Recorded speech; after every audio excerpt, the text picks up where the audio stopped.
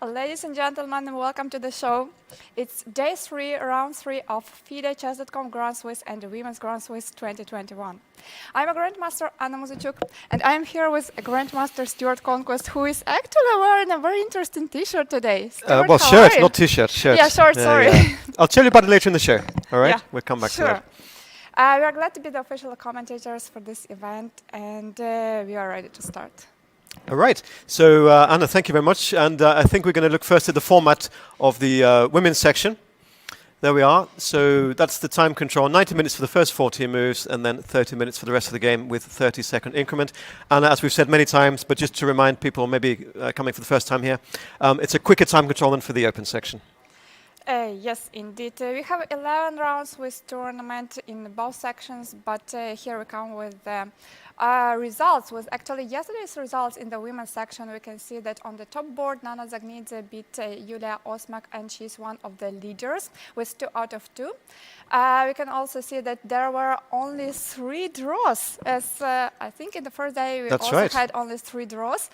While 7 games were decisive games. Yeah, lots of hard-fought games, and as you just said, decisive results, which is what we like to see. And so these are the standings of the women after the first 2 rounds. We can see 7 players there with 2 out of 2, and then a chasing pack on 1.5, just 3 names there. But of course, many other of the women have 1.5 points. So a 7-way tie for first after 2 rounds. All right, now we move on to the open. So these are the pairings. Anna, the pairings for today in the women's section. So Nana Zagnidze will face Natalia Pogonina, Elizabeth Pets will play against Leighton Gie, Nina Bansashvili, Zhuzhiner, Valentina Gunina, and Alexandra Kostonyuk. This will be the big fight. That will be a big fight, I agree. 2 Russian players. We can also see Harika Darnovali facing Antonetta Stefanova, Lela Javashvili playing against Polina Shovalova, and then we have Olga Badelka, who is on 1.5 point, and she will play against my sister, who right now has 1 point out of 2 games. Right. Okay, so and 3 other games there. So lots to look forward to. And now this is the open format. So as we said before, they have a longer time control. And actually, Anna, yesterday there was a game that went on for nearly 8 hours, wasn't there? David Howe's game, which he finally drew. I think it was even more than 8 hours, because I remember I saw the story from David, and it was perhaps 8.5 hours game with about 150 moves. That's Absolutely. really a lot. There we are. Look, actually, those are the results from yesterday against local grandmaster from Latvia, Arturs Neksans. That was the longest game of the day by far. Anyway, those are the other results. Anna, many draws on the top games and just 3 decisive results there. Yeah, completely the opposite situation in the open section. And also, like in the open section, we have twice more participants, but we have twice less leaders. Yeah, it's true. Just 3 players, I believe, on 100% after 2 rounds of the open. And there we have them. Alireza Ferusha, who played a lovely game yesterday, and Alexander Predke played that beautiful queen sacrifice, didn't he, in the King's Inn in defense? It's definitely one of the best games of yesterday. I also like the game played by Alexei Shiro, and this wonderful sacrifice of the knight. Knight d5 move was quite spectacular one. Also, Ivan Saric from Croatia there is the 3rd player with 2 out of 2, having won yesterday. We followed that game as well. Okay, and then Fabiano Caruana is one of many players with 1.5 out of 2. And these are the pairings, Anna, for today's open section. So, Alireza Feruza versus Alexander Predke, Fabiano Caruana versus Ivan Saric, Anton Demchenko versus Levon Arunyan, Alexander Dolchenko versus Maxim Vashilgrov, Aryan Tari versus Vladimir Fadeseyev. These are the top 5 boards. Right, and then of course many other, well, in fact the whole tournament is so fantastic, both this and the women, so there's so many games that we try to cover and try to look at, and obviously choose the most exciting ones during the round. Okay, so Anna, I think we also have to remind people watching about how they can vote for their favorite games, or vote on the results rather. My favorite part, yeah, I would like to remind that there is a possibility to vote on the results. So just go to chess.com/events, navigate to the Grand Swiss and Women's Grand Swiss, select a game, click vote, and select your winner. The voting ends after the 10th move of each game. So don't miss this out. And also I have a question to you, Stuart. Yes. What are your predictions? Who will be the top 2 two finishers, and who will qualify to the candidates? Oh, you're asking me now? Just for the record, yeah. Oh dear, goodness me. How good your intuition is. I think there'll be one. I would like to say that one of the open players will be one of the favorites, let's say, but the second one will be a surprise. But I have to come back to you with some names, all right? Yeah. Well, the beginning is nice, so you have already given some information. We will check how it will be in the end. If you also have some idea about the names, you can mention them. If not yet, then maybe later we will come back. Great, okay, I think we'll have a break now, Anna, and then we'll be right back in a couple of minutes with the start of the round. So we'll see you all soon.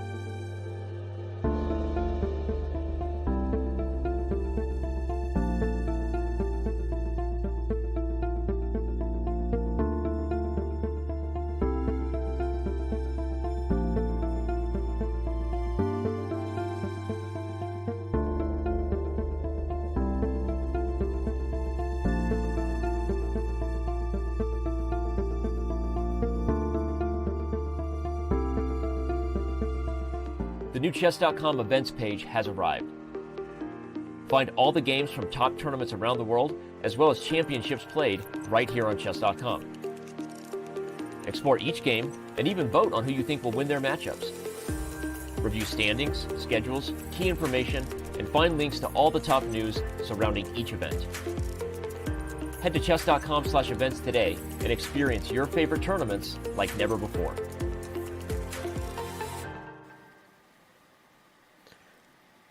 And welcome back, everyone. And here we are looking, Anna, at the playing hall, of course, and the players arriving and starting to take their places. We can see, for example, their bottom left, Jovanka Huska, with the sort of red top and the red hair. She's had a poor start to the tournament. She's lost her first two rounds, unfortunately, Jovanka. But yeah, especially yesterday, it was quite a painful game because she definitely had an advantage. It's of course doubtful if it was like winning advantage, but she missed something in the time trouble, and then after that she ended up in a losing position. So she lost the game to Alina Kashlinskaya, who had a birthday yesterday. Did you recognize the person walking past there with the red hair, dyed hair? That was Joe Barber just walked past. I spoke about him true. yesterday.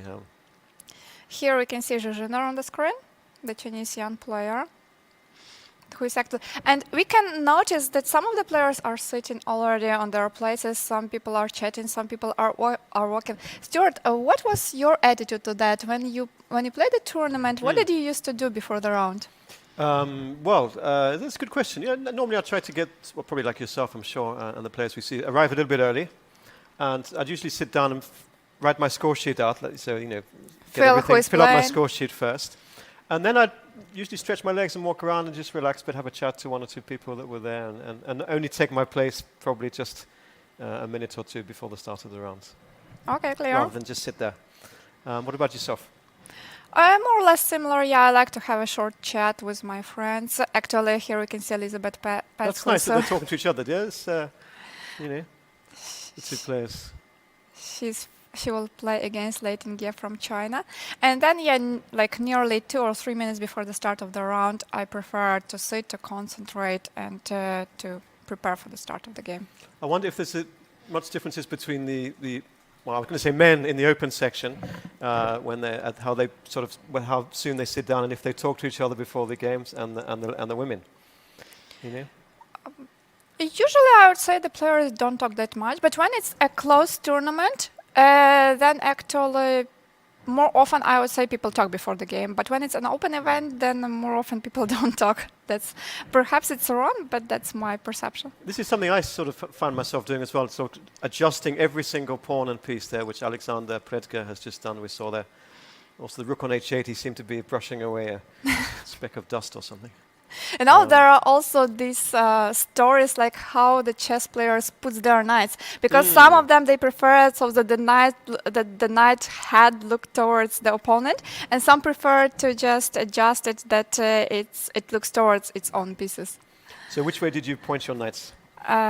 This way. Which way? Head forward. Forwards. Mine went to the side, sort of looking inwards. So the right like looking at each other. Exactly. Looking towards the center. So that's Ivan Saric. He's one of the 3 leaders with 2 out of 2. He won that Marshall Gambit with white, didn't he, yesterday?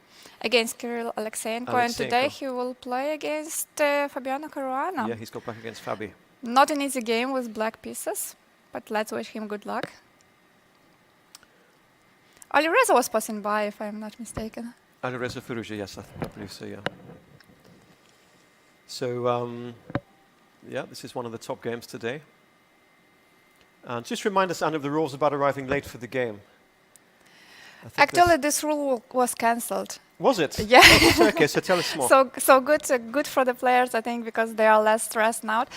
In the regulations, it was written that if the player arrives late for the game, up to 15 minutes, then there are some penalties, like $500 in the open section. That's what I saw, $500. And $200 in the women's section. But now I heard that this rule was cancelled, and there is just the rule that if you arrive later than 15 minutes after the start of the game, then you lose the game. Well, all right, okay. So there's 15 minutes default time. But no fees, no fees. Financial penalties. All right, so this is the top board game. Alireza Firouzja against Alexander Predka. Yesterday, Alireza had a very long game. We tried to cover it. Actually, we didn't only try, we did cover it until the very end, where he beat Darius Sveric. The deputy chief arbiter, Anna Srebrin, talking to Anton Demchenko, maybe just reminding about some of the rules, or maybe there was a question which had to be clarified. We wait to see which shirt Levon Aronian is going to wear today. That's interesting. You can see that all the players are sitting except the opponent of Demchenko. And also you can see Dana next to one of the top boards. Perhaps she will make the first move on one of the boards. And then we see Alexander with his head, look, in his hands like that. Just totally focused on what will be a very tough game, I'm sure. But he's had a great start. 2 out of 2. I think that usually players are a little bit more stressed in the beginning because they are like, oh, which opening will play today, who will surprise first, Yes. and many of these questions like, do I remember all the lines, didn't I forget anything to check, to repeat before the game. But then when the game starts and when, let's say, the opening is done, then the players feel more relaxed. Yes, I agree with that, absolutely. So there we are.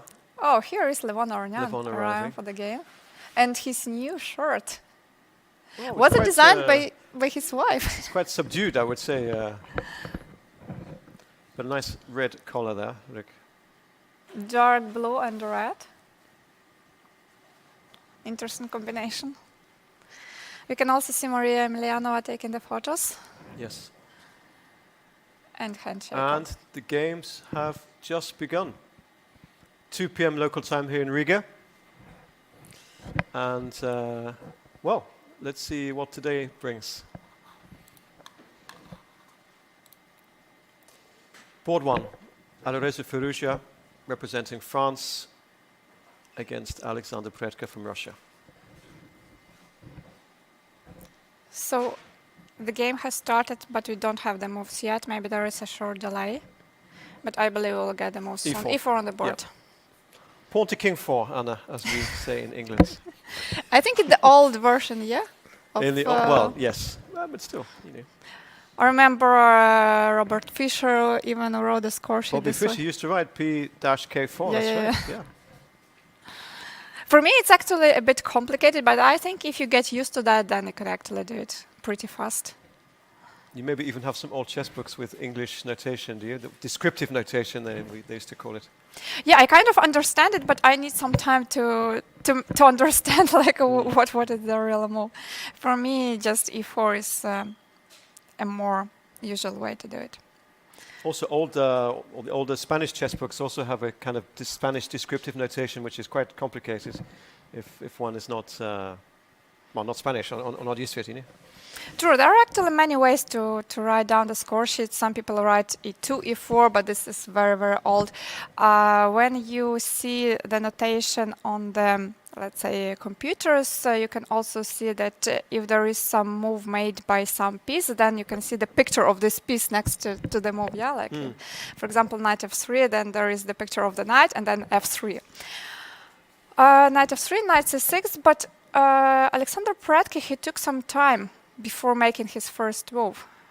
And that's a bit surprising because Alireza quite often starts the game with E4. Okay, so they're heading into a Spanish or Roy Lopez. No Berlin, no knight No F6. Berlin. But knight F6 will follow now, very likely. Yeah, knight F6 on the board. Okay.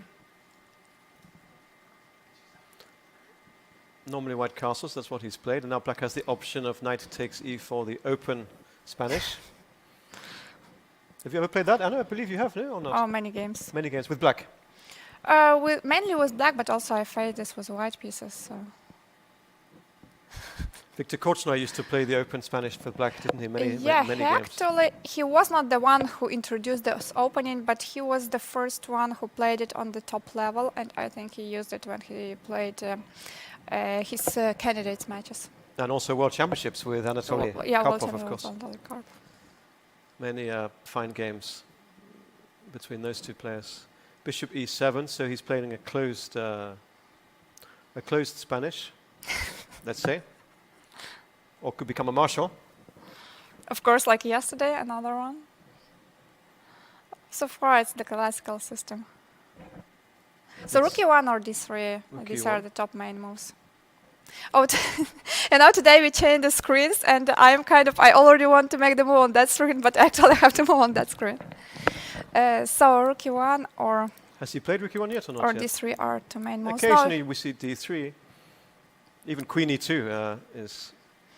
Queen E2 is a little bit old-fashioned Nigel move, Short but played that in his many times. His candidates match with Anatoly, actually. But now usually we see Rook E1 or D3.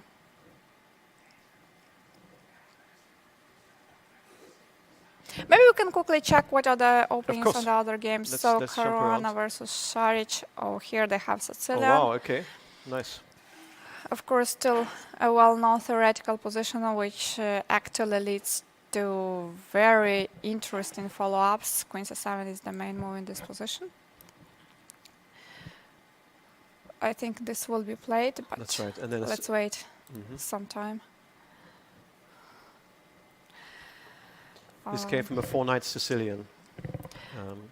Yeah, here it came after a second move e6, a d4, c takes d4, knight d4, knight f6, knight c3, knight c6, knight c6, b takes c6. But also the same position can arise via this move order. Second move, knight c6, takes, knight f6, knight c3, and of course there are many options. There is Sveshnikov variation with e5, there is classical Sicilian with d6, but e6 is also one I of mean, the some black main players, moves here. by playing this, they're sort of saying they're happy to play the Sveshnikov, aren't they, if knight d4 to b5. But this move order does allow white to play knight takes c6, as Fabiano has done it, which is sometimes considered the sort of critical, isn't it, really, that it can give white an edge.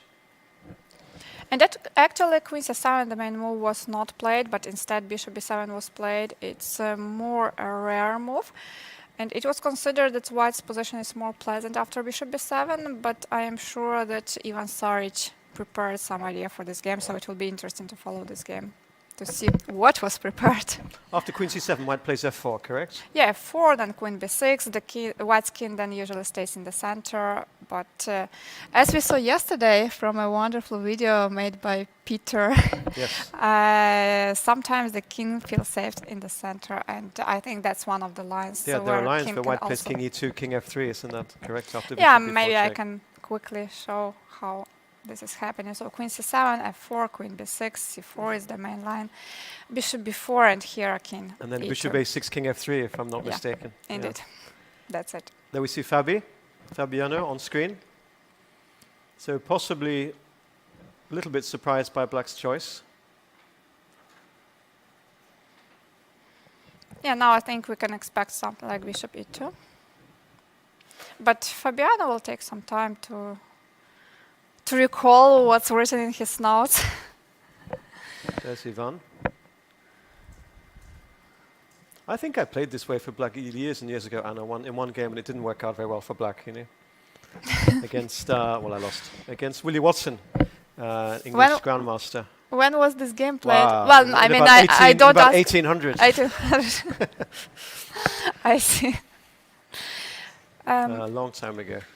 Okay, what about the next game? Levon Aronian versus Anton Demchenko. And Anton Demchenko, he actually went for a very calm, very solid line, this 4 knights, and then a d4. This line has the reputation of kind of trying to play for a draw with white pieces. Sure. So then e takes d4, knight d4, bishop b4 followed, takes, bishop d3, castle, d5. Another way to play this position, some people try d6 to keep the position more complicated, but at the same time here white has more chances to get the advantage, so d5 is more principled. But also now it's easier to play for both sides, like e takes d5, c takes d5, h3, bishop e6. All right. Bishop e6 is not one of the main moves. Is h3 actually one of the main moves? I'm a little bit surprised by that. Yeah, h3 there is also like queen f3 or bishop g5, but h3 is just a prophylactical move, yeah? Sometimes later on we play queen f3 and we don't have to worry about bishop g4. All right, and Levon played bishop e6 quite fast. Who's playing after on the next board, Anna? Or the next game that we well, can here look I at? don't have the right order, but in the list we can see Nikita Utyagov versus Nijat Abbasov. It's the classical variation, which later on transposed to Richter-Rauser variation, 6 move bishop g5, e6, queen d2. Now bishop d7, is the main move. Bishop e7 is E7, the A6, old there are move. many moves. Yeah. A6. All right, great. We'll come back to this one. So here we have Kovalov and Yosipenko, and exactly the same line we saw in the game between Demchenko and Levon Aronian. So nothing to say, nothing much to say All right. right now on this game. Tari versus Fedosseev. This is Caro-Kann. Caro-Kann advanced and c5. We have seen this line in the game of the first round Yes. between Sophie Millier and Alexandra Alexander Kostyuk. Kostyuk, correct. Also, we saw the game of the Indian player. I think it was Vaishali, who played knight f3 here. D takes c5 was played in this game. e6, a3, bishop c5, and knight f3 on the board. This is still a well-known position. All right, Arjen Tari from Norway, of course. Well, if he were to get a candidate's place, there could be a Norwegian World Championship match in a few years' time. Here we have Young-Yi playing against Matthias Bluebaum. And it's kind Yeah, of... he's had a good start, yeah, Matthias. Yeah, 1.5 English out of 2. opening. If white plays d4, then it's the transportation to the Catalan. But white didn't do that. White played knight f3 and the d takes c4 was played. Queen a4, knight bd7. So now white will take the pawn, very likely. We see that, Anna, plenty of players are, as well, you can see on the screen, moving around, while their opponents are thinking. True. Usually in the beginning, most of the players prefer to stay. Did you find when you were playing, or when you play on the tournaments, that you pay much attention to the other games around you, or do you try to shut them out if you take a walk up and down the playing hall? Not in the beginning of the game.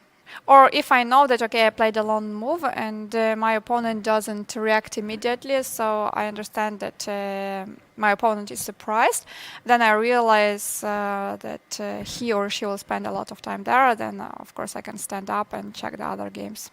That's Peter Svidler there, walking past. That's Valentina, isn't it? Yeah, and Vladimir Fedosseev in the same suit. With the same suit. Lucky suit.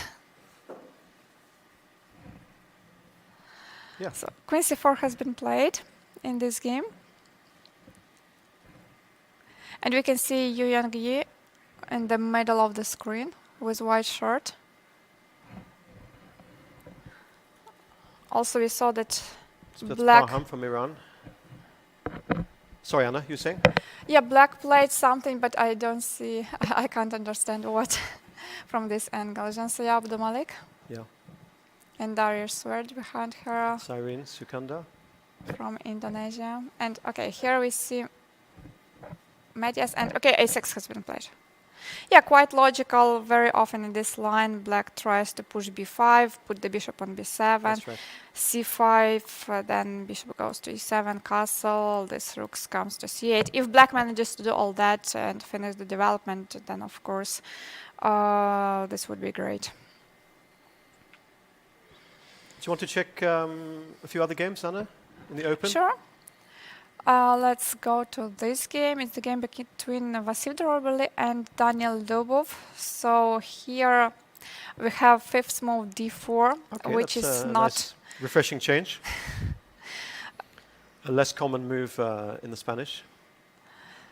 Yeah, it's considered that it's not that dangerous, and we don't see fifth move d4 on the top level that often, because after e takes d4 castle, bishop e7, e5, and knight e4, it's kind of a good position for black. But there is a very interesting idea. If after knight d4, black starts to chase this bishop with knight c5, because as we know, it's very good if black can trade a knight for this bishop. But there are some crazy lines starting with knight f5. Oh, I didn't know that. Okay.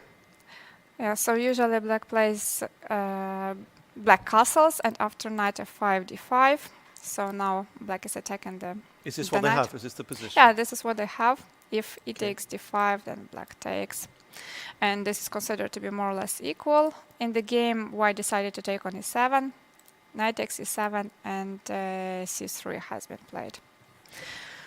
So still very much a theoretical line, Yeah. do you think? White has the the bishop pair advantage, but black has a very comfortable and a very easy development. So as I have said, usually black is doing well in this line. There we see Daniel with a white pawn in his hand. He's a bit surprised by the choice of the opening from his opponent, I guess. Or maybe not so much. Okay. Daniel Dubo, in 2018, he became the world rapid champion. Oh, that's right. Yeah. That's right. Do you think he looks bored? No, he always looks like that. But his games are always very interesting. Very often he comes with creative ideas in the openings, with especially when he plays with white pieces.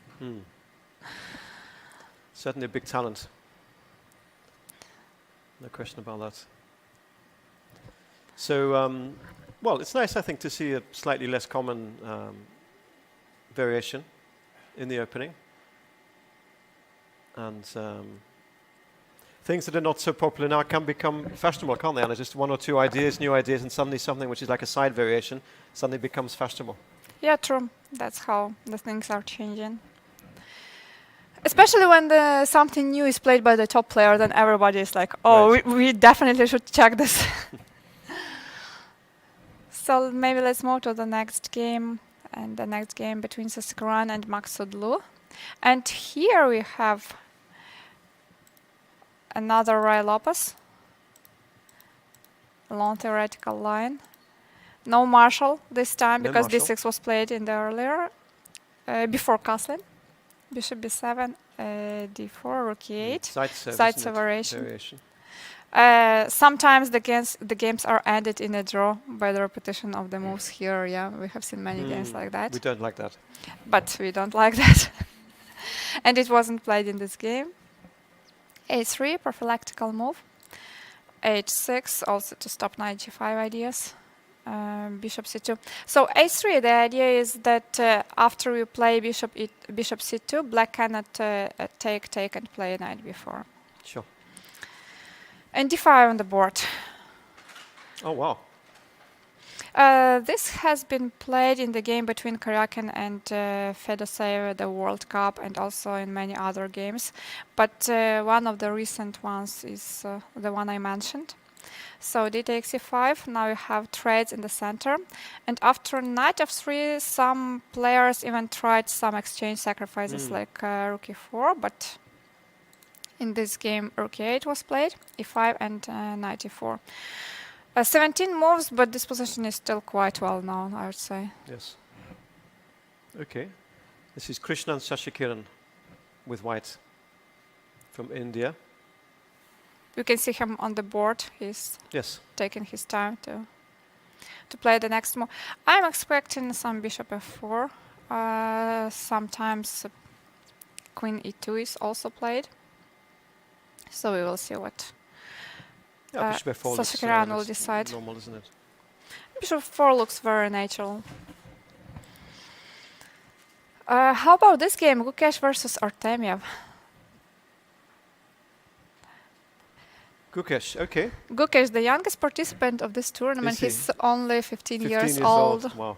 From India, a young prodigy, and he is facing Vladislav Artemiev, who is like 23 maybe or 24, also quite a young player from Russia. Very strong player, indeed. Earlier he crossed 2700. Now you can see he's rated 2699, almost there. And they had Queen's Gambit accepted. b3. Yeah, this is what we saw in the first games a couple of times. Bishop e2 again, the same idea. We saw that in another game. We saw something similar in the game between Aronian and... do you remember who played it with white pieces? Yes, you're right. I forget now, but it was Aronian with black. Yeah. Tabatabai? Yes, it may have been. Maybe. And it was a draw, wasn't it? I think you're right, yeah. There we are, Gukesh with the white pieces. So bishop e2, white is ready to meet b5 with bishop f3. That's why bishop e2 was played. If black decides something like bishop e7 and after bishop f3 to go bishop c6, then of course some small edge, yeah? Some small edge, and which would actually last to the end of the game. Right. So I think black doesn't really want to go into this line. But otherwise, there are some problems how to develop the pieces. Maybe black should start with knight d7, if knight f3, perhaps knight e5. Otherwise... or maybe white develops his knight. Yeah, but if white develops the knight, let's say, to d2, then it's still the problem how to develop this bishop. This bishop is like the most problematic piece for black. And these kind of positions, Anna, with symmetrical pawn formations, they can be quite dangerous for black, can't they? Yeah, true, because it's like symmetrical position, but white is a few tempos up, and that creates some problems for black to develop the pieces. Let me check if this position has been played earlier. Yeah, I can see there have already been 8 games earlier in this position. Sure. And 6 of them continued with bishop d7, while 2 of them followed with b5. Okay, after b5, like bishop f3, rook a7. Yeah, shall we catch up, Anna, also with the top games, just to refresh a little bit, see how sure, let's go back. Doing let's go back to Caruana's game. He decided to play bishop d3. Queen c7. Now the pawn is hanging, but very often in such kind of positions, white may think about sacrificing the pawn because black needs to spend a tempo on taking the pawn and then also one more tempo on bringing the queen back to some place. I mean, he sacrificed a knight the other day, so sacrificing a pawn is just nothing. It's like doesn't take as much courage. But actually here I'm not sure white can afford to sacrifice the pawn. Let's say castle and black takes on e5. Then how to get the compensation? After rook e1 there is no serious threat. c4 is possible, of course, but c4, let's say knight f6. Well, still. If I played with white pieces, I would try to keep this pawn. Well, it's a center maybe. pawn, isn't it? That's yeah, after all, it's the central pawn, so maybe something like f4 is possible. But earlier I mentioned about the move bishop e2, and there can actually be a very serious difference, yeah, because with the bishop on e2, after, let's say, after queen c7, we can think about some ideas to play knight d6. So if black takes, white takes, and now black cannot take back because c4 and the knight is lost. If queen b4, we have bishop d2. That's the difference between the bishop on d3 and the bishop on e2. Okay, there we see Fabiano thinking. He hasn't played f4 yet. This is the current position in their game. So he's obviously weighing up, Anna, the possibility of just leaving that pawn to be taken. And I think the last time they played a classical game, these two, Fabiano and Ivan, was at the 2018 Olympiad in Batumi. How did this game finish? And, well, I'm not sure, but I think Fabiano's 2-1 up and a draw over 4 games, 4 classical games. Okay, I see. To be honest, I don't remember any games between them, but... Ivan has left the board there. You know, Fabiano spent like quite some minutes before playing bishop to d3, but Ivan then spent 6 minutes to play queen c7. So maybe maybe both players are already a bit out of theory. Right, or out of the, yeah, certainly not what they expected to have on the board, maybe. Okay, what about the other games? What about the top board? How is, did we have a look at that? Firuza Pratka. This is the top board for today. Adireza just getting up from the board.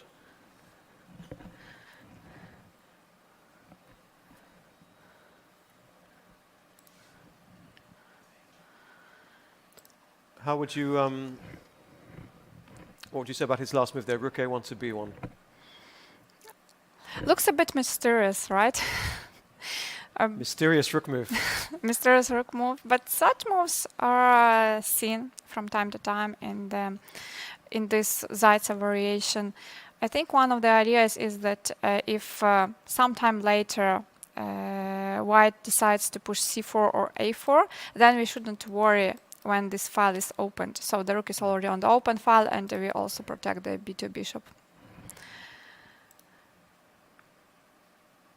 So black can, well, of course he has many moves he could play. Just a kind of a waiting move like g6, maybe. What would you play a move like c5 here, Anna? Probably not, no? Or maybe? c5 is possible. Black can try about the ideas with d5, as we saw in one of the previous games. g6, the move you mentioned, is logical.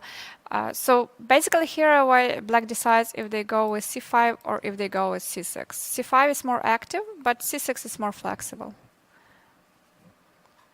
White usually tries to do something like bishop d3, queen c2 to improve the position of these pieces a little bit, and then try to push c4 to get more space. Right. c5 is usually met with d5. d5, yeah. Okay, well, we'll leave Alexander there thinking about his move. And here we have Aronyan's game. Okay. Only 2 moves have been played. We stopped after bishop e6. And white Queen f3. Queen f3, rook b8, rook d1, and c6. So now white either go something like bishop f4, which will likely be met by bishop d6, then the trade of the bishops, or white can think about bishop g5, and then black can choose between bishop e7, or instead of bishop e7, it's also possible to play something like h6 and then to trade everything on f6, and the endgame is more or less equal. Demchenko, Anna, is the current European champion. Yeah, he had a wonderful result. Yes. He became the European champion. And after that, he performed quite well at the European Club Cup. So he crossed 2650. And before he became European champion, I'm not sure if he was already 2600. Maybe he was, but he definitely got a lot of points in the last few months. Also, I think white, Anna, can sometimes play knight c3 to e2 in these kind of positions, right? Yeah, knight e2, and then maybe it's already too many arrows, knight e2, and then b3 or c4.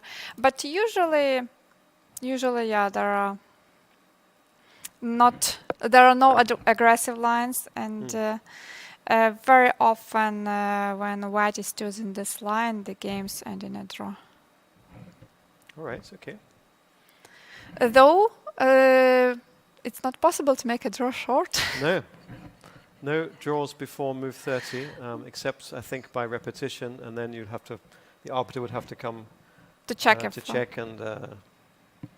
to accept the result, I suppose. Here we have the game of yes, Maxim. Yeah, Maxim versus Donchenko. Actually, Donchenko versus Maxim. Maxim plays with black pieces, and what happened here? Maxim wanted to go for his favorite Grunfeld. 4 e3, very solid. e3. It's a way of kind of avoiding the Grunfeld, isn't it, the main lines? Yeah, it's kind of avoiding, but also these setups with e3 became quite popular. Then bishop e2, c5, one of the ways to play it. They take c5, knight e4.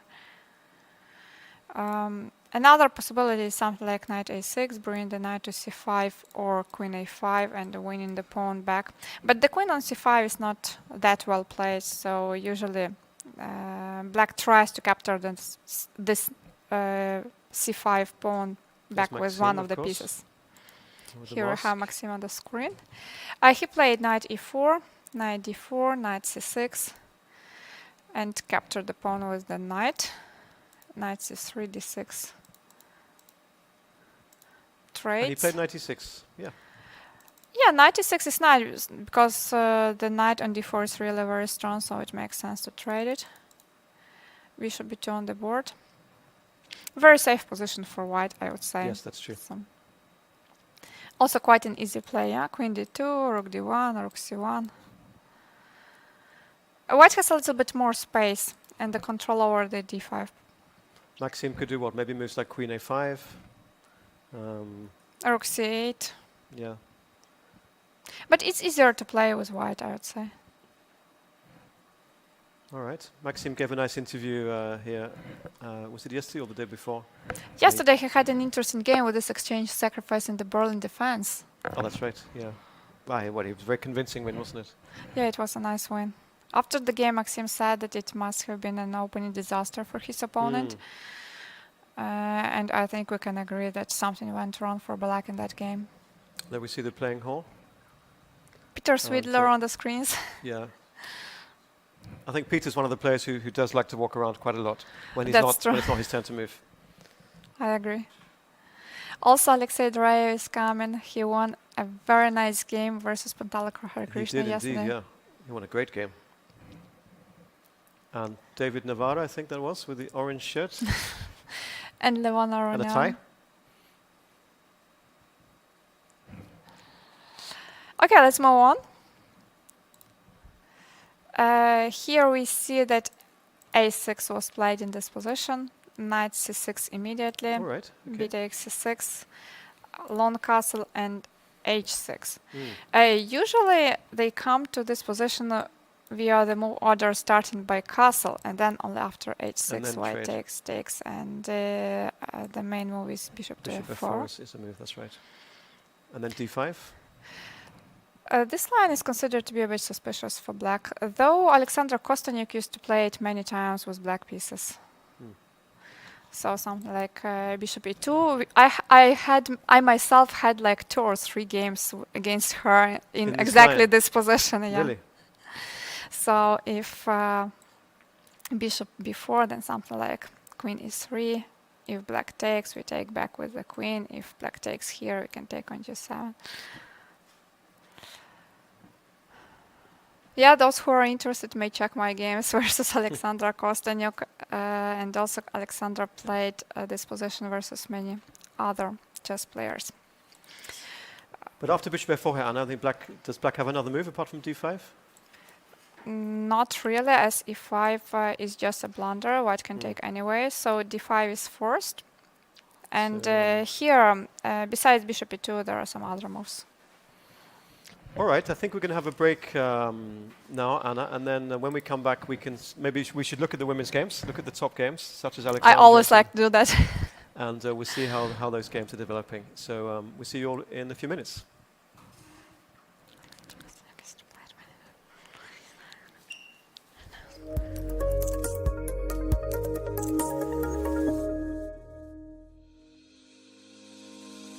Want to hold a massive chess tournament with dozens of clubs or hundreds of players? Or maybe a small chess tournament with local but competitive clubs? With Club Arenas, you can. Club Arenas allow for tournaments of any size with any number of clubs and players. Customize the arena with any time control, with standard chess or mini chess variants, and with any starting position you want. Club Arenas are the most flexible tournament format on Chess.com. Try one out today.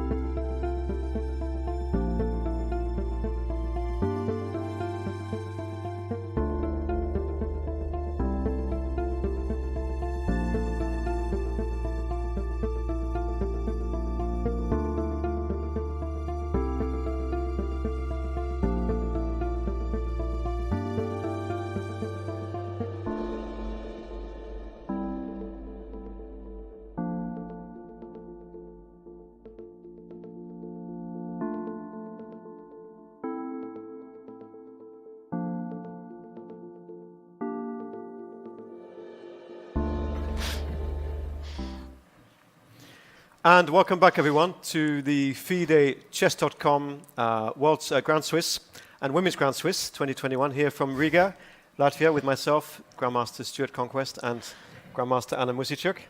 And we have many of the world's best chess players here, including Fabiano Caruana, Alireza Firouzja, Levon Aronian, Nikita Vityugov, well, long list of top players, and also Anna among the women players, including your sister. Yeah, my sister Nana Zagnidze, former world champion Antonetta Stefanova, and many other strong players participate in the women's event as well. And they're fighting for big prize money and also candidates' places. 2 candidates' places are up for grabs in the open section. And obviously players like, well, Maxime Vachier-Lagrave, we didn't mention, Fabiano and so on, are all especially focused on those. And one candidate's place among the women. Fabiano is there. And you can see that Chess.com is very thrilled and delighted and excited to have him as part of the World Championship commentary team. The forthcoming match just in a month's time, Anna, in Dubai. Yeah, sure. Where the reigning world champion Magnus Carlsen will fight against Jan Nepomniachtchi from Russia. So a big event to look forward to next month. For the chess world and for the whole world. So we hope that you watch that with us. So there's Nana, top board, Anna, in the women's section. Yeah, let's switch to the women's section a little bit. We can see Nana Zagnidze, who has a perfect start with 2 out of 2. Yesterday he won a game against Yulia Osmak, and in the first round he beat Olga Gira. She's drinking water, as you can see, so maybe she likes her position right now. She's playing against Natalia Pogonina from Russia, and this is the current position on the board. All right, and what was the opening? How did they get to this position, Anna? Now it looks like a very open position, but actually it started with the first move, knight f3, and with Reti. How did they get there? So d3, knight d7, knight d2, e5. Black occupied the center. That was met by e4, bishop d6. Usually when white plays such a setup, white tries to kind of avoid sharp lines, avoid long theoretical lines, and try to have a kind of a slow play and some maneuvers where white can try to outplay the opponent. h3 was played, bishop h5, and now Nana decided to take on d5. That was actually the first critical decision, because when the pawn structure changes, it already leads to a different kind of the position. And let's see what happened. E takes d5, knight d5. A little surprise, perhaps? C takes d5, I think, was also quite possible. Maybe actually I would prefer to take with the pawn. How about you, Stuart? Well, that would be my sort of instinct, would be to play c6. I don't know if white's planning to play c4 here, for example, could be a move. But anyway, she took with the knight. She took with the knight, knight c4, bishop c7, and g4. Well, to unpin. g4, we like that move. Yeah, and there is a good point behind it, because g4, bishop g6, now white goes rook e1, and black has some problems with the pawn on e5. So f6 was played to protect it, but d4 anyway. Wow, it's suddenly become really sharp. Yeah, suddenly it became very complicated. If e4, this I believe is bad for black. After knight h4, it's difficult. Looks like Natalia is going to sacrifice a pawn, doesn't it? She played castle, and after d takes a5, she is thinking. So white wins the pawn, though in the very end of all the variations, when the rook is on e5, there is queen f6. Yeah, attacking. Okay, I'll show it on the board. Take. She looks very confident, doesn't she, Nana? They're sitting sort of. Well, she was sort of sitting straight up, arms folded. Yeah, actually, even yesterday when we saw her on the screen, she looked quite calm, and even when her position didn't look that great, I think she looked pretty confident. So I think she feels great to be here in Riga. So, well, here she would be a pawn up. Yeah, so I had some idea like taken, and then taken on f2. But this doesn't work here because after queen f6 we have rook f5. Right. And instead of rook takes f2, we can try maybe queen f6, attacking the rook and attacking the pawn. So maybe something like rook e2 is the only move. Black is a pawn down, but black has a good compensation because all their pieces are very active, and these pieces are still on the starting positions. So something like rook d8 may follow, threatening knight f4. The king is very weak. So actually, yeah, white did win the pawn, but it's not like things are going so bad for black. Maybe white shouldn't rush to take this pawn. Take next move after black. We can take once, maybe. You mean after d takes e5? I mean, if here it's also the question if black should take with the pawn or maybe to trade this knight. So first attack with the knight and then with the pawn. Yes. A big question, but well, f takes e5 looks normal. I mean, maybe a move like bishop g5 here is stronger. Bishop g5 or knight g5. Well, knight g5. I prefer bishop She g5. doesn't have to take this pawn. So, and if black starts with knight takes e5, maybe this is better because after if this knight takes, there is no bishop g5. Correct. And if this knight takes, we can also take, and after bishop g5, the queen got additional squares like on d6, yeah? Yeah, but and then, okay, yes, all right. I think so. Interesting. And then maybe take on e5, I don't know. And white has to move c2, c4 perhaps. I slightly prefer black's position because black looks, it looks like black has a bit more active position. Well, a nice sharp moments as well in the game from a quiet opening, as you said. So this was, we will definitely keep an eye on this game. Let's take a look. We already have one draw. Elizabeth Pets drew her game versus Leighton Gia, and the players made 30 moves. They made 30 moves, I was going to say that. Otherwise, they could be in trouble. So what happened? Roy Lopez, also fifth move d4. Oh, we see, okay. E takes d4. Exactly the same line. But if we saw that in the open section, Daniil Dubov played short castle, and after knight f5 he played d5. Here Leighton Gia decided to take on d4 and play knight c5. It's another possibility, also very healthy line. Knight c3, castle, knight d5, d6, and everything was traded.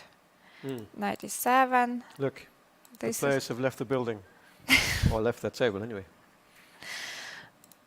So this is already the end game, and if white had an opportunity to save that bishop, then of course white would enjoy the bishop pair advantage and the weakness on d6. Just let's imagine the pawn is on c3 and we can play bishop c2. That would be a great position for white, but as long as white doesn't have this opportunity, it's quite it's just quite equal. That's why white doesn't go into this line so often, because it's very difficult to pose problems here. Bishop b3 was played, but this is just an opposite colored bishop's endgame. Okay. Yeah, quite logically that this game ended in a draw rather quickly. Maybe Lizzie was a little bit tired after, not after these 2 rounds, but I know that before she has played many tournaments, she finished Spanish championship. Spanish team championship not so long ago, and before very recently, I think. I know a few players who were here were playing there. She played well there. She played on board 3, where many of her opponents were like 100 points higher than her. So she played on the board where she faced male grandmasters. And before, she also played World Team Championship. Earlier, she played European Club Cup for women. So actually, she had quite a lot of tournaments recently. So maybe after winning the first 2 games, she decided, well, maybe it's time not to take some risk, to take some rest, and to make quite a quick draw, even with white pieces. I know that, for example, two of the men here, probably many others, but David Howell and also Alexei Shirov. They both played in the Spanish team championships very recently, just before coming here, I think. Yeah, more or true. less. Okay. I'm seeing here that the game we could come to, we should also have a look at, is Salome Melia against Olga Giria. So we could have a look at that game either now or soon. Apparently it's quite exciting. Salome Although Melia maybe not on and one of the top boards. So anyway, first result there in the women's tournament. Elizabeth Petz drawing with white against Lei Tingji from China. This game also already ended in a draw by the repetition. Oh, it's already a draw. This line is popular Another line in the Spanish. nowadays. No, it's Italian, I guess. Well, sorry, it's, yeah. Yeah, it comes from the Italian. And then this line was c3, and after knight f6. If we want to play the classical Italian, we go d3, but there is also another variation with d4, which is sharper. E takes d4, e5, d5, bishop b5. Mm-hmm. So this is quite well, and yeah, this is a well-known. But knight d4 here. Knight d4 is a new move for me. Is it? I thought black normally played moves like f6. Oh, maybe I'm No, it's mistaken. not. It's not Maybe a I'm new move, but usually white plays queen c2, I think here. And then after bishop g6, queen b3, and of course there are also many other moves. But Right. usually white doesn't castle here, and yeah, here knight d4 works. Knight d4, bishop d4. We take on f3, of course. Queen f3 was not possible. Is as this a black forced takes. draw, this line, Anna? Yeah, black takes on The d4. line that we're seeing? Yeah. So that's why d takes f3, check. And here it's just a perpetual. Now bishop d4, queen queen g4. Right. And check, check, check, check. Have you seen this variation before? Have you Yeah, I seen- have seen. I just Right, okay. remembered. So let's move to the top boards. All right, well, Harika some of these Dronavali. openings, just there are known drawn lines, aren't there? Which, and it's, if one of the players is happy with a draw. Usually it's white who decides if Yeah. white wants to go into the draw or white wants a more fighting game. So here we see Harika Dronavali and Antonetta Stefanova, former world champion. They play on board 5, and we have the Rai Lopez. It's actually quite interesting because Harika Dronavali used to be a d4 player for many That's right. years. Maybe not exactly a d4, but she definitely preferred close positions like after d4, first move c4, or knight f3. So these three were the priority. But this last year she started to play e4 much more often. more. She played e4 also earlier, but very occasionally, and now she mainly starts with e4. Interesting. So she went for And the what about her royal- results? They've been consistent. Her results have been quite good. Oh, she As far played as you quite well in the Women's World Team Championship, where Indian team finished second. That's right. Yeah. And she was the one who showed one of the best performance among the teammates. Right. So she did quite well. A6. I also know that Antonetta likes to go into the Berlin, but here in this game she preferred today. A6. And B5 line, bishop C5. Yeah, Antonetta played it a couple of times Yes, yeah. earlier before. A6, bishop G4. We saw something similar in the first game where Lei Tingji played against Arina Secundar. Of course, it was a little bit different. It was with the knight on c3, and that was worse for white. This setup, this version is better for white comparing to the one that was with the knight on c3. Now h3, bishop takes, queen takes, b4, a5. Yeah, important move because otherwise knight a5 was That's the right. threat. Yeah. So castle and d3 on the D3. board. All right, so all fairly standard, isn't it, for this system? Yeah, I slightly prefer white. A bishop pair advantage and a bit more spaced and I think more opportunities. But black is also quite solid. I can see Alexei Shirov there walking with the sort of checked shirt there on our screens. I had a nice chat with him last night, actually, Alexei, over dinner. in What the did he hotel. say yesterday? on Well, he his was game? talking about, one thing he said was that, well, I said about playing in the style of Mishatel, of course. And he made a comment that, sort of that in Tal's day there were no computers, you know, so the correctness of his sacrifices couldn't be judged as quickly and easily as it can be today, you know. But yeah, it was a good game, of course. But his yesterday's sacrifice, the computer, well, he's not so much astonished as we were, but actually the computer said that it was quite playable. Right, okay. What about this game between Kostenyuk and Valentina Gunina? Looks a bit quiet, doesn't it? So here we saw the Rogozin. Bishop b4, Ragozin, yeah. Queen a4 played.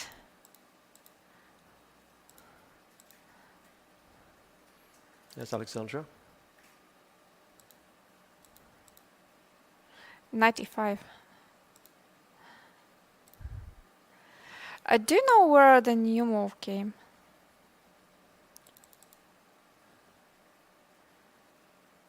For me, knight e5 looks a little bit like... I don't know the You don't know. the Okay. latest theory here. Anyway, They must have played each other so many times, these two, don't you think? Valia Yeah, of and, course. Alexandra. Alexandra, of course, a former women's world champion. and also European champion. Yeah. And Well, she's Valen- won everything, hasn't she, more or less, in her career. And still a very fine player. And in good form, and she's already qualified to the candidates tournament. correct.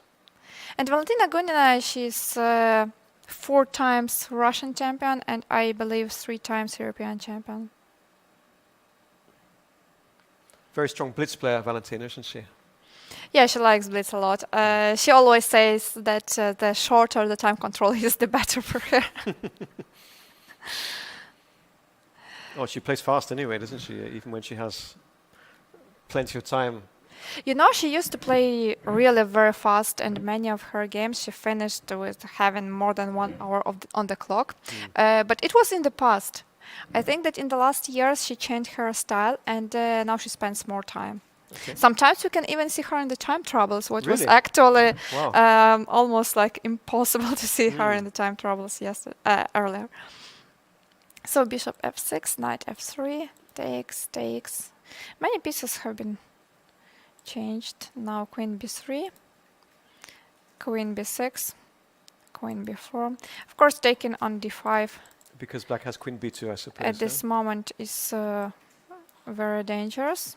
And black takes on c3. The king is in the center. Doesn't look good for white. Queen b4, bishop f5, e3 has been played. Okay, maybe we'll leave this game. It's not too much happening now, is there, for the time being. What about Jansaya Abdulmalik? She had a bad start, didn't she? She lost her first round, I believe. She lost the first game, and yesterday she had a crazy game with the king on d8 right after a few moves. Oh, that's right. But That's she right. won that But game. She won in the end, yeah? So she has 1 point, and and she has another crazy game. Let's have a look. Wow, is that the position? This is the Goodness me. current position, yeah. So, How on earth did they get to that position? but It's like she, a bullet game or something, doesn't it? Like a 1 but she minute has game. 1 hour and 24 minutes on the clock. She spent only 6 minutes together. Must be preparation. She's a Amazing. piece down. I cannot even guess the opening to this game. I could have 10 guesses and still not get it. It's Sicilian g6. So Rosalima was third Rosalima, move or- d6. Now rook e1, e5. This is a well-known. And B4. before. Ah, right. I played it myself. Yeah. I played it myself versus Indian player Soumya. Anna, I you played everything, I'm sure. I think like 2 or 3 years you ago. played everything. Yeah, I played many things. I even think like how many games I have in the database. Should be around 3,000, more or less. No, maybe less, but definitely you more must have than played 2. more also. Okay, B4. So what are the ideas? This move, actually, this was popular after Caruana played it against Magnus Carlsen in the World Championship match, I guess. And that game ended in a draw. Knight b4 was played, and knight b4 is played in this game. Actually, knight b4 or c takes b4, I don't remember right now. Knight b4, If bishop C takes b2. B4, white plays A3, doesn't he? Or she? C takes b4. I think c takes b4 was played. I think white, well, one move is to play A3 here. But Yeah, let's see the it's- game anyway, because they had some fantastic moves to reach this position. Bishop b2. a6. No, actually it was in the match between Carlsen and Anand, I think. So it was even earlier.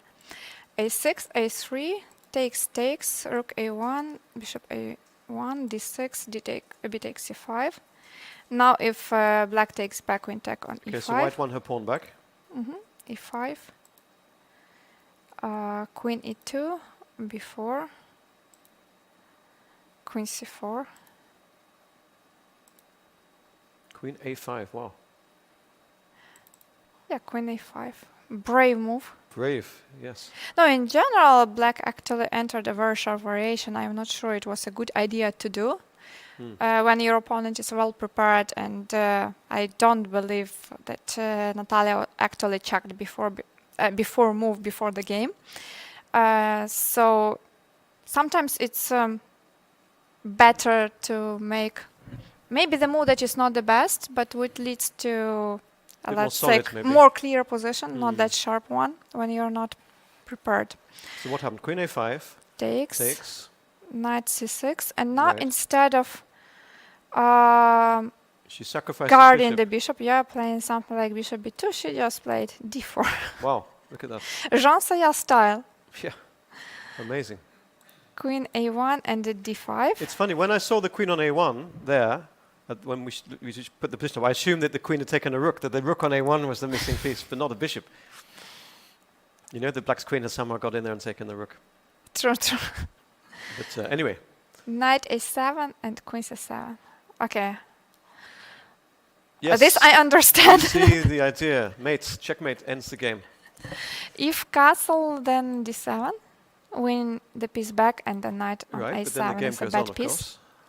It's also more or less game over. So But what what can else could black do? What bishop about d7? bishop d7? If queen b8, we have knight c8. Well, Maybe bishop some d7? Knight g5. Yeah, maybe queen a4 or something like that.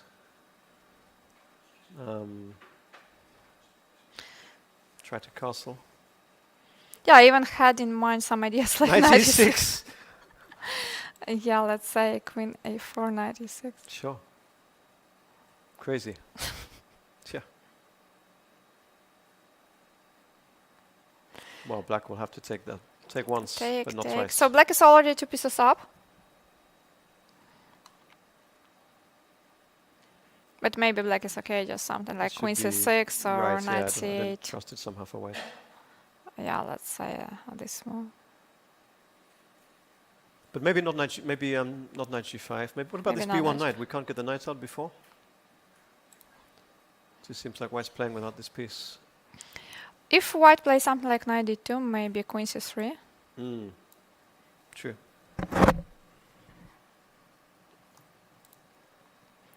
Sorry, we are checking this position.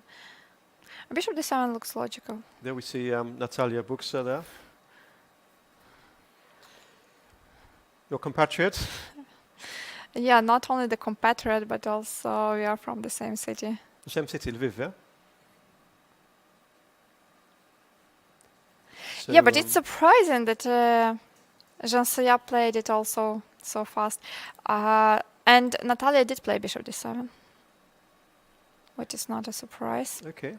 What can you tell us, Anna, about Lviv, about your hometown, your home city, and the chess life there, the chess culture? Is it very active chess-wise, Lviv? Yeah, it is. We really have many grandmasters living in Lviv. I think that if we count grandmasters and women grandmasters, we have more than 20, which is of course quite a lot for the city with a population of 800,000 inhabitants. So we are almost 1 million, but not there. Okay. And many tournaments. yeah, earlier, like in the past, Lviv used to host a lot of big events, like even Soviet championships, and candidates, and many top grandmasters, top players of that period came to Lviv quite often. We had a really nice club in the center of the city. Now there are some problems with this chess club, but yeah. Okay. Like 40 years ago, 30 years ago, Lviv was, let's say, a big chess cultural center. Now the situation is worse. Things have changed a bit, yeah? Yeah, things have changed a bit. But the traditions are still there. So we have many good coaches and many good chess players. And actually, speaking about the national team, so 3 of the girls, like me, my sister, and Natalia Buksa, are from Lviv. And also many grandmasters like Vasily Ivanchuk, Yuri Krivoruchko, Martin Krautsev, Yuri Krivoruchko and Martin Krautsev, and also Andrei Volokitin is from Lviv. They play here. Also, yeah. But we also have Mikhailo Oleksienko. We have Wovk brothers. I'm sure you have heard about them. It's one of the strongest chess cities on earth. Sounds like, you know? Yeah, if we play some team competition, city versus city, I think we could have a really great result. Interesting. All right, so that's Lviv. Yeah, I've never been there. I've never been to the Ukraine, actually. I haven't been. So something to look forward to, I hope. Come and see Lviv and so now you soak have up the chess culture. One thing to do in the list. To come to Lviv. Sure. Yeah, the city on the western part of Ukraine, which and Lviv region is bordering with Polish border. With the Polish border, right? Yeah. Okay, I think we're going to have a break, Anna, and of course then we'll be back and we'll maybe catch up with the open games and see how everyone is doing. And just before we do that, here is an announcement for the Blitzcoin Invitational, October 27 to 31, which will feature 16 elite American players, all under the age of 25. And what are they playing for? Well, they're playing for 1 Bitcoin. That is the prize, which is worth something like, Anna, $60,000 US. But you maybe have the latest figure, I don't know. Maybe 61 today. Maybe 61. But yeah, it's fluctuating a lot. Of course. But anyway, and it's sponsored by the Charlotte Chess Center and Scholastic Academy. So, and of course on Chess.com. So that's something to look forward to. Starts on October the 27th. Brilliant. Okay. We'll be right back, Anna, after a couple of minutes. See you then.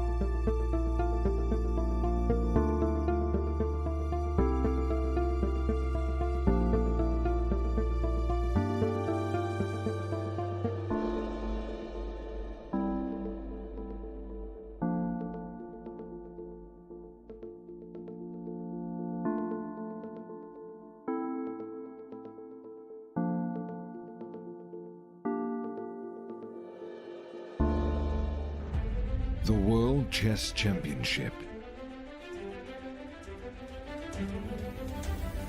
The champion, Magnus Carlsen. The challenger, Jan Nepomniachtchi. Watch the only Twitch broadcast with live video from Dubai on Chess.com/TV. Your home for the World Chess Championship.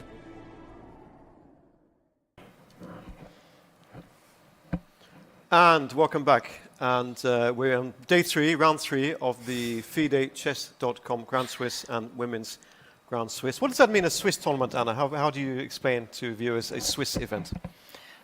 It's easy.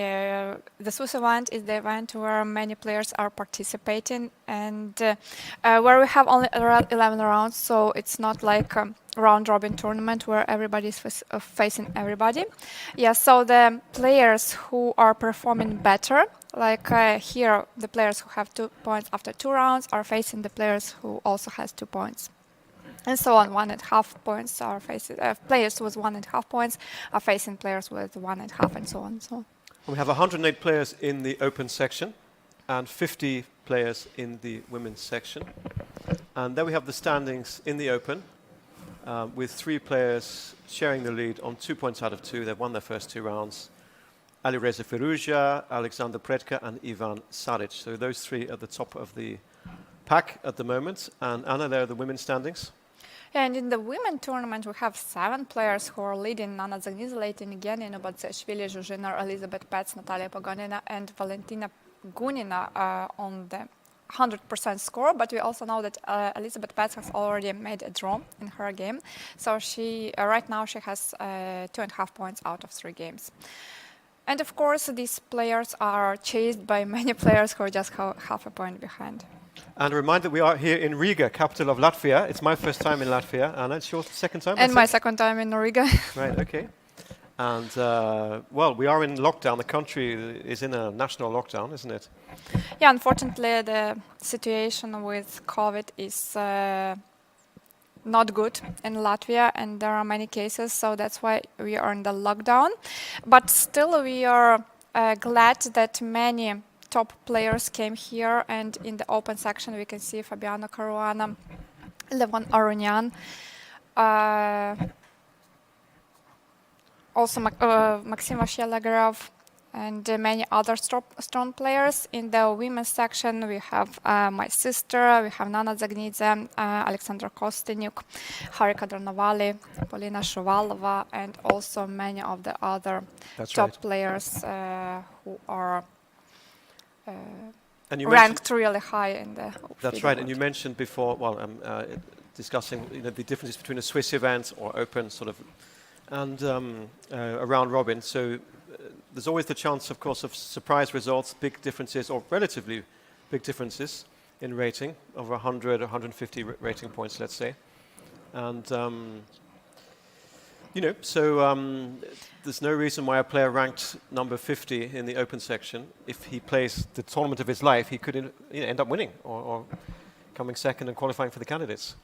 Yeah, that's possible, because let us remind you that top 2 finishers in the open section will qualify to the candidates, and the winner of the women's section will also get the spot in the women's candidates tournament. Both of the tournaments will be held next year.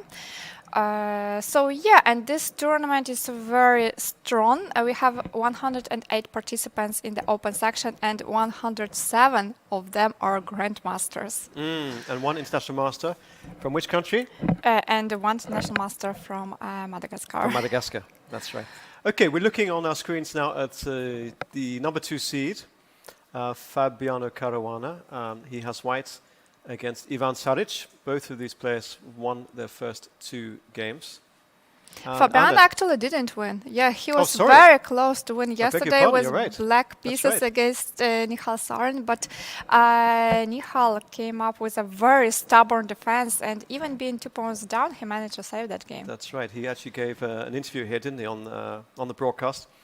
I think he said he estimated he had about 20% chances of saving the game. But that's what he did. He did save it.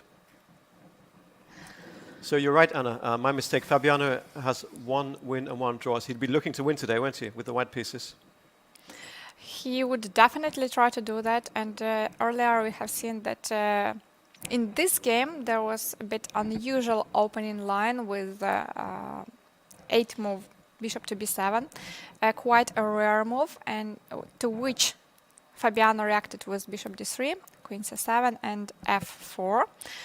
Then the game continued with knight b4, castle, c5, queen e2, queen c6, and b3.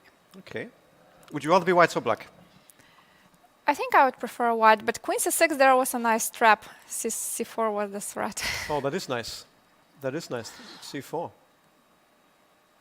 Yes, that would have just won a piece. Just So deflecting b3, mode. it looks like b3 is to play bishop b2, which I'm sure it is, or very likely to be, but it also prevents that nasty trap of c5 to c4.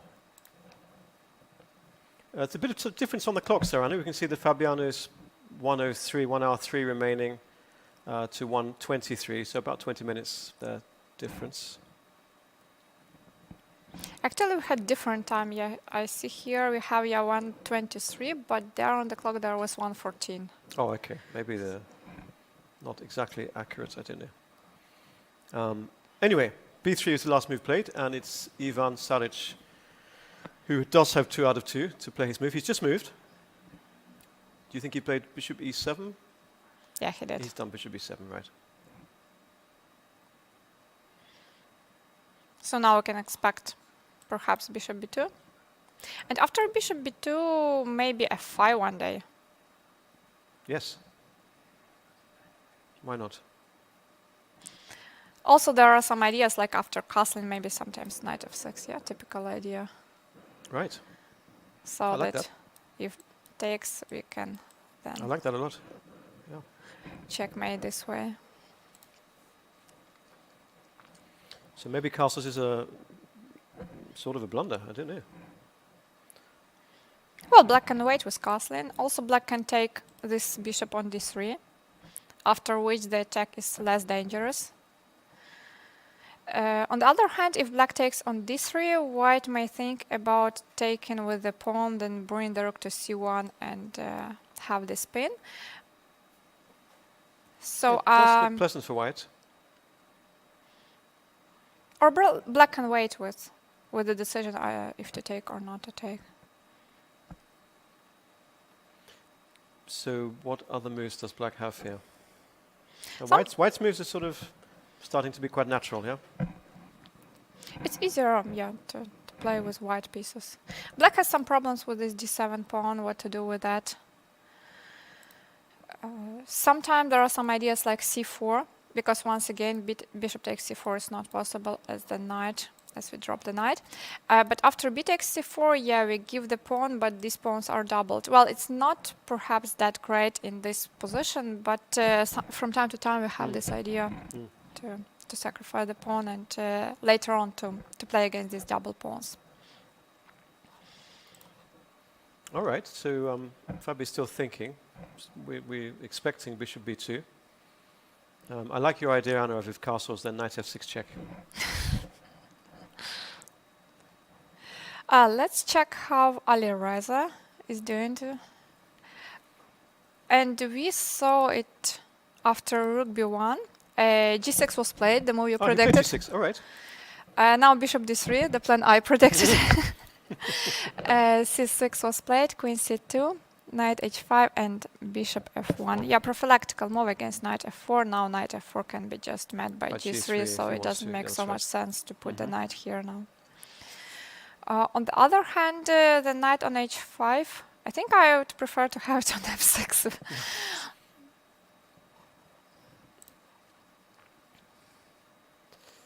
So what do you think black will do now? Sort of another just a waiting move of some kind? Maybe queen c7, bishop g7. Right. Something All has the, been played. All 32 Knight g7. pawns and pieces on the board, but then look at that knight g7, fianchettoing the knight. Fianchettoing the knight. Yeah, we are used to see fianchettoing the bishop, but not the knight. That's a Usually the surprise, knight isn't is not placed that well on g7, but the knight is trying to get to e6. Do you think he wants to play f5, Anna? Oh no, I really doubt he would do that. I think he wants to play knight e6. f5 is weakening quite a lot. But he could have played knight f4, couldn't he? He could have played knight f4 and if g3, knight e6. If that was To do it really this his way, yeah? idea. I mean, if he wanted to play knight e6. Good point. I agree. So, I don't know. Yeah, this knight g7 is a bit puzzling.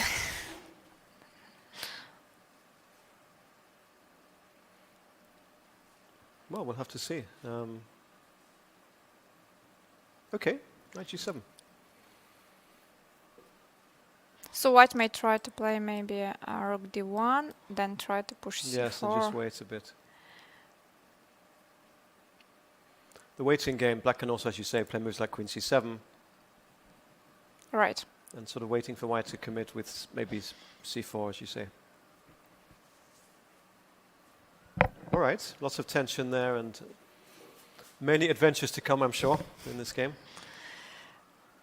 How about Aronia's game? Any sharpness?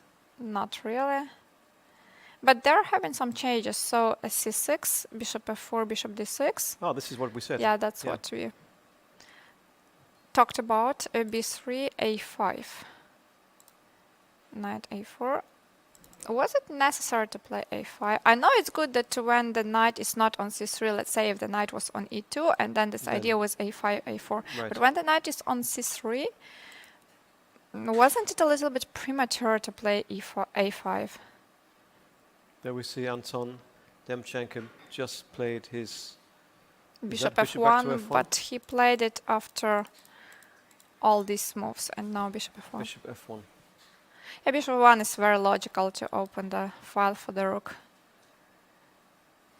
Yeah, he could have played it, I suppose, to b1. I don't know. He wants to keep control over the c4 Yes. pawn. On b1, it's like another idea, but do you believe we can create some mating threads Well, here? not really, no. But it's a nice diagonal. Maybe also to prevent or make black think twice about knight e4, you know. Yeah. Whereas on the bishop on f1, black has this nice e4, you know, option. Maybe, I don't know. But anyway, he's played bishop f1.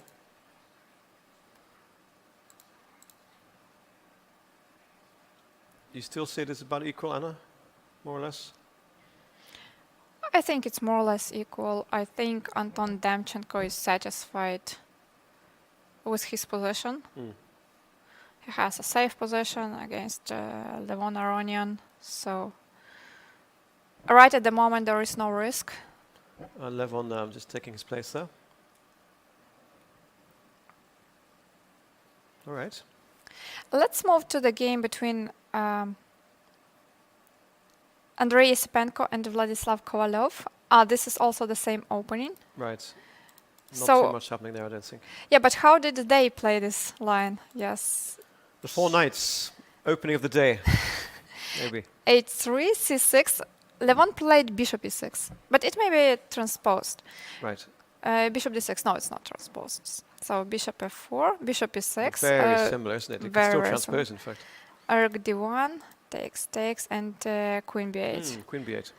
I actually think that Andrei Yesipenko is playing it in a really good way. So now white is forced to trade the queens because the pawn on b2 is hanging. But after the trade of the queens, black doesn't have any problems. No, surely not. Rook c8, rook c7. And okay, when This is this where knight comes to c5, of course now this pawn is hanging. But even if it was possible to bring the knight to c5, then it would be traded by the move like knight d7. So it's very level, isn't it? Very even. All right, okay. Let's see if we can find something a little more exciting, maybe. Something more sharp. How about the game between Dreyev and Wojtaszek? Well, Dreyev had that brilliant win yesterday. Very convincing against Hare Krishna. He's got black today against Radoslav Wojtaszek, husband of Alina Kaslinskaya. True. So it's Catalan in this game with d takes c4 and bishop b4 line, a5. We saw this in the first round on the top boards. a3, take, b5, and b3. This is the line where white sacrifices the pawn, but white gets the c file and b file, and also better control over the c5 and e5 squares. Then we see Alexei in shot now, thinking about his next move. He played bishop a6, castle, rook f to c1, knight bd7, and queen b2, making the b3 square for the knight, so that it comes to c5 later on. That was Daniel Dubov there.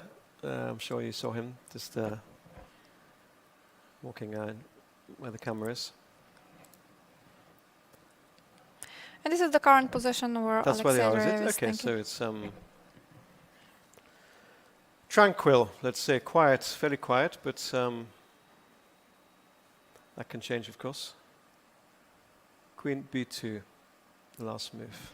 So it was a positional sacrifice, which is seen in many lines in the Catalan. Let's check the game once again between Gukesh and Artemiev.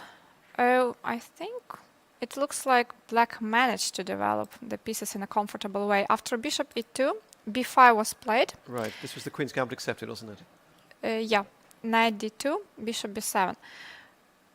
Actually, yeah, if white cannot pose problems after bishop f3, rook a7, and maybe black is okay. But otherwise, if black can comfortably develop the bishop to b7 and then knight c6, are we?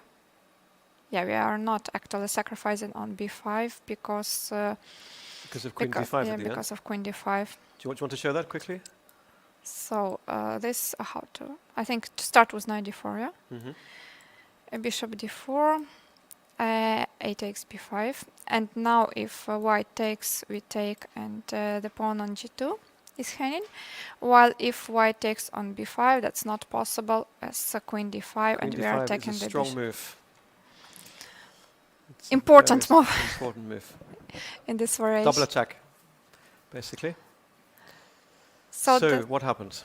that's why bishop f3, knight d5, take, knight e4. Still trying, yeah, some ideas with knight c5.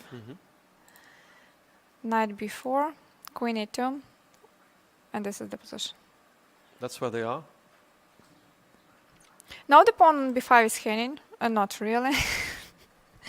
Because after queen b5 there is bishop a6. Yeah. True. So black can try to protect it, or maybe black just ignore. That's the playing hall. You can see Gukesh there in the middle, more or less, with the blue shirt. Peter's fiddler, there we are, walking up and down. And Fabi. Who was the strongest player you played against? Oh, that's a good question. In a classical game. Well, it could also be Rapid or Blitz, but Well, I believe Rapid earlier there were not in a so many classical Rapid game, and Blitz tournaments. The highest rated, well, somebody over 2,700 people like Michael Adams I played many times. And Nigel Shorts. And also, actually, Vasily Ivanchuk I played twice. 2 or 3 times, twice, I think. Once I got a draw with him, I remember. I played a couple of times with Vasily, but never in Ukraine. Never in Ukraine. Yeah, we live in the same city, but we never meet in You could Ukraine. play in each other's houses. You could just. Yeah, we actually live like 10 minutes by walking distance. Really? Yeah. Goodness me. So really very close. But I mean, we meet from time to time on the street, but we didn't meet in Ukraine to play a chess game. 10 minutes walk away. Hey, I played Misha Tal as well once. He wasn't rated 2,700 plus then, but How was that game? That must be very interesting. Yeah, that was well. Actually, I won him. He made a You won? mistake, and I won. Yeah, but yeah, So it was in Georgia, in Tbilisi, which was then still Soviet Union. Yeah, so that was, I guess, one of the highlights of my chess life. Was to meet him, play the same tournaments as him, and what, to win, and it was like the icing on the cake. So just to play him and just to spend some time was something special. Great memories. Yeah. Yeah, that was in late 80s, I think. I'd have to think about what year it was. Something like, I want to say 1986, but I'm not sure. Yeah, before I was born. Okay. No, 88. I think 1988. I think 88. Okay, it's still before I was born. So. And all these young players like Caruana, Gary, you didn't face. Well, I haven't had the chance because I haven't really been playing, and also I didn't play those sort of tournaments. People like Alexei Shirov I've played once or twice, and a number of other famous names. What about yourself?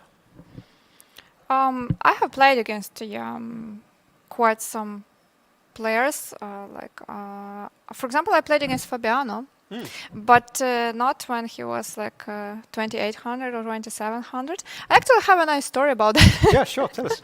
I played against him in 2006. So I was 16 years old and he was 14. And we played a round-robin tournament where it was possible to get a gym norm, and we both tried to do that. And I think I played against him in around maybe 3 or 4, so it was somewhere in the beginning of the tournament, like between the beginning and the middle of the tournament. And back then we were both rated like 2400 plus. I don't remember how much, but we were more or less on the same level. I had to play this game with white pieces, and I was really very enthusiastic about it. I thought, okay, I am playing with some kid. I am white, so I should try to win. Sure. We had a really interesting game. It was French defense. I remember I was trying to attack on the king side. He was pushing his pawns on the queen side, and it was very complicated. We had a very long game, and in the end, I lost. And I was so sad. I mean, it was so upsetting. And then I was like, how could I lose? And why did this happen? But after like 1 hour, Fabiano very quickly crossed 2500 and then 2600. And then I thought, okay, maybe that guy is not that bad. So then it was... So this is the story. But we both played well at that tournament, so it was a good tournament. Did he make the GM norm in that event? I am not sure if he made, but I remember he had a good tournament. And where was that? Where did you play? In Budapest. In Budapest. Was that the first Saturday tournament? One of these, yeah. This kind of, yeah. True. Yeah, I also played against Wesley So in Vaikanzai. We made a draw. Yeah. I beat Giri when he won Vaikanzai Bay tournament, so he was about 2600 back then. Okay, I played against Mamediaro in Gibraltar, sure. 2 years ago. Okay. Yeah, so this game I lost. I played against Jan Nepomniachtchi 2 times, 2 rapid games, which ended in a draw. I also played both games drawn, yeah? 2 rapid games against Svidler, and we also played 1 classical game. All games ended in a draw. Also like against Vasily. Have you played Magnus? I didn't play Magnus. No. I wished I did, but I didn't. You still can play Magnus. I still can. I just have to find the tournament. Maybe I have to qualify for the match.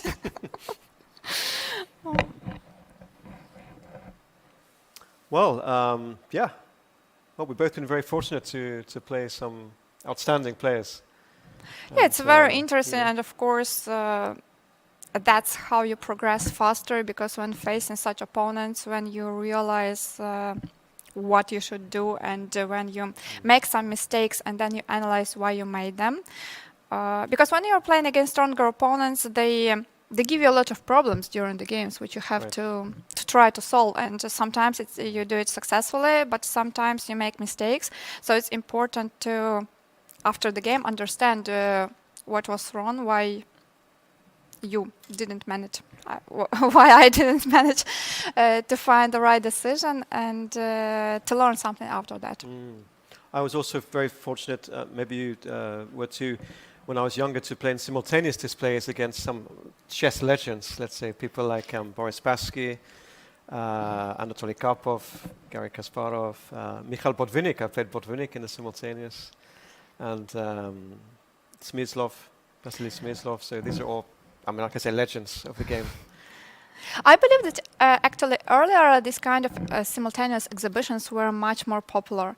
Now it's more, it's happening from time to time, but now it's more like for the sponsors or some kind of these events. But earlier people like, for example, you or some young talents actually had this opportunity. Well, we basically had the strongest English juniors at the time would be playing against the top, for example, a top Soviet grandmaster, a former world champion, of the kind of names I just said, So that was a real privilege, I have to say, to be able to play those kind of figures, Yeah, for example, for me, I remember that I did it only once when Anatoly Karpov came to the World Youth Championships in France, and I became the world champion under 16.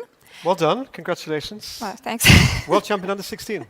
Also I won under 20 later okay. on. But, and I mean, in the end of that tournament, Anatoly Karpov gave a simultaneous to all the winners in all the sections, like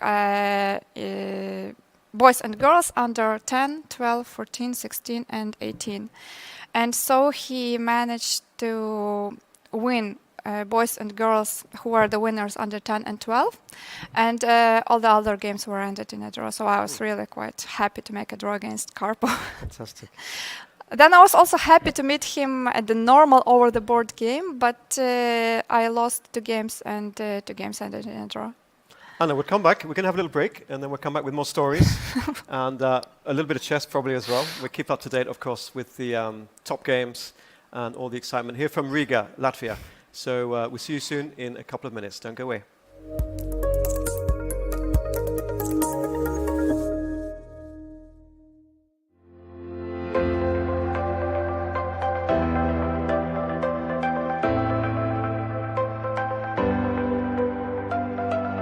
One of the first things to note about this position is that the white king on h1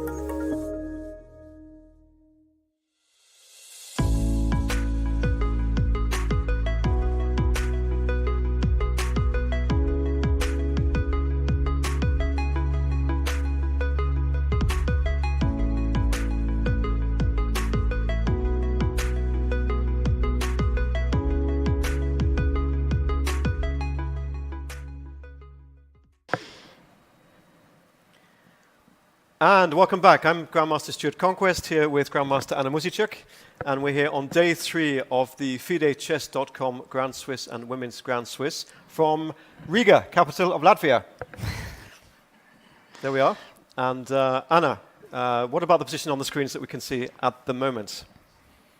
This is the game between Ariane Tari and Vladimir Fedoseev. We only checked the opening in this game, but now, as we can see, it got really sharp. So let's take a look at how all this happened. I do like Vladimir's suit, I said yesterday. I think... Do you believe in a lucky suit? Of course, we saw that yesterday Vladimir Fedoseev won his game, also wearing this suit. But when you played, did you used to wear the same clothes? No, I didn't believe in lucky clothes or pens or lucky watches or anything like that, to be honest. But lots of chess players do have... and if you play a nice game, wearing something or using a pen or doing something like that, then maybe you do so again for the next day. So what about you? Actually, I used to have this habit with having a lucky pen, but now at all the top events, we are not allowed to bring our own pens, and we have to write with the pen you get before the start of the round. So somehow now I don't even have to think about it if the pen is lucky or not. But okay, so yeah, this was how they started, but they've gone to some pretty crazy position, I think. So knight g6, one of the threats is knight f4. There are, of course, some games which continued with castle and knight f4. But b5, it's kind of a new trend. Knight a5 played, and now h4. Wow, h4, look at that. Okay, when the knight is on g6, this h4 and h5 is one of the typical plans. Queen c7 was played, now h5, knight f4, and bishop f1. Bishop f1, look at that, defending g2. Modern chess, now g3.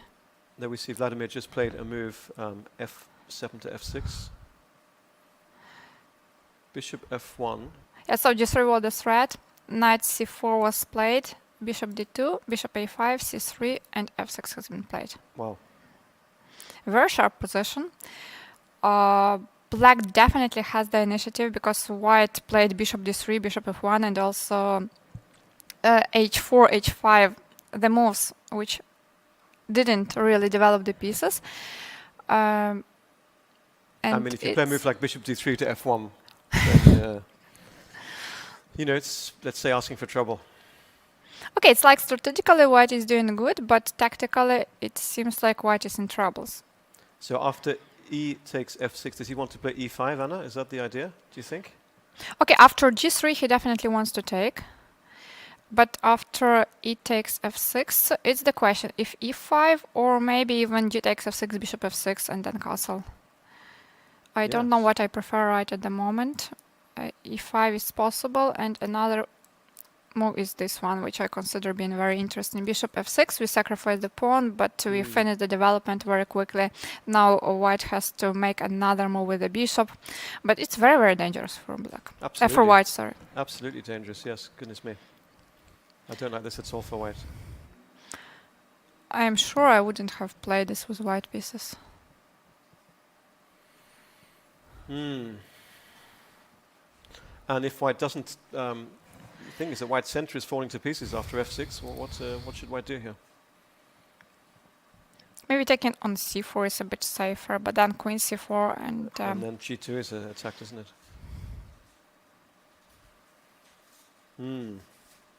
Knight d2. How about that? Well, maybe. But then knight e5, yeah, we don't take. Big pawn up. My idea was that if black takes with the pawn, then maybe we can first take this, but okay, this just looks bad. So f6, I think white is in troubles in this game. All right. The lucky suit. Lucky suit. We will see. We will see.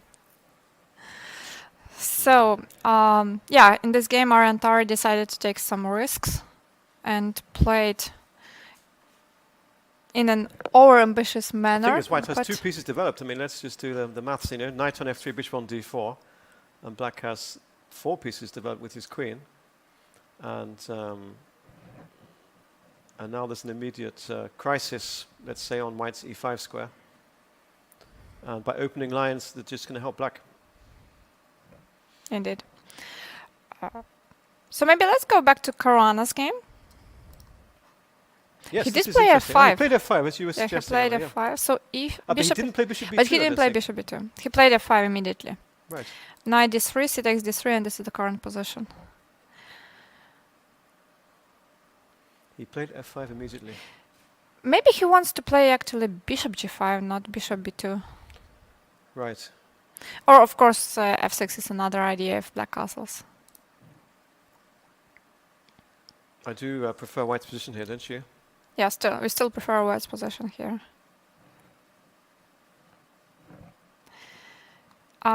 Okay. What would you do for black there, Anna? Would you take on F5? Maybe taken on f5 and then castling.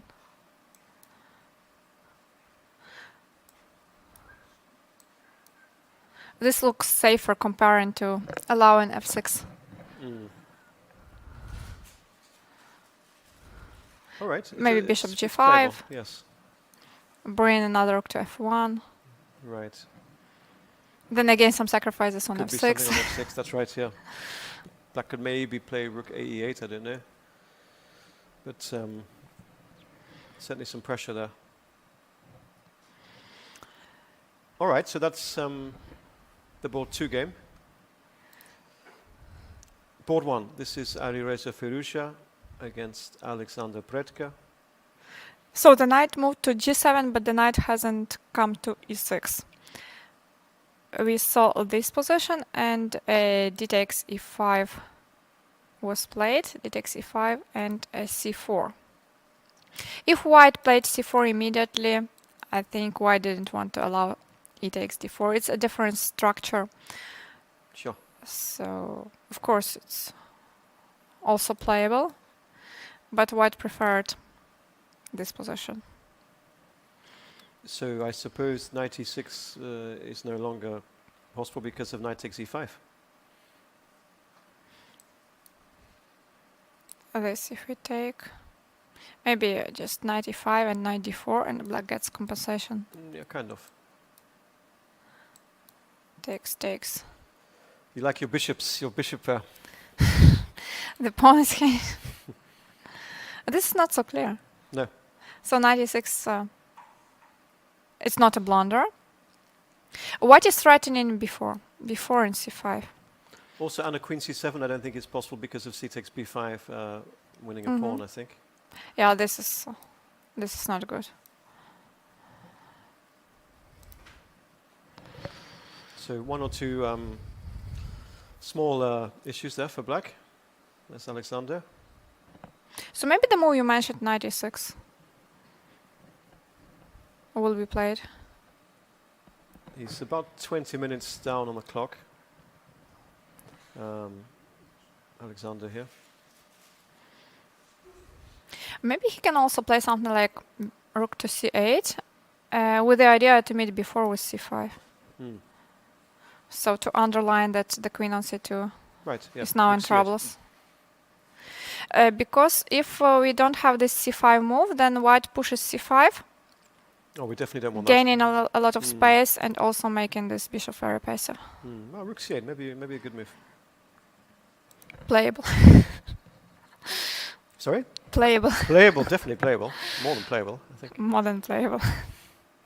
Okay, board number 3, Demchenko versus Aronian. No real updates here. Okay, white This was traded the before bishops. knights. Okay.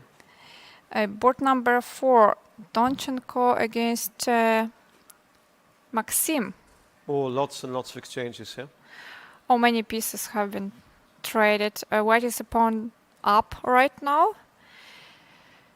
So, where was the sacrifice? It came here. So, how did that happen?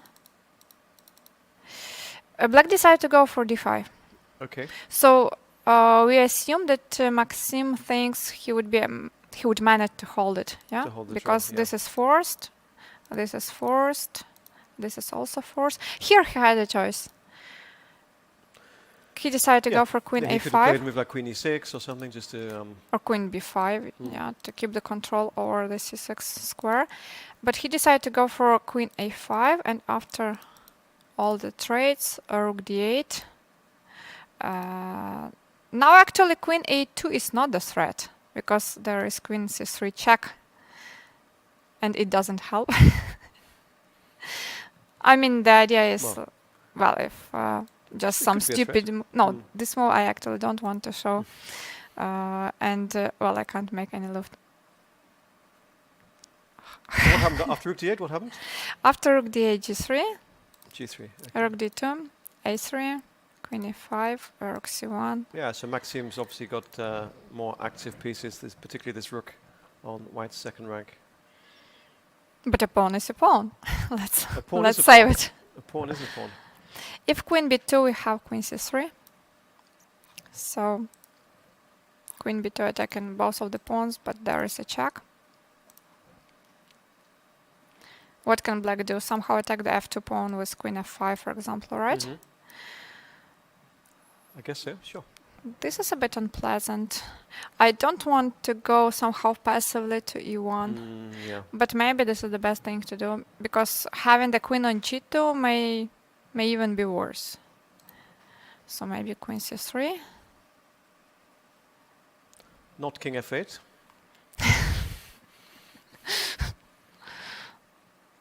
Let's say king g8. The king g8 and queen c8, so this is not good. Maybe king h6, I don't know. King h6, maybe e5, but e5, okay. I would prefer actually Right, to have yeah. the pawn on e7, so f6. Also, I would prefer to have the pawn on f7.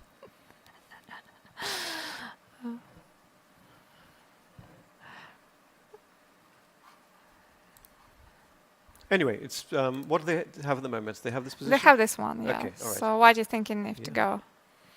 Maybe we could have a quick look, Anna, at the game of Yu Yangyi.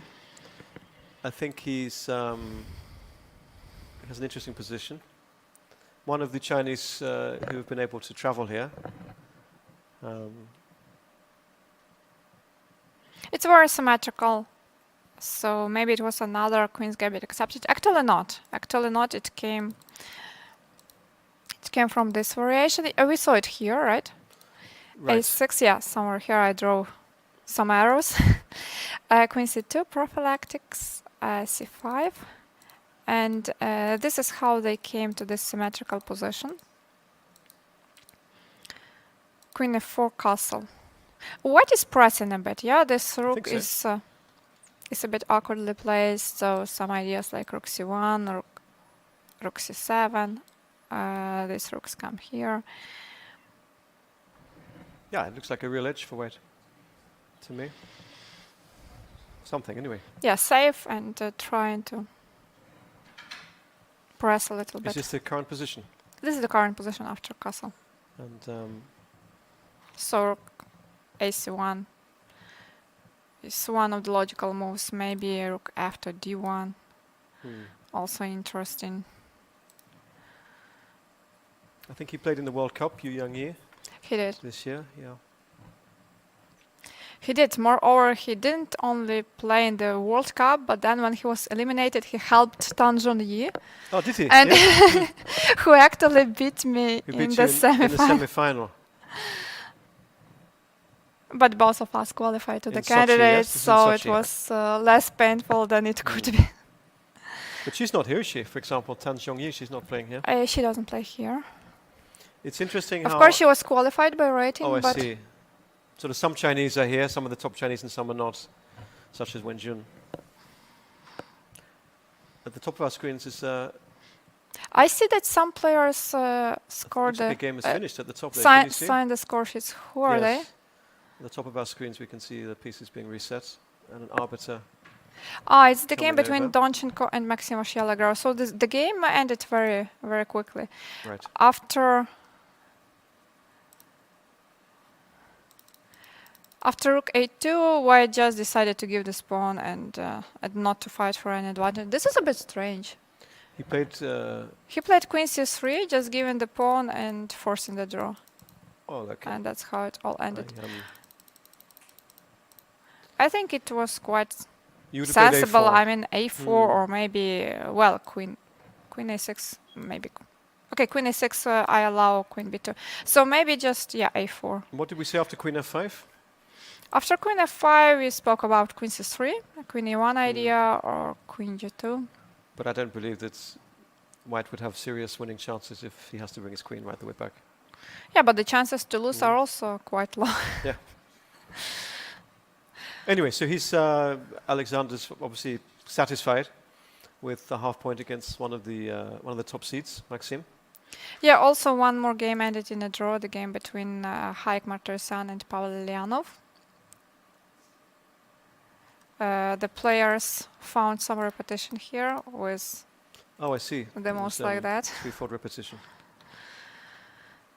So two games ended in a draw, and all the others are Still, so no decisive still in results yet, progress. Anna. Not yet. Just draws so far. The early games to finish. How about this game? This was in was Oh yes, that's right. yeah, this line, and then after c3, knight c5 was played, bishop c2, bishop f5, a very logical follow-up. Traded one of the bishops. I like black's position here. Yes, so do I. f4, f6, takes, queen d2, and h5. Many h5 or h4 moves we see here.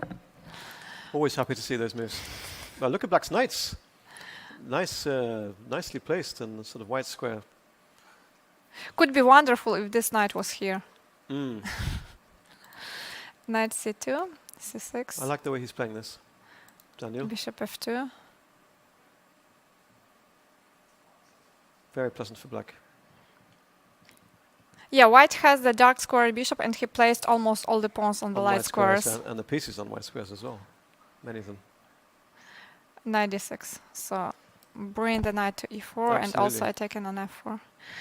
I think white has a very unpleasant position here. So g3 is more or less forced, but then the Look at king white is weak. squares then.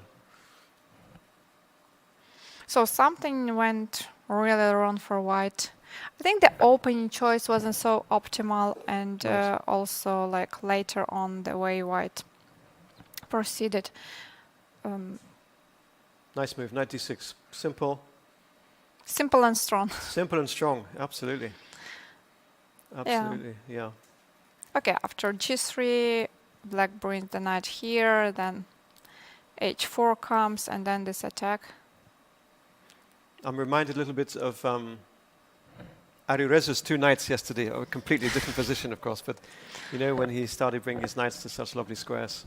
We started to like it. Yeah. Yeah, I'd predict black would win this game, actually. Maybe even not too far from some sacrifices with knight takes f4. That's also possible. The king is really very weak. Too many weaknesses in the white's camp. How about this game? Bishop f4 was played.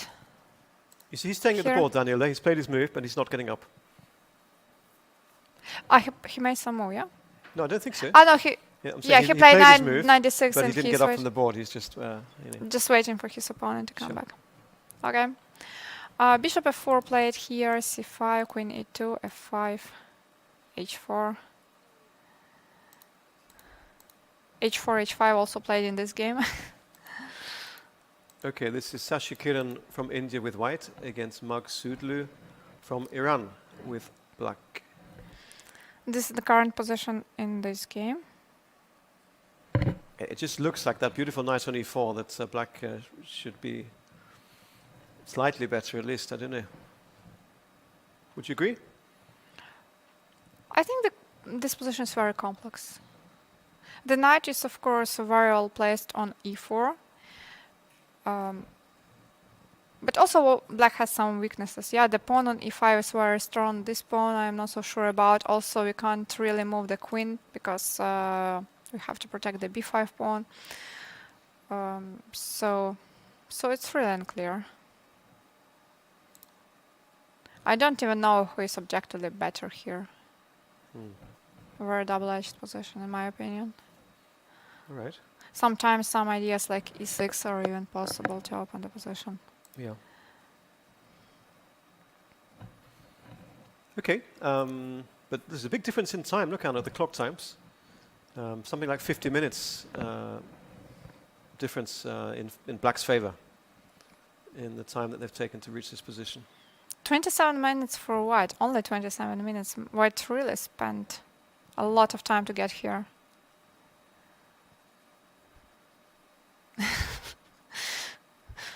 Parham. He's not wearing jeans, you see, Parham. I'm just You're a bit worried. about the dress code. I mean, maybe I should, yeah. But okay, the shirt and the jacket is there. Yeah, no, but you know about this dress code. We spoke about it yesterday. Yeah, true. There were many questions asked by Milan to the players who came for That's the right, interviews. actually, in yesterday's interviews, yeah. How do you feel about the dress code, Anna? Do you think that players should be penalized or given a warning? I mean, let's say, I'll just give an example. Let's say that, do you think it would be all right to give Parhan a sort of warning or something if that is in the dress code? Do you I know? think before the game it's okay, but after the game, if if the result was not which he wished to have, then actually, I mean, the first day you mentioned that Piva was warned after a very long That's game, what she said to and me. Yeah, something happened at the end, and she was and the sort of game which she given a lost. warning, and then it wasn't really clear about her shoes actually. That was sort of not quite sneakers, but not quite something else, you know. So It has already been a couple of years that we have a dress code on top level events.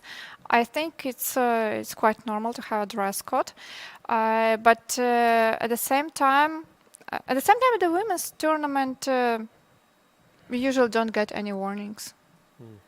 In the Opens tournament, from time to time, players like to violate the rules a little bit. well, I mean, coming in a t-shirt or coming in shorts, I mean, this is something that shouldn't be permitted. I think that's quite clear.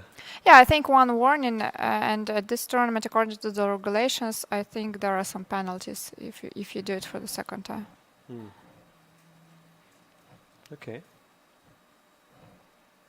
Now, what about my shirt, Anna? We're talking about dress. I think that according to the dress code, it's fine. It's okay.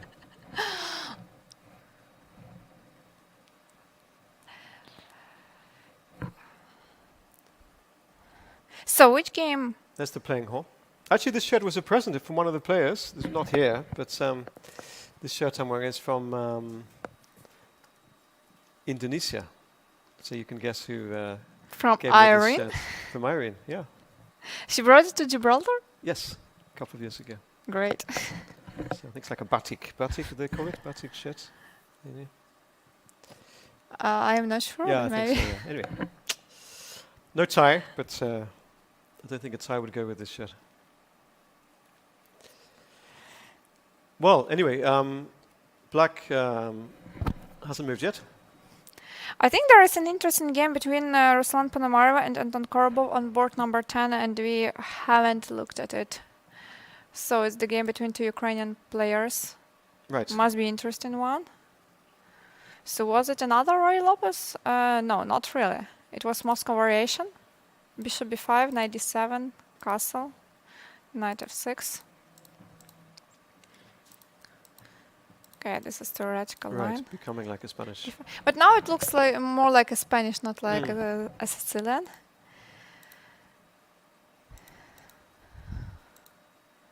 c4. Interesting decision.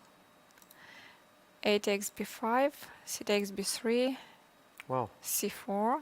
So now black has some problems with this pawn. Knight c5, knight d2. Queen b6. So if white takes now on b3, then black The takes on pawn, e4. Sure. That's not good. That's why white started with bishop a3, threatening bishop c5, and only then to take on b3. Knight, knight g4, pointing out that there's the pawn on f2, which may be attacked. Queen e2. c4, very risky decision from black's side. And now does he want to play f5 or something like that? Good question. I thought about some idea like knight d3, but I don't see the follow-up. Let's say if we take queen f2, king h1, and if okay, we can take on e1, but Yeah, how is that? In fact, I think that's bad for black. Yeah. Let's say this with the bishop bishop to takes. maybe take, then bishop d7. Maybe not that bad. No, not that bad. I don't think it's that bad at all.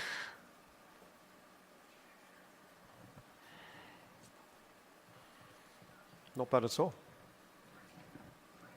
Questionable, but not not that very bad. Yeah. What else is possible? F5, So the this movie is the mentioned. position Yeah. it's black to play, right? So F5, I think we white say just takes and maybe knight d3. just take. Looks like black is in troubles here, right? Yes. 8 takes b5 was played. Oh, something else. That's logical, of course. So if white takes here, queen takes c5, then when white takes on a b3, we take on c4. And this is good for black. And if white takes on a b5, then maybe just bishop d7, yeah, without any sacrifices, so we are taking on b5. Anna, maybe let's go back and have a look at the women's games, catch up with some of the top battles taking place. And there we have Nana's game.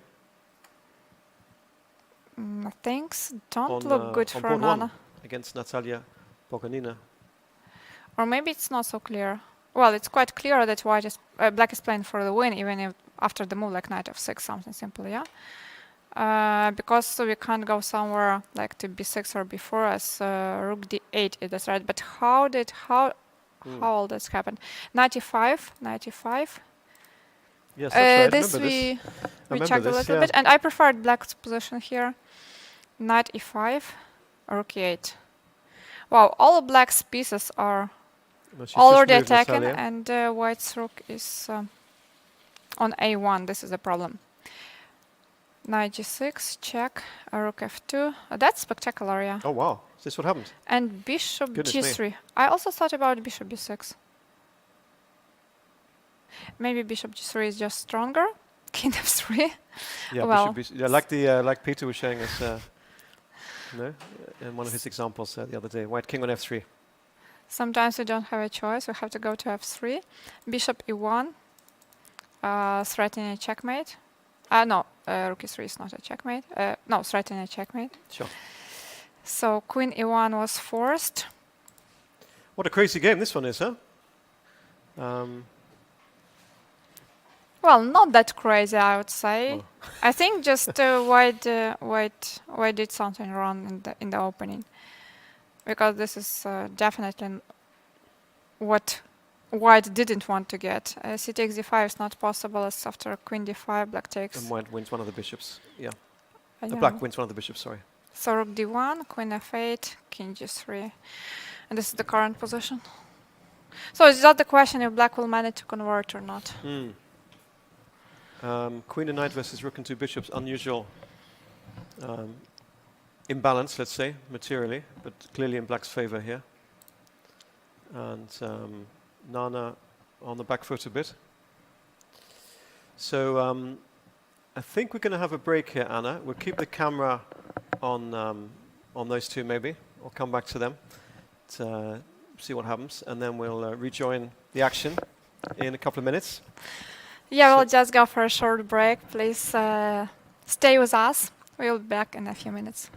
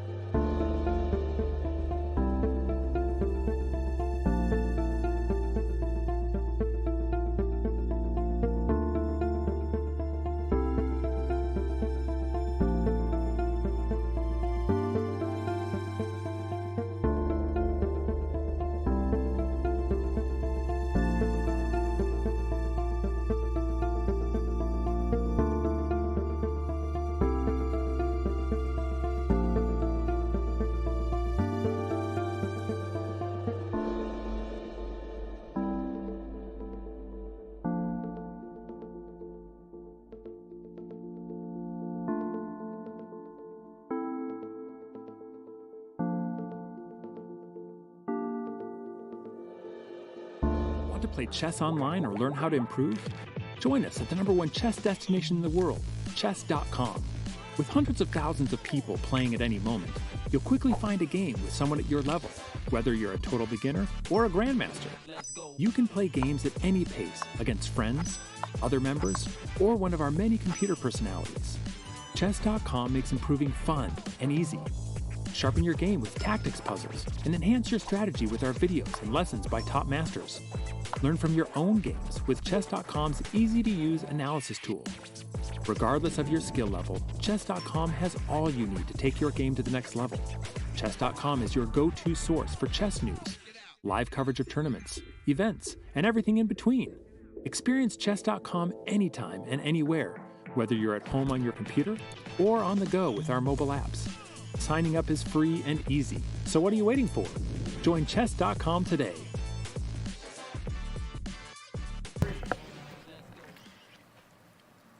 And welcome back to Riga, Latvia, here for the FIDE Chess.com Grand Swiss and Women's Grand Swiss. Myself, Stuart Conquest, with Anna Musichuk.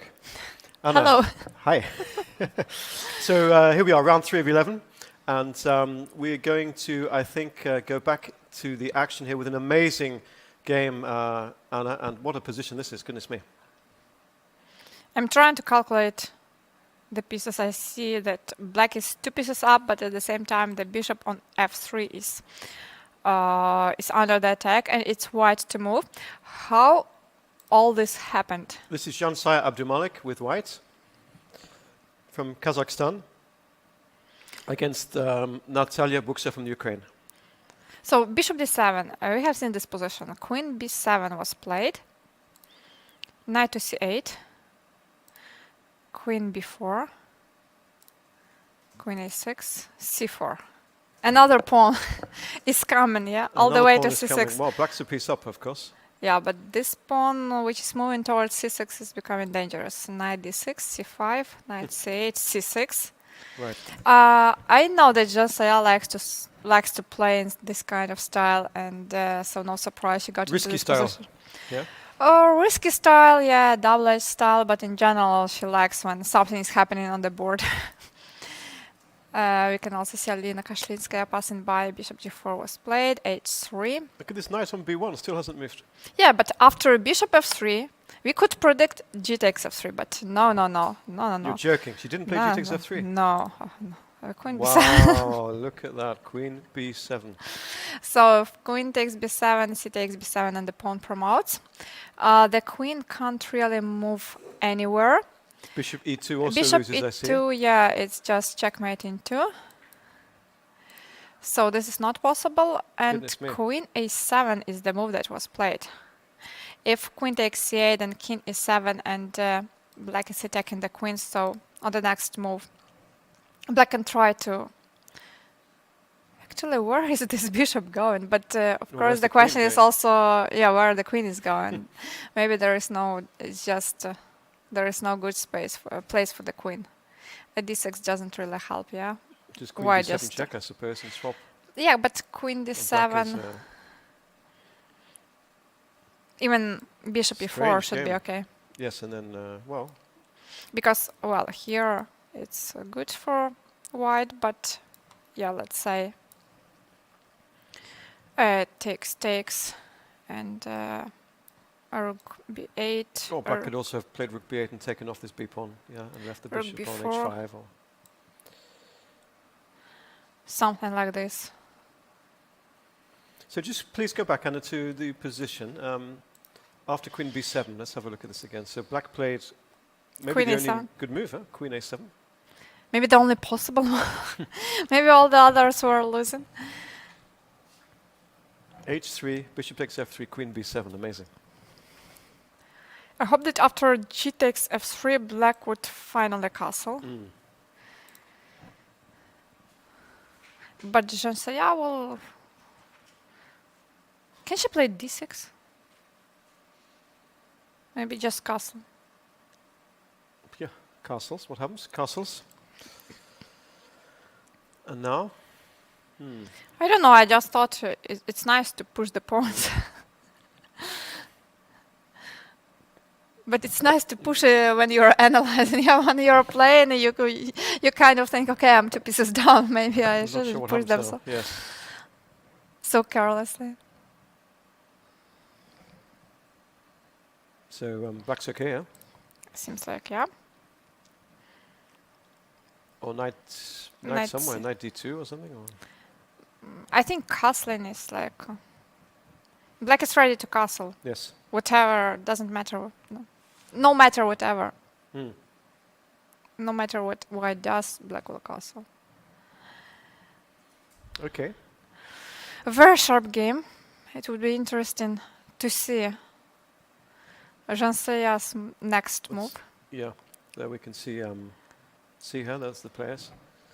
So yeah, pretty incredible position and game to get to this position. This was the b4, wasn't it? This gambit, b2, b4 line. Yes, Rossolimo was third move g6 and then sixth move b4. What about the game between Valentina Gunina and Alexandra Kostyniuk?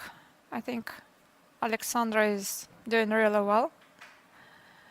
More or less equal. More still, yes.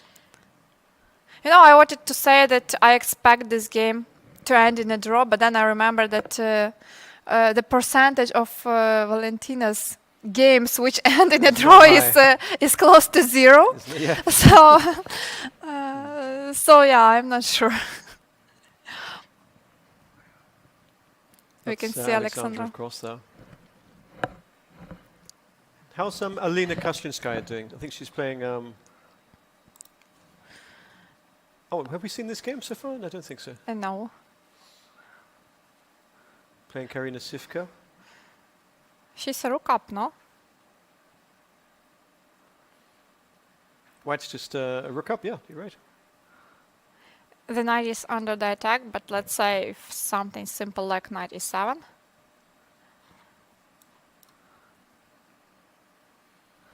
How will that happen?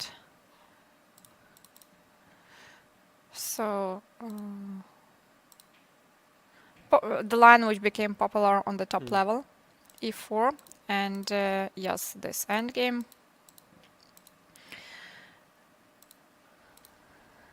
King 8. Black is a pawn up, but these pawns are doubled, so it's quite easy that white gets the pawn back.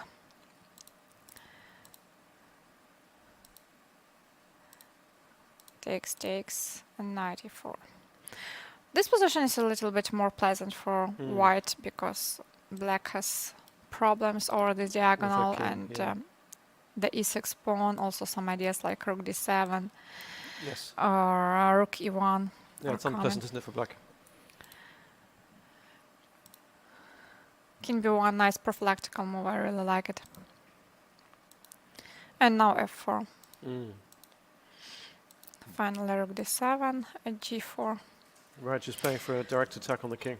Yeah, quite a dangerous position for black. There we can see Alina. It's her move.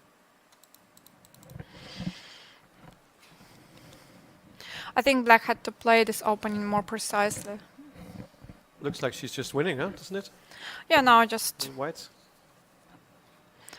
This is the current position, so knight e7 hasn't been played. Bishop c5 is the last move from black side.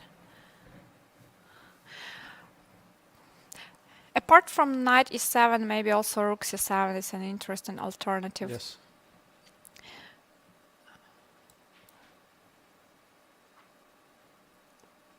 And what about a move like rook e1 as well?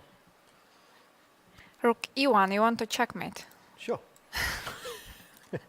Let's show it, yeah? Always want to. Rook c8, then it's just checkmate. Yeah. Checkmate ends the game, doesn't it? I think rook e1 is also a good move. Well, basically white has a one position. I mean, it's pretty clear. Bishop e3 or knight e3. And it was her birthday yesterday, Alina, wasn't it? Yes, seems like she had a nice celebration. Winning yesterday, and although rather fortunate against Jovanka Huska from England. But this looks like a clean victory for her today. All right, let's have a look maybe, Anna, at something else. Maybe we can check what my sister is doing. Yes, good question. I expected to see something that is easier to evaluate. Wow. Just a second. You know, the first thing that came to my mind was that if the rook was on b1, there was a possibility to play queen a6. Ah, yes. So just to show, let's say, I don't know, rook b1 and some random move like rook f7, then queen a6 just wins. Because Perfect. Look yeah, at this that. is typical maneuver. So it's good that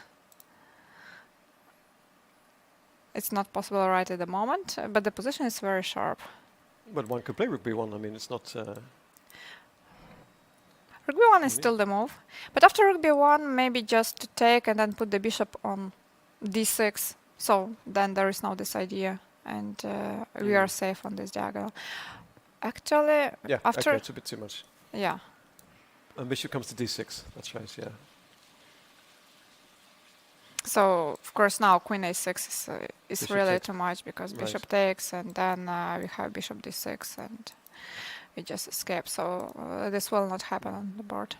Actually, Anna, what kind of shirt can you see? Do you know what's on Maria's shirt that she's wearing? Is that the name of a sponsor or chess club or No, something? this is the sweater we got in Monte Carlo. Yeah, it's In Monte Carlo. because we played the Grand Prix there, Yes. and the organizers prepared this nice. How to say, blazers? Yeah. Yeah, because it's not Sweater, actually blazer, a sweater. And the design was really beautiful. So you have the same one. Yeah, I have the same one. Did you bring it? Here, no, I don't. Here, I don't. It could be funny if we can see Maria on the screen wearing this blazer, and then me come in the same. But somehow we both managed to come in the same color. Yeah. So, what do we think is going on in this position? She's just played rook h8 to h7, Maria. Tell us about that move. Why? Yeah, well, exactly, yeah.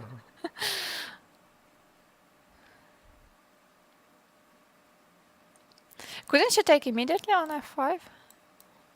And then bishop d6. And then bishop d6.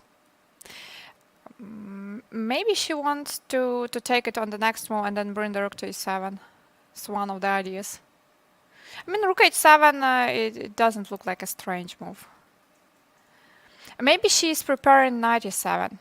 I think that's what she really wants, because if she plays knight e7 now, then no, actually, yeah, it's just. But also, she can't play it on the next. After rook h7, it's the same. So she right. doesn't want to play knight. Oh, we have a move there. Look, and Olga has played h4. h4. Wow. This is surprising. I certainly wouldn't have guessed that move. Okay, she wants bishop h3 and then g takes h5. So to create problems on these two diagonals. But at any time, Maria can take on f5. Yeah, but if you take on f5, then I don't know, with the pawn or maybe even with the queen. So that if all this is traded, then a rook gets a good square on e6. Yes. If black attacks on the f5 pawn by knight e7 or knight h6, then we have bishop h3. Bishop h3. Yeah, this h4 surprising move. Though... A little bit risky also with moves like h takes g4 and even rook takes h4 afterwards. Yeah? We are opening this rook. Yes. Maybe that's not what we want to do, but if we can take on h4... Can I grab that pawn?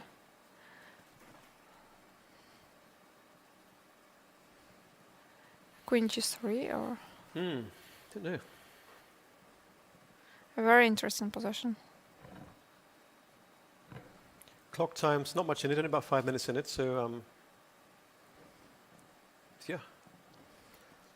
Opposite sides casting, Anna, usually leads to exciting games, isn't it? Where the players cast on opposite sides and try to attack each other. Black didn't really attack, yeah?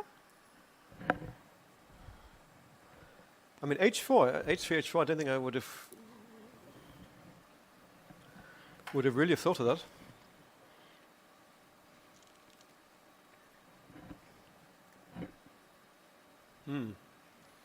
Oh well.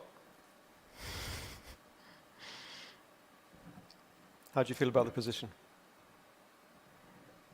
Very sharp.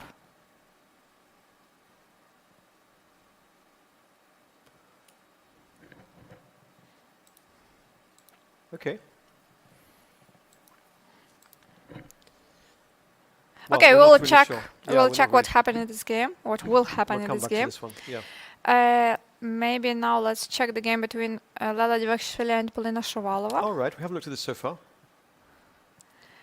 F3 was the last move which was played. Knight d5 would be nice, but there is a Yes. problem with the checkmate. Bishop d5, I'm E4, sure I it runs suppose. to e4. Looks, Otherwise, looks very good. Maybe black didn't have a choice. Yeah, if black takes on d3, white takes and just enjoying the bishop pair Fantastic advantage. for white, this position. Yeah, this is just great. But after bishop d4, so it's the question if how to react after e4. Maybe just move the bishop to b7 and after e5 to play knight d5. This looks logical because now this diagonal is blocked. Okay, so it's, but still, it looks like a tremendous position for white. For just one pawn. D-file, this lovely diagonal, bishop and queen battery. Great Down compensation the for center, sure. yeah, I would be very nervous as black here. Very nervous.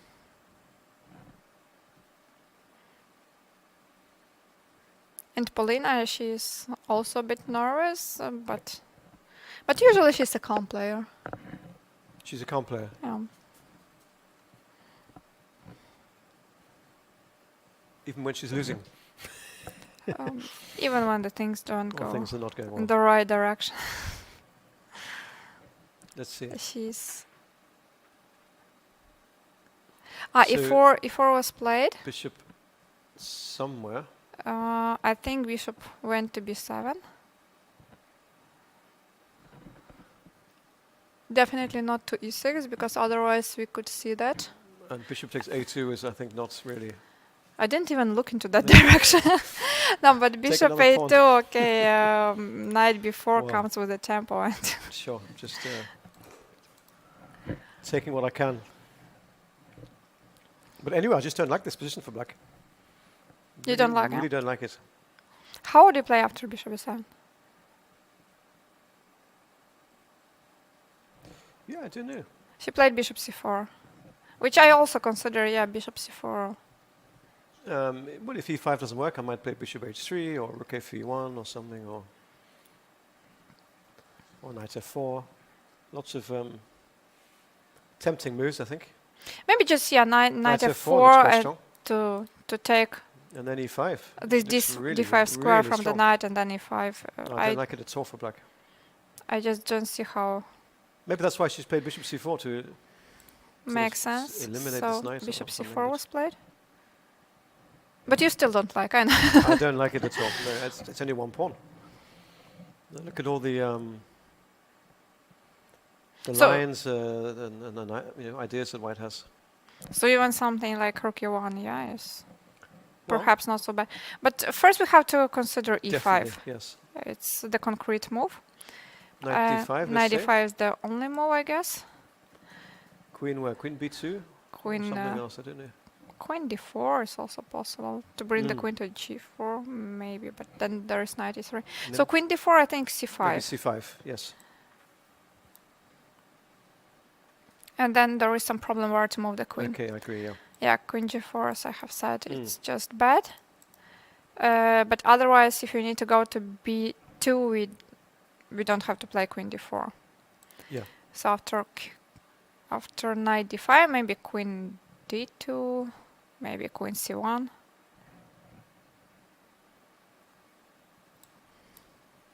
And then black Oh. has to play what? She has to take on d3? Or not? I don't know.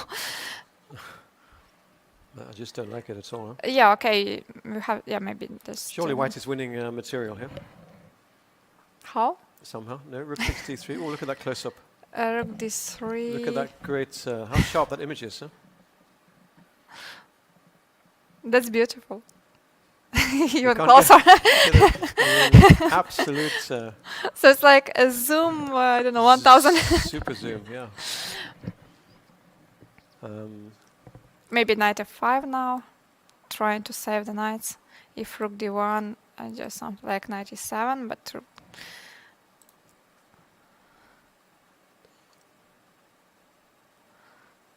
maybe just f4. But did she play rook e1 already? Is the rook already? Yeah, she did play rook She e1. played rook e1 already. So she didn't play That's e5. quite a big question why she played rook e1 so fast, because e5 looks tempting and she played rook e1. I mean, it's just such a powerful position for white, you know. It looks good. It looks winning, I think, practically. Maybe we can check some other games. For example, this one between Harika and Stefanova. We left after somewhere around here, actually, even earlier, more or less in this position a few moves ago. And then after all the trades, c6 preparing d5. Now it already looks good for black. d5 is played. White gave the bishop pair. Rook b5. Yeah, now it's really great for black. All the Right. pieces are active. There are some problems with the pawn on a5. Also some problems with the bishop on d2 because this is also the threat. Bishop g5 was played. h6. Take. If bishop f6, I believe queen f6 was prepared. Queen f6, g takes So black's f6. doing well, yeah. Black has a really good bishop, and this knight Yes. is in some trouble. Though we can try to bring it to f5. Okay. But some problems with this pawn on f2. Like if knight e2, let's say, maybe trade on e4, then bring another rook to d2 and attack on f2. Yes, I agree. Yeah, no, it's very nice for black, I think. Though maybe this was think. better than what she did, because after bishop h4, rook e8, rook e6, now the queen can be unpinned. She just decided to take the pawn. Okay, so black takes this a pawn. So this is the current position. All right. Black is a pawn up. Rook b7 was played. That's logically. White is trying to be active. Well, sure. I mean, that's an active rook, isn't it? So maybe it's not that bad for white, in fact. And some ideas with knight g3 to f5, maybe.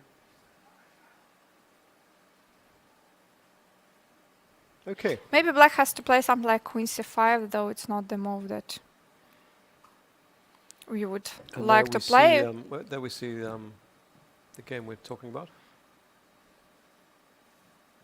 Antonetta is thinking. Board 5.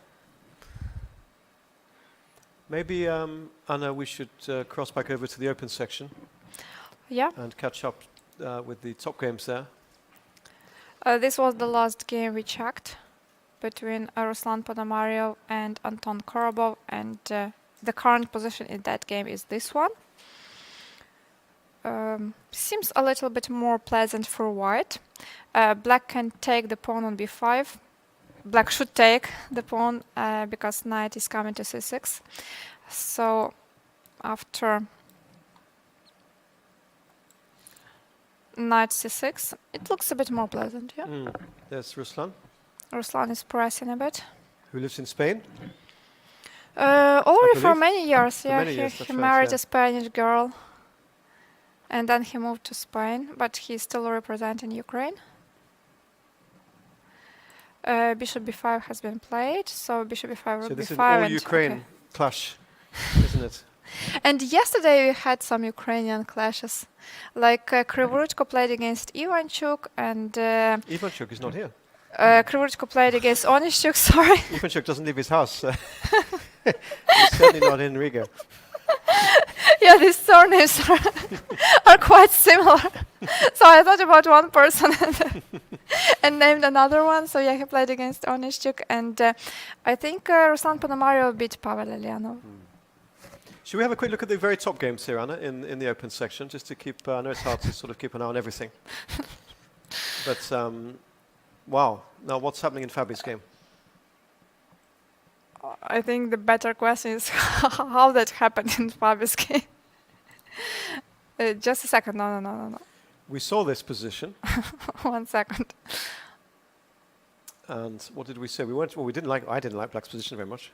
No, we saw this position, but I don't have the moves. I'm still thinking about Ivanchuk coming to this tournament. So unfortunately, I don't have the moves. I can try to refresh just a second. I think every chess event in the world would like to have Vasily among their participants, you know? Yeah, I think he's... he's such a fantastic player and also such a nice guy, isn't he? And very entertaining to have him around. Big fan club, Vasily. And he always plays some fighting games. Now look, Black has castled queenside. So what do you think is going on, Anna? So I don't know because visually I like Black's position. Here we see Fabi on move. Black has just castled, long castles queenside. Yeah, castle was the last move from Black's side, and maybe some idea like before. I mean, it changed a fair bit, this position. Just very quickly, Anna, what happened after f5 then? Just take us back the last few moves that we missed. Knight d3, c takes d3, and then queen d5 was played. All right. f6, take, bishop f8, bishop f4.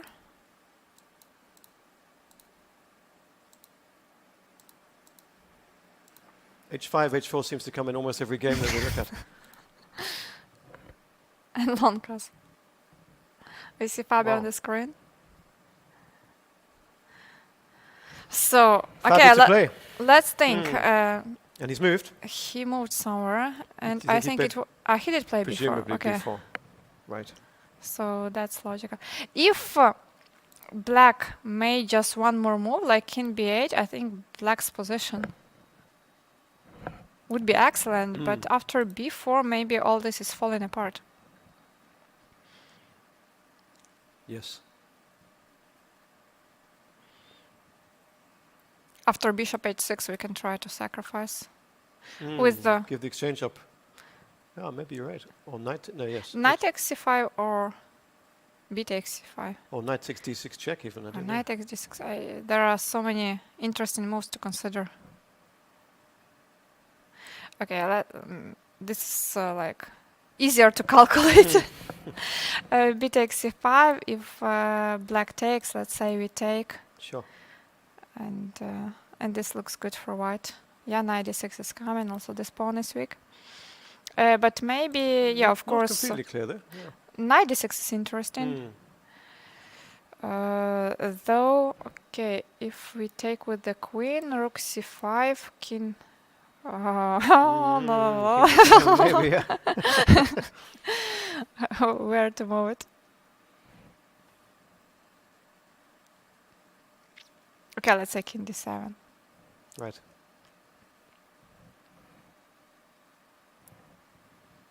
Oh, Black is alive, I think. Rook e5. Rook e5 can even run to rook g3, yeah? Sure, I this think is so. not good. That's not very safe. Maybe, and after bishop h6, I mean, Fabi could also just play a quiet move, yeah? He doesn't have to sacrifice. Like rook c2? Yeah. Oh, he's played king b8. King b8 was played. So now, well, b takes c5, yeah? Well, I would have thought so. And then Black is going to just recapture.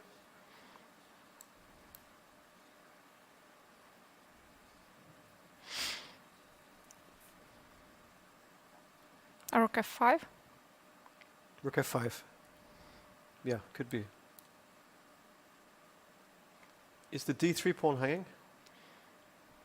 Theoretically, it is. And black may even be looking at a move like rook takes g3 at some point, just to remove this dangerous piece, Just a positional sacrifice, yeah. and then take on d3, perhaps. Lots But going what on if here. we really take on d3? Maybe just without any sacrifices, because this rook may even be sacrificed or be placed on On right. g2. So Fabiano doesn't take immediately, so he's considering some other moves. Maybe instead of b takes c5, he wants to keep the d file closed, and maybe he can start with rook f5. But then yeah, c but if takes you play before. b4, it's surely to take on c5, isn't it? I mean, isn't black He's threatening about to take make a on move. b4?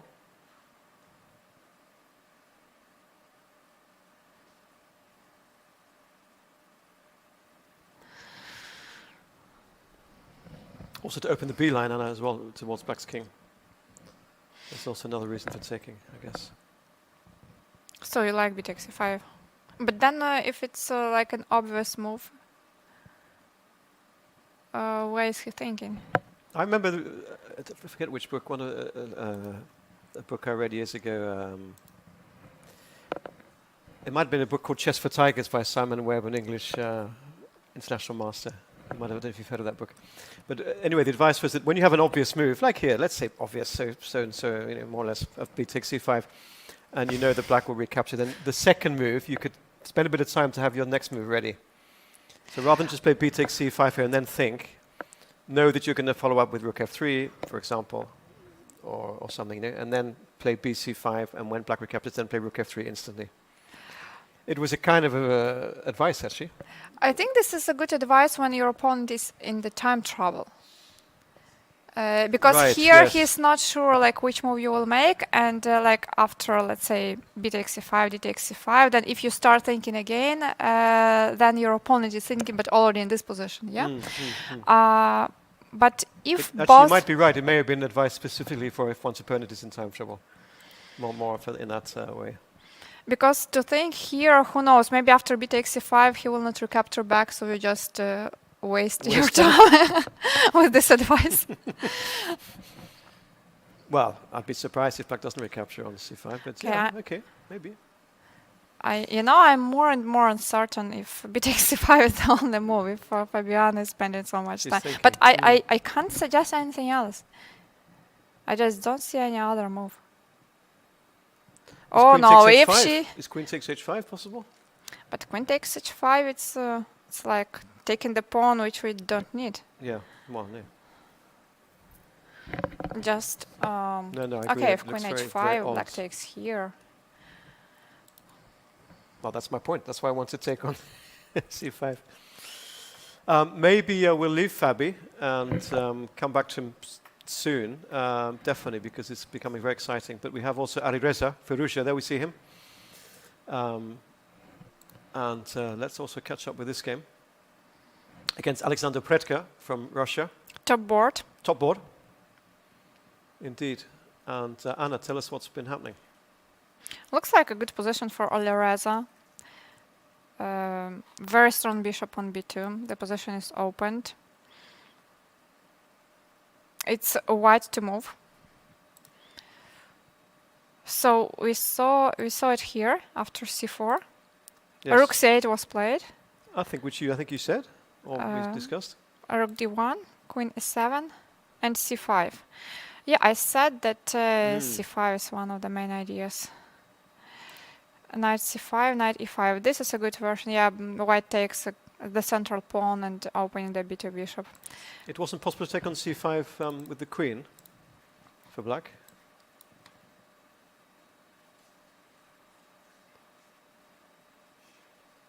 Good question. Something I don't What quite was understand. prepared again?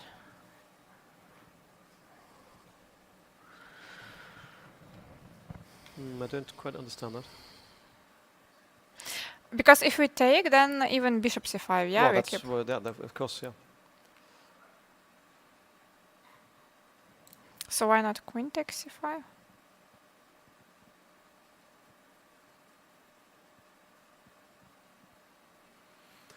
It's modern chess. It's too difficult for me. Oh, wait. Missing things.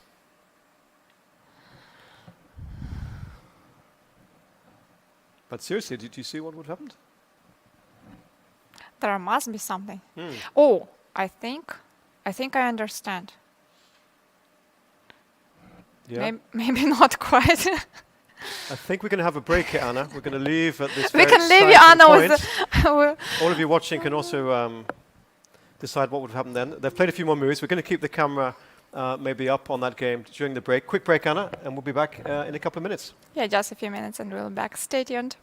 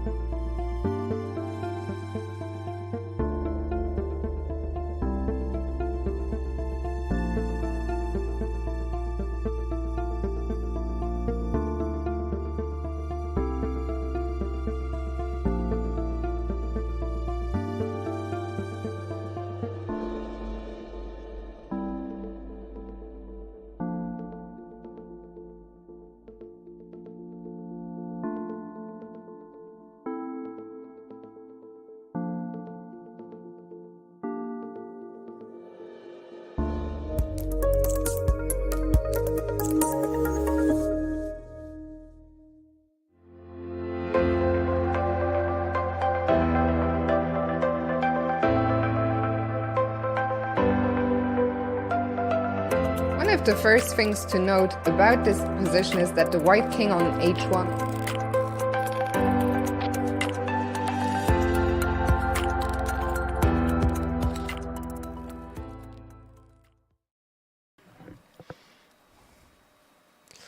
And welcome back, everyone. Round 3 of the FIDE Chess.com Grand Swiss and Women's Grand Swiss. I'm Stuart Conquest, joined here by Anna Muzichuk, and a little way from Anna and myself. And we're in Riga, capital of Latvia, and we're enjoying some great chess here, lots of excitement, and we're focusing, Anna, on Adoresa's game, board 1 against Alexander Predke, and we were talking about this possibility of queen takes c5. I think you found what was probably Adoresa's idea. Yeah, during the break we came up with some ideas. So perhaps after queen c5, Alireza intended to play knight c4, attacking the knight on d7. If black takes the knight, then rook d7, and this bishop is under attack, and also the pawn is under the attack. And at the same time, if black decides to somehow protect the knight on d7, we take the pawn on e5, or with b4 first, before first, yeah. So let's say if rook d8, then perhaps before first, followed by knight e5. And this is more or less the structure we got in the game, because knight c5 was played in the game immediately. Now knight e5, knight d7, knight... knight c4 was played anyway. Wow, look at that, look at that. Actually, I thought they got to that position with the move like knight to f3, but maybe knight to c4 is more forcing, because black has to consider that if the knight from d7 goes somewhere, That's then right. the knight comes to d6. I mean, comparing, if we play knight f3, maybe black could Perhaps do something play else. knight f6, or yeah, And just an option. But after knight c4, there is no option like So that. black trades. Take, and rook e2, And this d8. So this is the current position. Right, yeah. And what is your evaluation, Anna? You prefer white here? I definitely prefer white. As I have said, I really like the bishop on b2. And black still needs this c5 move, which is important to make. There are maybe some ideas like knight g4, knight f6. Yes, very much so. Attacking ideas. Yeah, black would have maybe knight e8 then or something like that. But this fiend-shattered knight, Anna, on g7 that we spoke about earlier. Somehow all this plan didn't really work out for black. It was knight h5, knight h7. But this c5 move with this knight c4 idea, that was really amazing if it worked, which it seems to have done. Otherwise, I'm sure Alexander would have taken on c5 with the queen. Yes, very good calculation by Alireza Firuza. He's actually known to be calculating really well and precise. A young player originally from Iran, but now representing France. That's right. He's been in France for some years, hasn't he, now? I think he has lived in France for already a couple of years. Also, the time situation is good for him. He has 33 seconds, 33 minutes, and Alexander Predke only 17 minutes. But we also have to mention that yesterday Alexander Predke played a wonderful game with an amazing queen sacrifice. Yeah, those of you who didn't see the game, please go to check it. By the way, Anna, I'm receiving the news that Alexandra Goryachkina has drawn her game. She's the only woman, as you know, in the open section. She drew her game today with Boris Gelfand, former World Championship contender, of course. So they ended the game on move 31, which is already allowed. Yeah. And I think it's a good result for Alexandra, who played with black pieces. Let me just quickly check which opening they played. So it's Slav. And well, looks like it was a quiet game. Boris Gelfand had 2 long games in the first 2 rounds. In the first one, he suffered a loss. That's right, yeah. I think he drew yesterday. And yesterday he managed to make a draw. But at the same time, I think there were some moments where white could even win the game.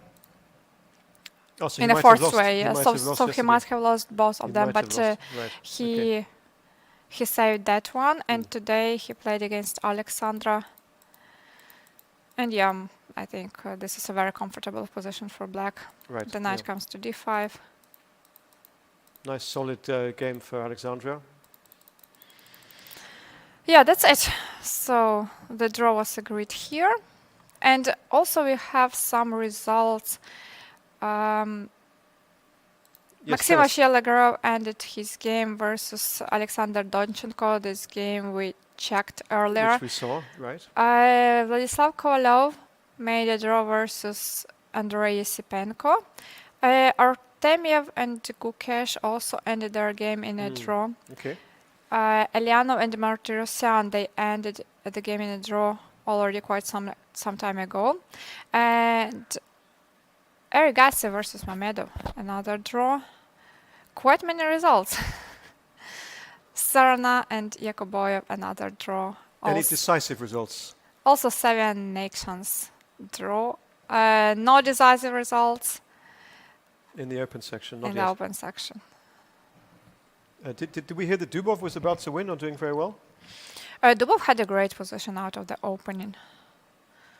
So this is the current position in It looks crushing, Daniel's doesn't it? game. But this looks very bad for white. So if something like rook e1 looks like the most logical move in the Right. position. Well, Then maybe queen check F- and then knight rook d2 or something, or I don't know. Rook g6. I thought about rook g6. Very unpleasant for white. All the pieces are so passive. Oh, was knight takes b2 possible? Last move. That was also possible, but I wanted to find something direct. But yeah, I saw this idea, like knight b2 and queen b2 is not possible because of, well, Either. yeah, whatever you prefer. So yeah, maybe just something simple like knight b2. This was the sort of line of the Spanish which went a bit wrong for white, didn't it? Black had a very comfortable position from the Yeah, black opening. had an excellent position, and also like in the middle game, white did something wrong to So weaken the light squares. we're expecting Daniel to, there he is looking up, we're expecting him to score a win, maybe even in the next few moves, Anna, not sure. What about Aryan Tari, how's he doing? He had Norwegian some player. problems. He had some problems in the Caracan, and now He had big problems, that's right. Black played f6 we saw, didn't we? the last time we saw this game was here, and he played g3. The move we discussed. F takes e5, knight takes e5, and this is the way how he played. He sort of survived. h6, wow. It's queen f4. Yeah, knight takes There we see the h6. players. Then I just take, and Another crazy game. so the pawn on g7 is dangerous. You know that white knight on b1 reminds me of Jansaya's knight on b1 in her game. But Do you remember? this Still stuck on the seems like starting this square. knight Does it move? played Okay, 92 all only on the last move. And this is the current position, 92 was the last move.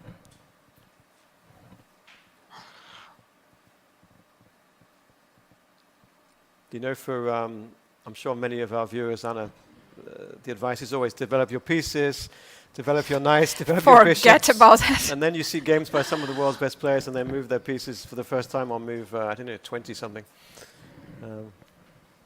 Okay, I think that all these rules which are known and which are actually used are correct. I mean, firstly, you should try to play chess correctly, but then you realize there are some exceptions and that there are some direct lines where you have to postpone the development and castling. But in the very beginning, I think you should really develop the pieces, try to fight for the center, Yes. castle, connect the Here neither rocks. side is castled, for example. Look. It's two move kings on 28 the- and No, they both, haven't.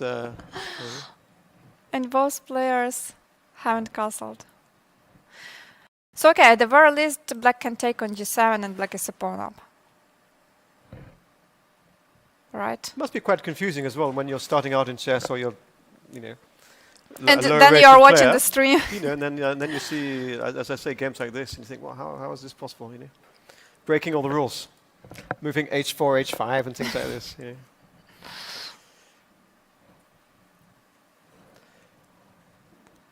Is he about to take on g7? Or he came up with some other idea? Black's move. So knight b1, d2 has just been played.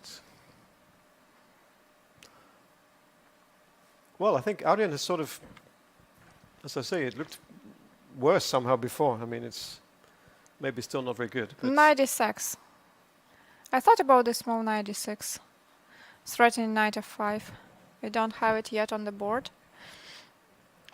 On the analysis board, okay, now it has so been he's not played. taken on g7. He didn't take on g7. He wants to create new threats. And he wants to somehow underline that maybe the rook on g3 will need to lose one more tempo. Well, knight e4 is not the threat at the moment because this knight is here, but just if the knight from d2 moves somewhere, we can, of course, also consider the move knight e4. What about so knight f5? What about, I was going to say long castles here, but is that possible? Maybe he wants to play knight f5. Yes.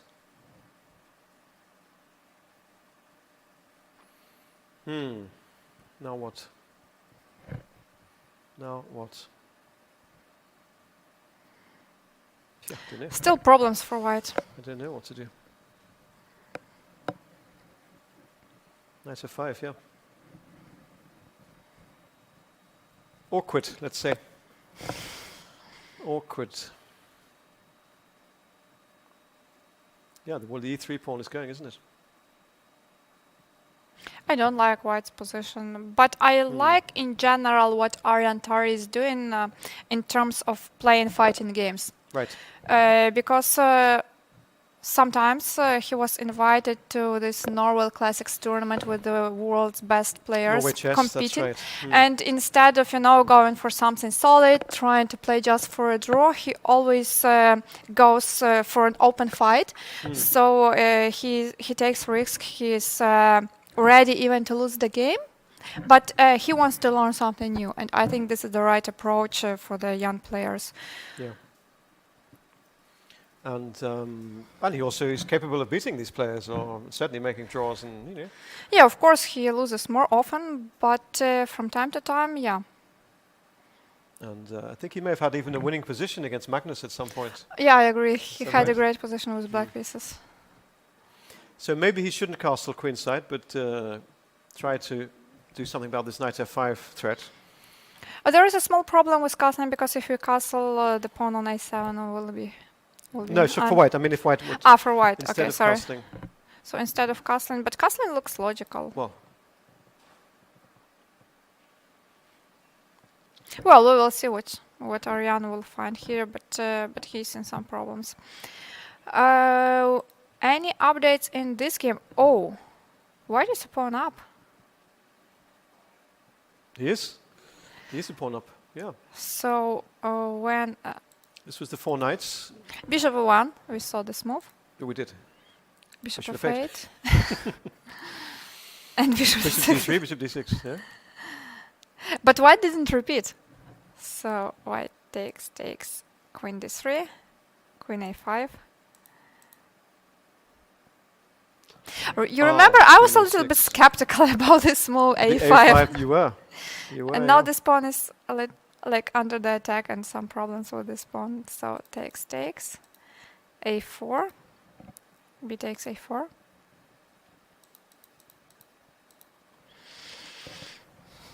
Okay, well. Well, Levon Aronian is definitely not so happy about his position. No. It's just a question how much he's worried. And in other games, and White's just made a move, Anton Demchenko has played a move. Bishop b5, very natural. A clear pawn advantage for White here, and I was going to say there that Levon often we see, we've seen him with a big advantage in time in other games here so far, and here that's not the case. He's only he's actually got less time than his opponent.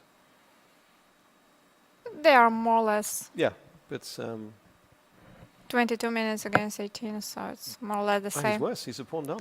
He's a pawn down. After queen c8, maybe white just take. How does that work? If queen takes? If queen checks, yeah, sorry. This doesn't work at all. So I just had an idea of rook e8. Yeah.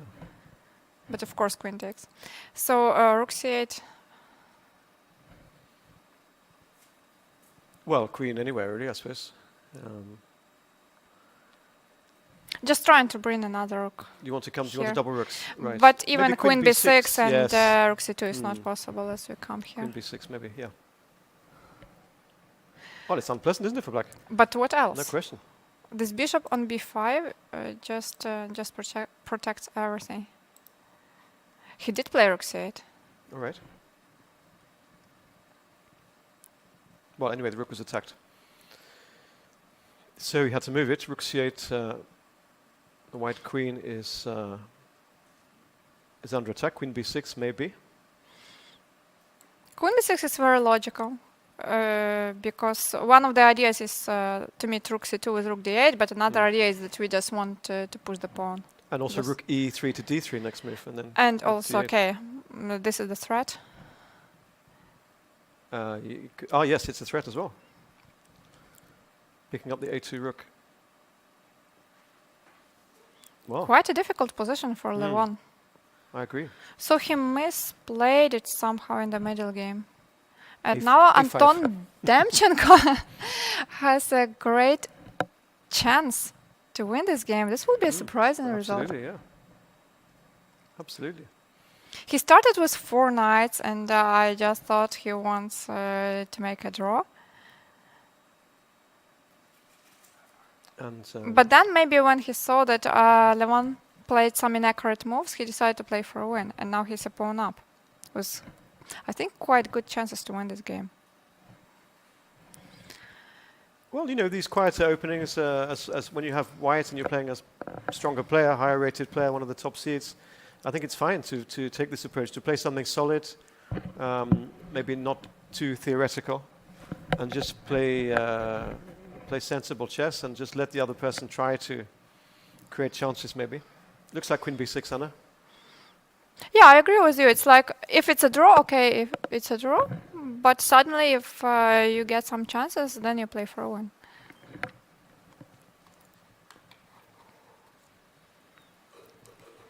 Any updates in Daniel's game? First, Daniel I have to Dubov. find, yeah, Daniel Dubov. How is he doing? He did take on b2. Oh, he did, okay. So queen f2, knight There we see b2, him. h3, rook g6. Right. Well, we are expecting Daniel to win this game soon. Well, he'll have to play, what, rook g1? Oh, knight e3. Knight No, d3. but then So knight d3, I guess. this is another threat. So maybe yeah, rook g1, but But yeah, simply winning. For knight black. d3, Simply winning. and then maybe like this. Yeah. Well, very well, one-sided game. I think I could say would be. Oh, let's check what Fabiano if he took on c5. Oh yes. So we stopped here, and yes, he took on c5, and after I'm happy. what a relief. I'm happy. And then what? After d takes c5, he played rook c3. Okay, solid. So yeah, Solid move. and only after king a8 he played rook f5.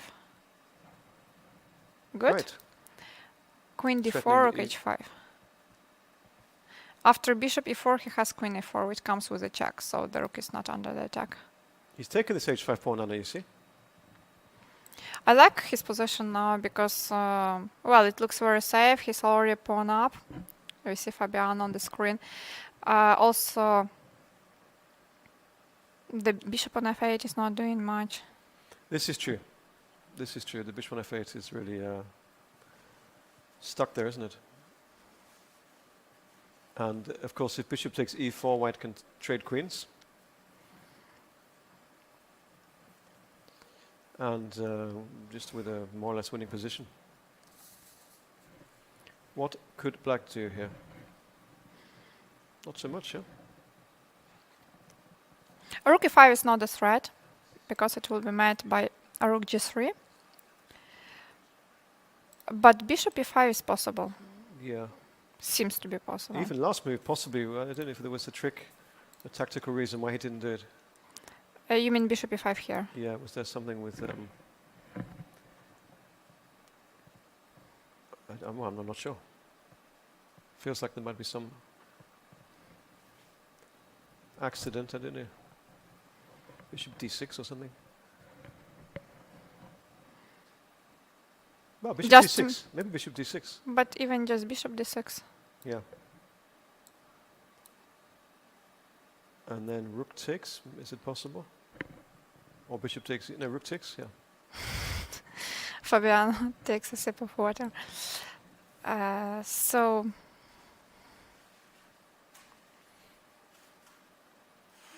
Some complications, maybe.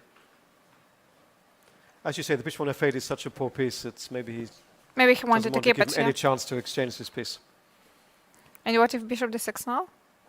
Just rook f5. Now bishop d6 is it? Yeah, maybe. Maybe just rook f5 to bring the rook back. A game, there we have, look, Daniel Dubov, the game then is over, and a nice, convincing win for black. And the arbiter there, you can see signing off the score sheets and the results. So, yeah.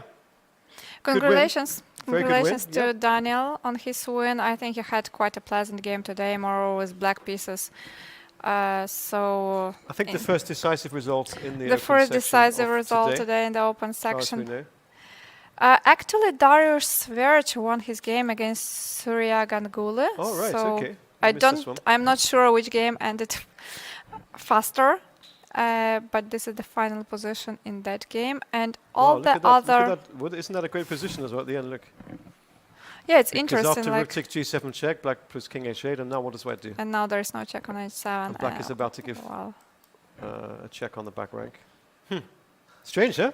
So This yeah, forward I position can't with come both back. kings on the back. Come back from Darius, who lost to Alireza yesterday. He did a very tough game. Very tough game, very interesting one. A very good game from both players, I guess. Yes, And today he came with a win over. good comeback, right, good against comeback. Surya Ganguly from India. We didn't have a chance to follow that game, but looks like it was quite exciting. I agree. Again, you see opposite castling, Anna, you know? Kings on opposite sides of the board generally lead to attacks and counterattacks, don't they? Sharp chess. Maybe we come back to the game of Alireza. H5 has been played. A very rare move. H5, is that the first time we've seen that move? The first time I see this in move. this tournament. When was it played? It was played after. Stops knight g4, right? That's yeah, why he's done stops it. knight g4. Takes, and rook e3. Hmm. Alireza is bringing the rook to attack. Yeah, now rook f3 or rook g3 is quite unpleasant. Rook f3 attacking this pawn, or rook g3 with the ideas to Or take rook on d3 g6. followed by knight d7, or rook d7. Or rook d3, yeah, another idea. Hmm. Alireza must be quite content with his. Yeah, he's got a Position. nice sort of 10-minute lead on the clock, and he's definitely got the better position. Lots of attacking chances, and I think big favorite to win this game, Anna. Let's move to the game between Nikita Vidigal and Nijat Abbasov. Okay. Nikita, the Russian champion. White is an exchange up for a pawn, but this pawn is quite loose. It looks very good for white, doesn't it? Looks like white has great chances to win this game, I agree. So if I were the last move, now if white plays rook a7, I think black can just go a4. But maybe white can prepare it some way, maybe b3 first, and only then rook a7. No, b3. Yeah, I think that's possible. Why not? Yeah. Why Yeah, not? just not allow a4. Technically, it should be winning, in my opinion. I think so too. Yeah, I think this is should be relatively plain sailing for white, for Nikita.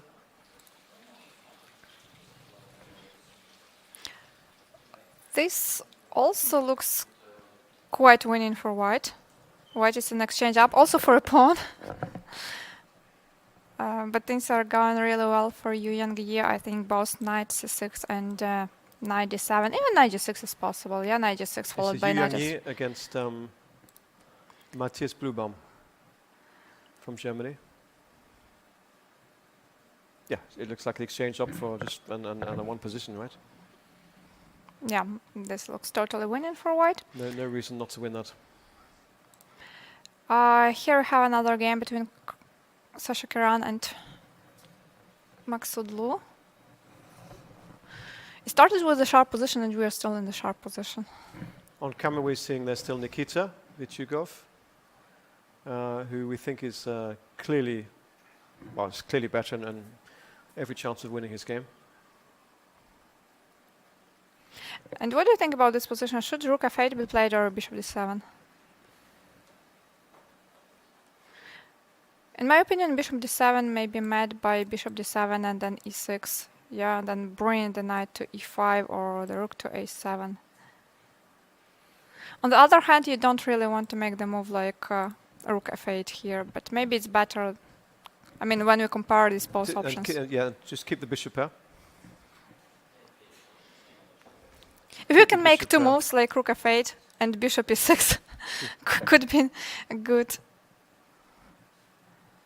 How do you evaluate this position? I think this one is unclear, but I don't like the position after bishop d7. So I definitely prefer rook f8. And then whichever happens. Maybe bishop c6 or something like that, and then try and get attacking the d5 pawn and rook a7, or I don't know. Bishop c6, bishop e6. Strange, maybe. Bit of a strange move. Also, well, queen e4 is not possible because we take on d5 and then we. No, it's possible. Kind of. Well, we're just seeing the playing hall there. So someone won a game. Was it Lela Devashvili or not? And now we're going over for our first interview of today's round. Yeah, please welcome Daniil Dubov in the studio. Yes, hello. We have Daniil Dubov with us. Thank you very much for joining us and congratulations on your victory today. Thanks.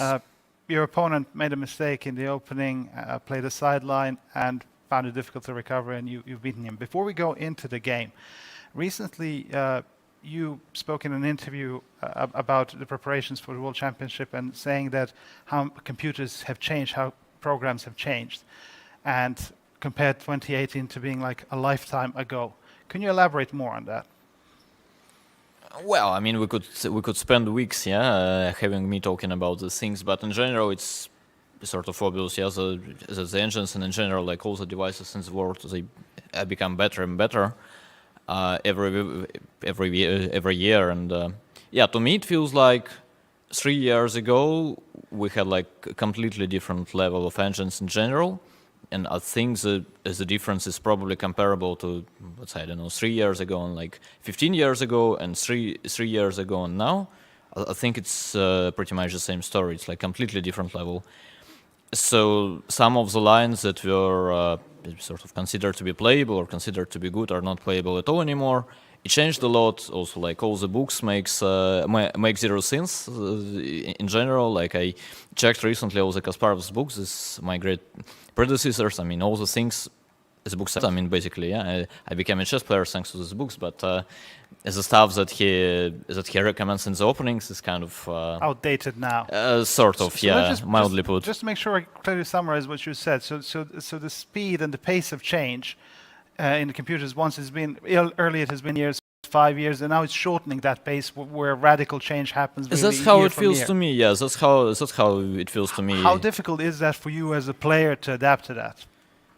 Well, we have to live with it, but I think it's probably a bit more difficult for maybe not professional players, because basically we have a very big number of chess authors, for instance, who come up with books, but they're not in time to sort of rewrite all the stuff. Like you come up with a book, you feel like it's great, and you checked everything, and then like 2 years later, you have as a new engine saying, nobody, this whole thing makes zero sense. So, I don't know. For me, it's sort of fine.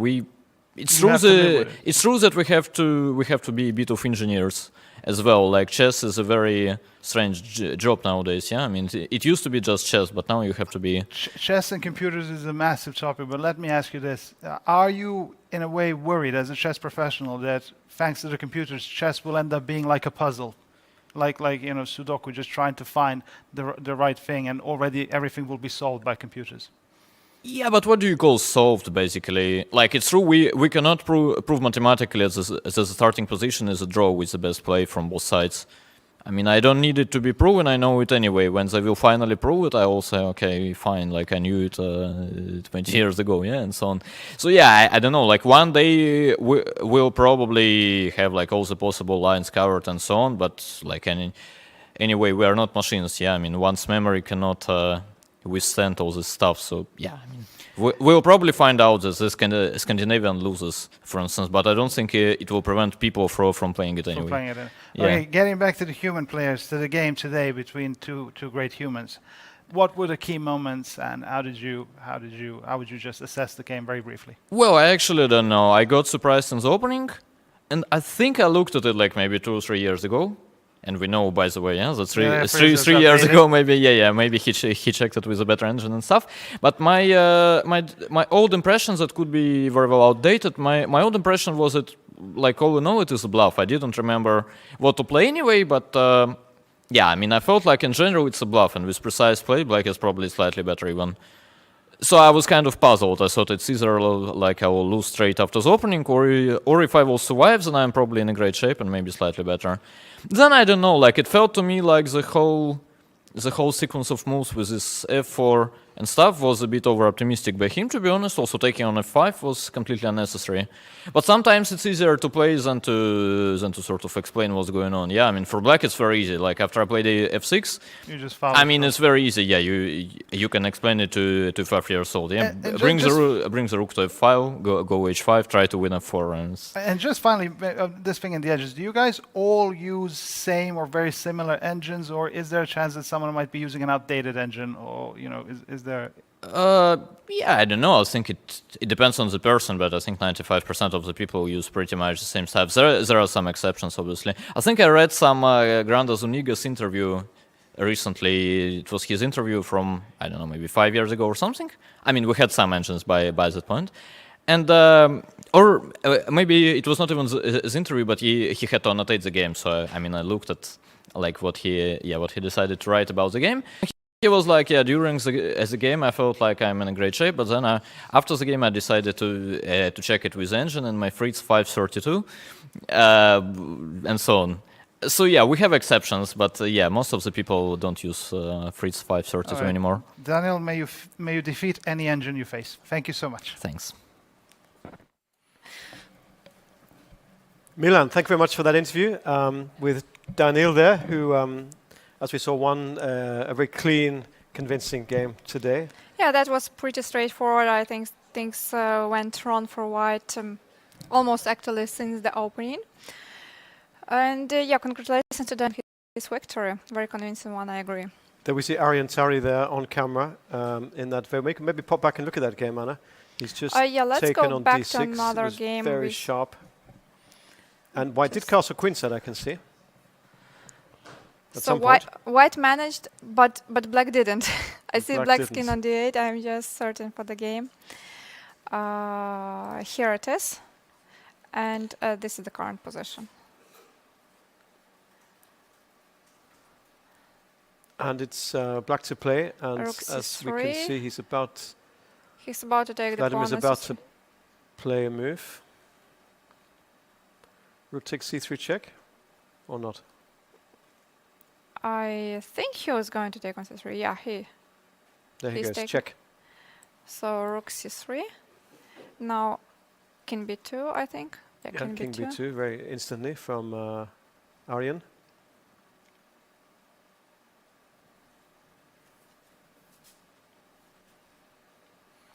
Still it looks like messy, isn't it?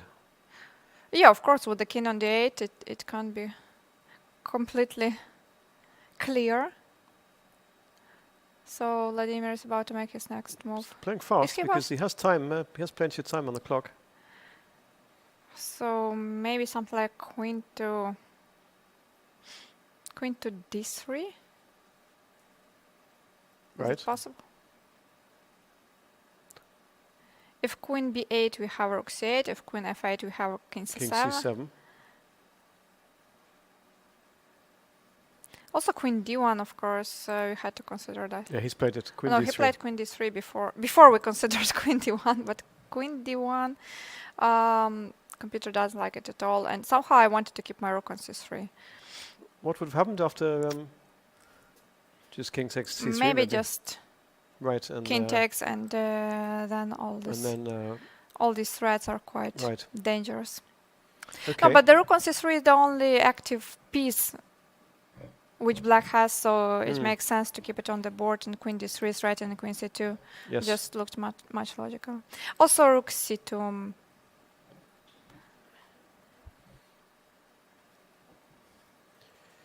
So, what do we think white can do here? Good I question. just saw a crazy idea of rook e8 check followed by queen f6 and take on c3. So, Oh, no, but if or king if takes, king takes and queen e5. Yeah. yeah, so the idea was this one and take back on c3 to get rid of this active rook. Yeah, I mean, just not to be checkmated. But if basically. king a8, you can play queen a5. Yes, So very similar idea.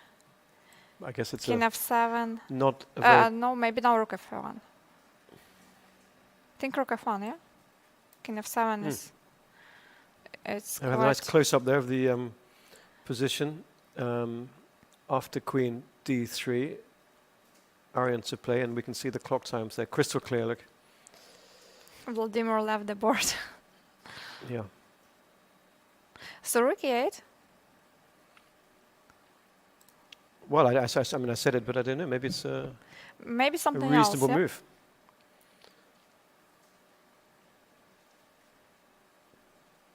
What if we just take on... No, we can't take. If we play queen d5, then I think just queen c2, yeah? And then queen d1. No, this is not possible. And we're losing on d1, right, yeah. I mean, white doesn't have time, I don't think, to play a sort of defensive move, really. Or doesn't have a move to defend.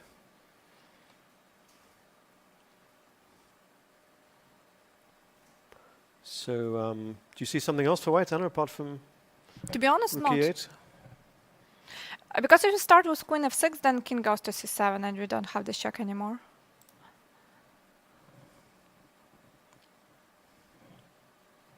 And if queen b8 check, rook c8, and that doesn't help. Actually, it's a bit strange because here we see that white has 28 minutes and black has 44. But on the camera, we see that We see white sti- is down to right, so 6 there's- minutes and black has So 16. that's absolutely, that's right, yeah. So it's good that we have cameras and so many So we cameras can, in the playing that's hall. interesting, That basically, yeah, so he's maybe coming down let's to wait. 6 minutes. Sorry? Maybe let's wait Sure. for the decision of Aryan. So what will he play and... Okay. This was a crazy game, wasn't it? It still is. Is a crazy I game. think now it's less crazy than it was. Before it was much more complicated. Now there are less pieces, also less opportunities. Which move number is this, Anna? Oh, this is move number 34, so still Alright, 6 so- moves to go. But not too far to reach the time control. First time control.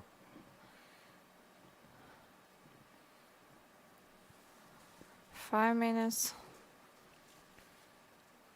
I guess the endings after after rook e8 check. Okay, it let's looks pretty- investigate a little bit, yeah? Like rook e8. Maybe king takes, yeah, Let's and say just go king back. takes, queen e5, king goes back. What do you think about this endgame? Queen c3. Or should black take on b5? Well, No, taking on probably b5, not. then king a1, that's a and bit unclear. playing this middle game with the king on d8. Doesn't look right. So maybe just Just take, trade. take. finally take this pawn on I g7, would, which yeah. he could do, I don't know, 15 minutes ago. Okay, rook but g7. there's chances to hold this for white, I suppose. Attacking on b5. So knight f3. Knight f3, knight b3. But black is pawn up. Black is a pawn up, or just a4 or something. But yeah, of course, black is a pawn up. Black is better. But well, does he have an alternative? And still to move, Aryan, down to 4 minutes now.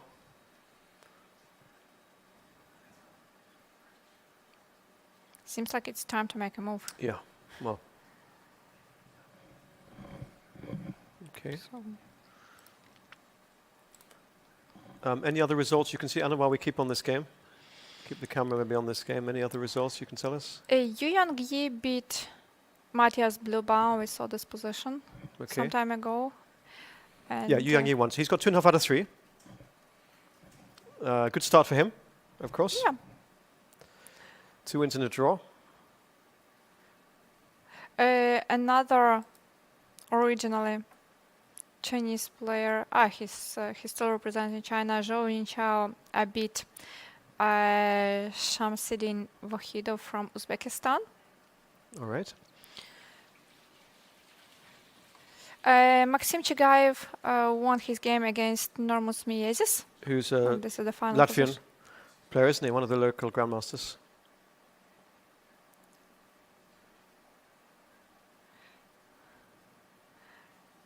And I think no more decisive results. No more results. All right. Still, Aryan Tari has not made a move, Anna. No. And his clock is now... oh, we didn't see that. Knight b1. Knight b1 play. Goodness me, what a move. I've Knight just b1. noticed that also David Navarro won his game against Seth Roman. This is the final position. Oh, David won. Okay. Well done to him. Let's quickly look at the game then, Anna, I think. So just let's a see second, this. So Knight b1 was played. Wow, we didn't think of that. I didn't think of that at all. So if Queen c2 was played, King a1. If Vladimir, Queen really playing takes, we fast. take on d5. Right? Nice. I'm really surprised that he's Queen just d1 playing... number. I would never play this fast in such a sharp position with having 17 minutes on the clock.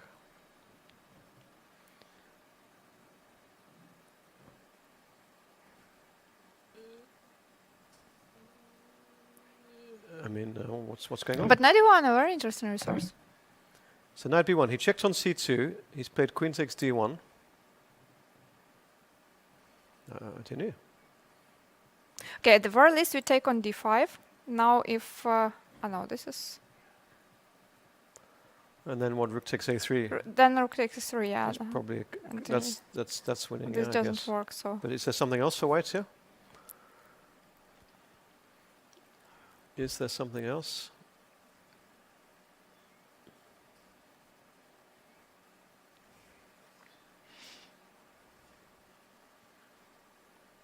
Could be. Something like There could be something else. rook e7.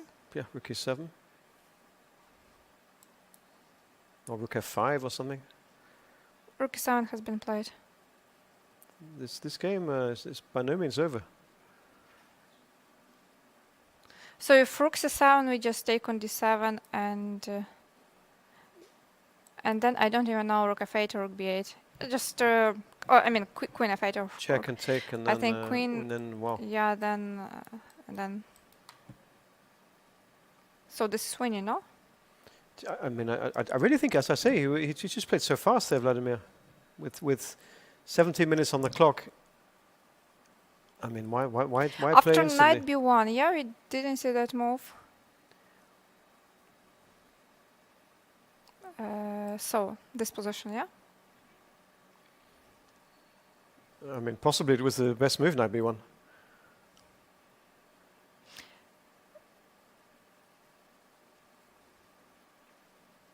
Now we see Vladimir Fedoseev thinking. But maybe he should have been thinking a bit longer like this a move or two ago.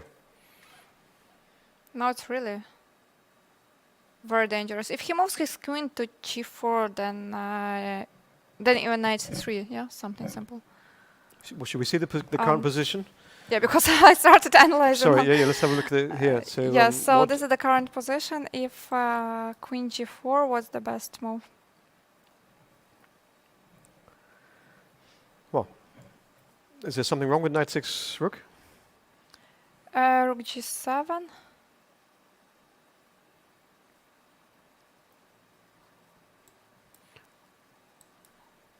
Right. Maybe there is something else. Maybe something better. Okay. Just a second. So this queen g4. Rook f7 is also possible, not? Or rook f7, the idea. Yep. What else? Queen f6, I think, can also be considered. Attacking. If the king moves, then we take on c3 with a check. What else? But queen f6, maybe queen f5. Is that possible? Rook f7 could be good.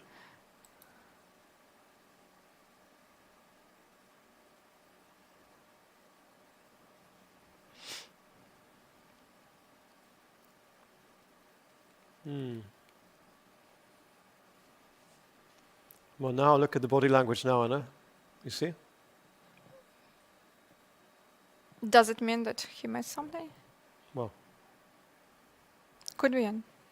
He was playing almost instantly, wasn't he? Full of confidence and bang, bang, bang, and then now? And now somehow the confidence disappeared. It looks like he was simply he didn't anticipate this rook e7 move. Maybe he was counting on rook takes d5 and then rook takes a3 check. Yeah, this was perhaps winning for white. But rook e7 is all very natural, yeah. Also the move that is threatening the checkmate. So, okay, if rook to c7 is completely hopeless, then queen g4 is more or less the only move. Right. Or, well, king c8, no, we just take and... That's mate, yeah. Oh, just queen b7 checkmate, yeah, but maybe rook e8 is also winning, so... So queen g4. This is not... Queen g4 on the board? No, I'm saying that maybe queen g4, yeah. Played. Queen g4 Maybe... sorry, go on. No, I just thought that maybe he's considering rook a3 to at least, you know... well, he probably is, yeah. Not to be threatened with the checkmate in one. But somehow this looks really bad for black. But I am really wondering, why didn't he take this pawn on g7 ages ago? And now he has so many problems because of this pawn. Very good question, yeah. I think just... yeah, like, for example, I remember we spoke about taking on g7 here. Somewhere, right, right. And after so many moves, the pawn is still on g7. Still yeah, that's right.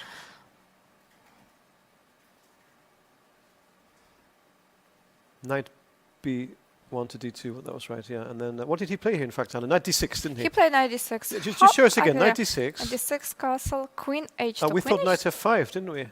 We thought knight f5. Queen h2. Rook g5. So he wanted to win a piece, wow. But in the end he didn't take on e2. Well, that was really dangerous, taking on e2. Maybe he missed this rook g5 idea. Because then white just takes and it's dangerous, yeah? But I don't know what else white could have done after queen h2. Queen h2 is a strange one. So queen takes e2 was not played. Instead, so then he played rook c8. Then he plays rook c8, queen b4, queen e2 now, takes, king d8, white takes.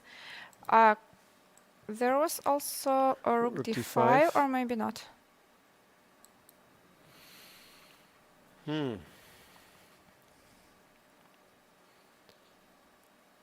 But he definitely missed something here the first time, too. yeah. I think so too, yeah. It wasn't his intention to go into this position. White's position got better after he played knight d2 and castled. So the rules, So after all, the rules of Chino, don't break them. get developed, get castles, and your position will improve.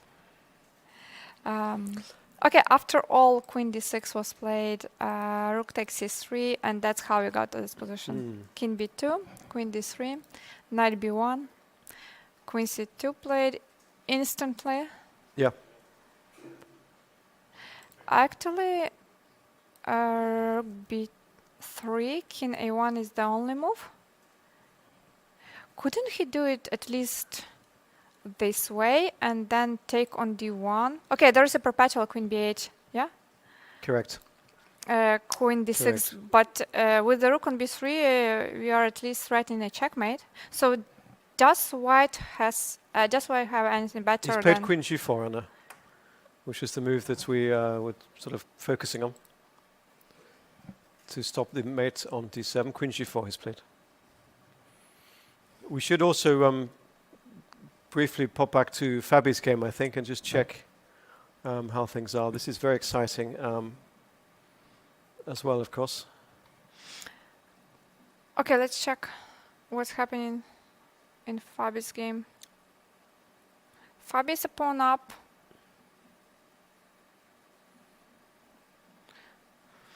But will he manage to win this? a2 to a4 was the last move, surprising. Maybe, I don't know. King d7. So if white takes, then rook a5. a5. This pawn is the priority over that one.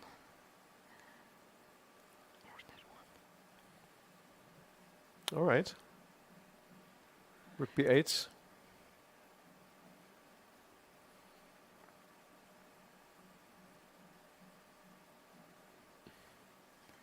But if rook a5, I mean, I give one more pawn, how will white win this? Like rook b7, let's say king c6, white takes this one, and I just keep the king here. It's a draw? This must be a draw, no? I assume it's a draw. Even without the e4 pawn. Yeah. What about Alirez's game, Anna? What's happening here? It's white to move. White is a pawn up. So this is how you start. Well, but black But it's not so easy. sort of survived, eh? This far. Seems like white should go into the end game. I don't believe queen e2 will be played. And queen d3 looks even less attractive. So No. let's assume white will take, and maybe Bishop c4. bishop c4. Let's say king g7. Yeah, to stop knight g6, maybe. Or bishop not. b7 to attack this one. Different options there. Well, king g7 is also Okay, fine. let's say king Anyway, g7. black's I think black's chances fighting. to hold this game are very good. right. 2 bishops and some sort of activity now. Anyway, Meanwhile, Nikita Vitigov did not win this game, and here the players agreed to a draw. So somewhere, it's a little here, surprising. no, some moves ago, like somewhere here, it looked like white's chances to win this game are good. A5, he played a4. Okay, g5, bishop b5, e3. e3 is of course a good move. After f takes e3, bishop g2, now it's really unclear because this pawn These is pawns are running, coming down. very dangerous one. So even though white can take on c5, but the g pawn is very dangerous. So the game is over, is it? They've actually game is agreed to over, draw. yeah. Right. f4. Wow. Yeah, knight d5, knight Yes. f4 idea. Look at that. Perpetual. Okay, Anna, I think we're going to have a little break. As always, just a couple of minutes, and we'll maybe keep the camera on the Ali Racer game, board 1, of course, and we'll come back to also Ariantari's game and see how that develops. Yeah, let's see how it ended, or maybe it will be still in progress. And also keep an eye on the women's games as well, of course. So we'll see you all very soon. Thanks.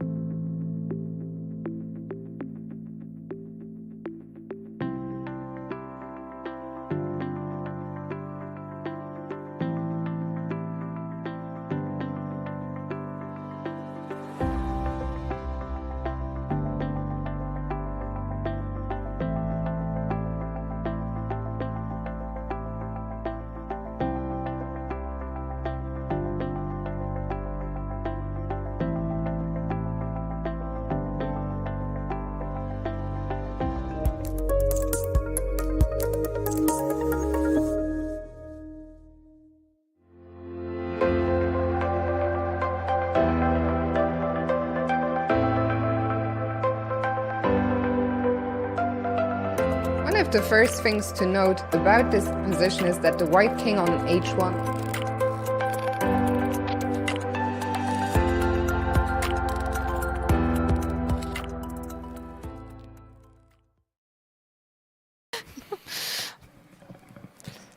And welcome back. Here we are, coming to you live from Riga, Latvia. I'm Stuart Conquest here with Anna Musicek. And Anna, day 3. How are you feeling? Round 3, day 3. And lots of exciting games still to keep up to date with. We're going to jump back into the action. And here is, well, on camera we see... Alexander Pratkem. That's right. This is Alireza Firouzja's game against Alexander Predka from Russia. And this is the current position. So what do you think, Anna? Yeah, we stopped before the break. We saw that queen before the last move. White traded the queens, and the bishop c4 was played, king g7 as we expected, and this is what we said, isn't it, more or less? Yeah. And after move 40, the players will get an additional 50 minutes, in the open section. So now Alireza can already take some rest. And but this is a success for black, isn't it? Given what the position was a little bit earlier. Yeah, a little bit earlier the position was much more dangerous. Now it's like an end game, being a pawn down, but bishop pair, the pawn on d4 is strong. Also, this pawn is blocked. So actually, black's position is quite decent. Yeah, good chances to hold this. And so that is board 1. And looks like it's got a long way to go, that game. Now board 2, Anna. Fabiano. Fabiano. I expected rook a5, and rook a5 was played. Rook b4 instead, because winning this additional pawn doesn't really help white, as after trading the rooks, the opposite colored bishop is completely...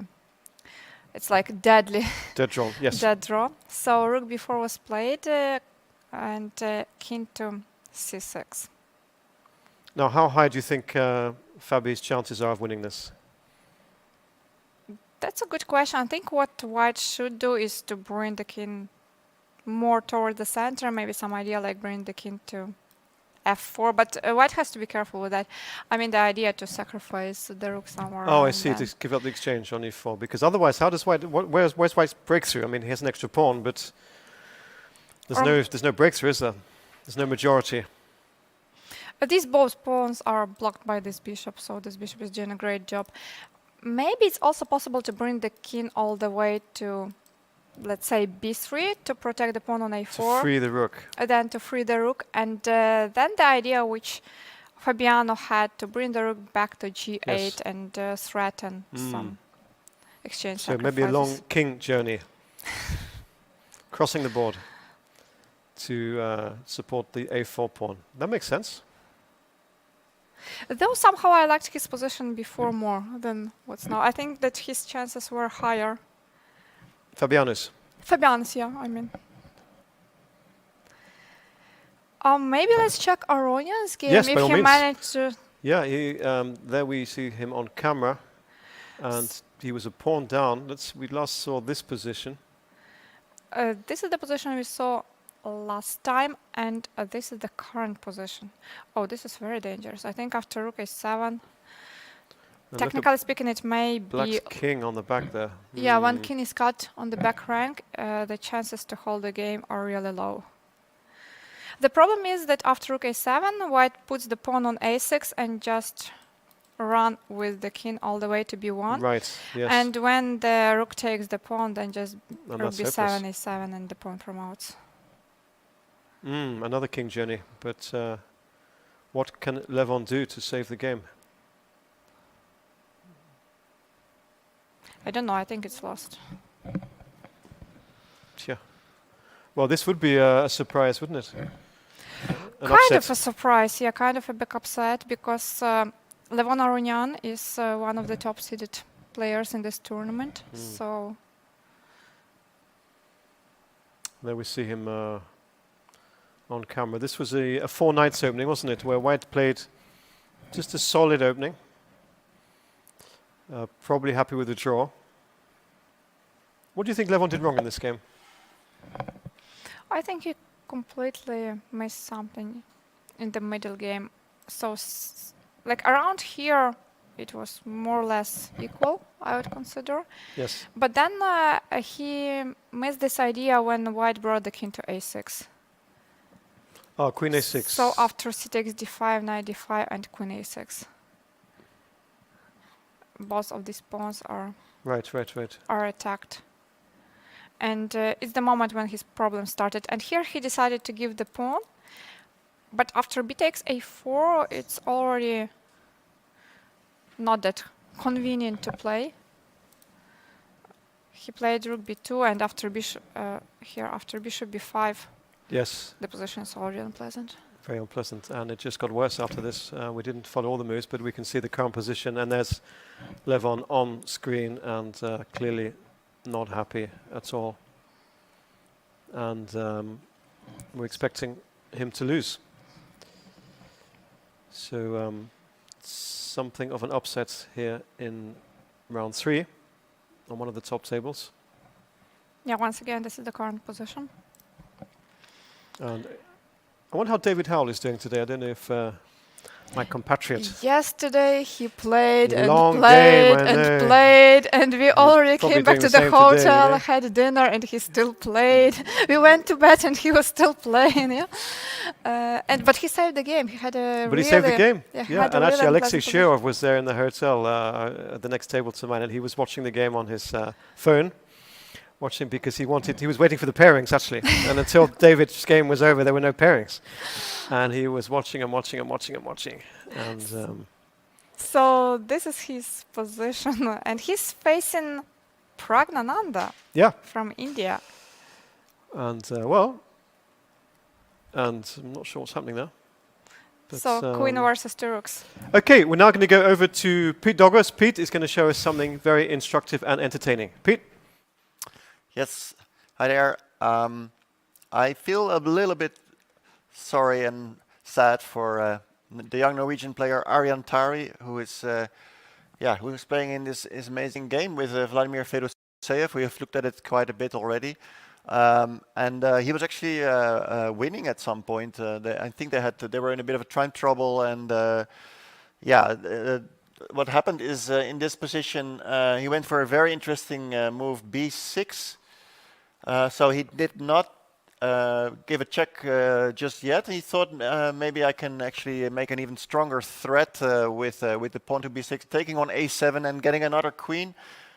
But Vladimir Fedoseev did first something about this check to d8, and after a check here, which you should not take, of course, because of promotion, but something in between a bishop, and then now the thing is, if you take this pawn on a7, there's simply rook c8 back, and all the threats are covered, and the engine actually calls it more or less equal.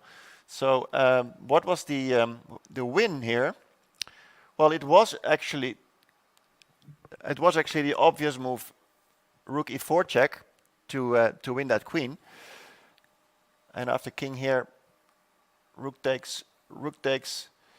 Probably Arjan didn't like this because the pawn on g7 is going to drop, and then it's basically two rooks versus a queen and minor pieces.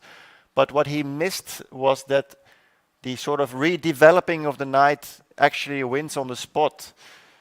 And I'm showing it because there's a nice ending to it. After knight takes, for example, king c8, queen c3. If you go to d8, you lose material with a knight check on f6. And the pretty one, of course, is king to b8, queen e5. And now the one that we've seen many times in movies and series. I think it even appeared in the Queen's Gambit as well. Queen b8 check, rook to b8, and knight c7. Don't show this to Arjan right after the game because he will not be happy and he will not be sleeping. Back to Anna and Stuart.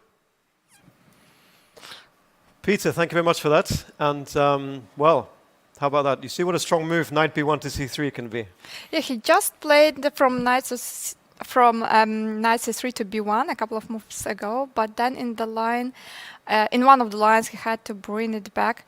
We can say that the game is still in progress. One of the craziest games, yeah, and we saw Vladimir laughing. I actually don't know what's the reason behind. And actually, Aryan Pari is laughing too. They're both laughing, I think. Maybe there was a funny moment.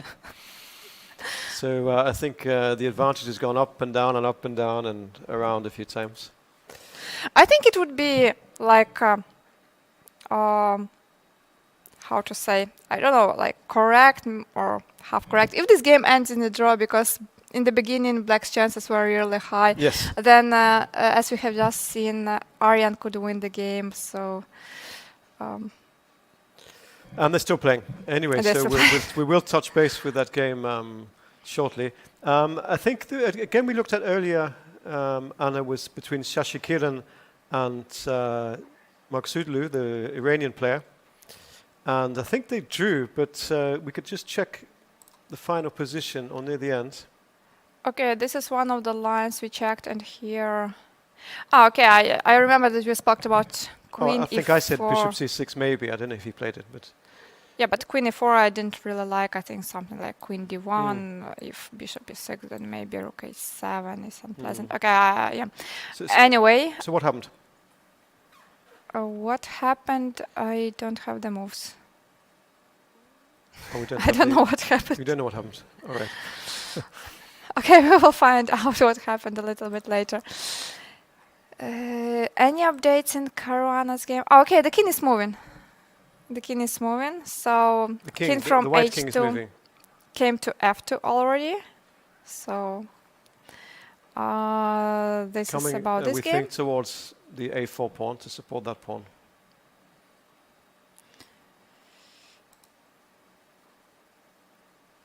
Okay. In the game between Alireza Firuza and Alexander Predke, I think white's position improved, because now black has to trade the rooks. Yes, yeah. Sure. Okay, these pieces are to, under the attack, so in some way the rooks will be traded, and I think it's good news for white, because black's rook was somehow more active than white's that's one. true. That's certainly true. Yeah. Okay. So the players just passed the first time trouble. And has Aryan made a move, by the way, Anna, in that position? He played b takes a7. He took on a7, right? And So what Peter was just telling us, I think, that Rook rook c8 here. Wow. look at this. The engine gives it as equal, but then we need to look at this. Isn't it obvious that it's equal? Oh, very obvious. Yeah. I don't know, rook takes b7 or something like that, maybe? What should one play here? 2 pawns on the 7th rank there, 2 passed pawns. And we detected both players having a little laugh or giggle almost After at the they same passed time. the time Almost. trouble. Yeah.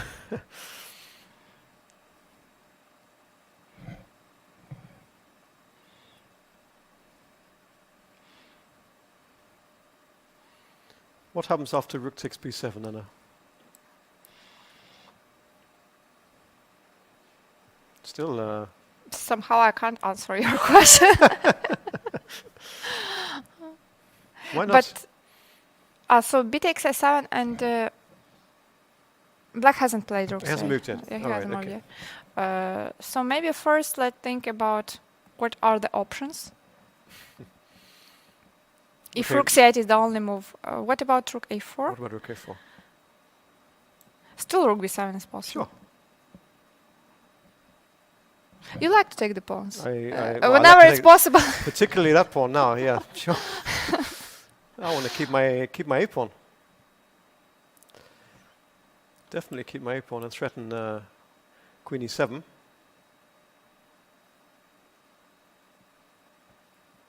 I don't know.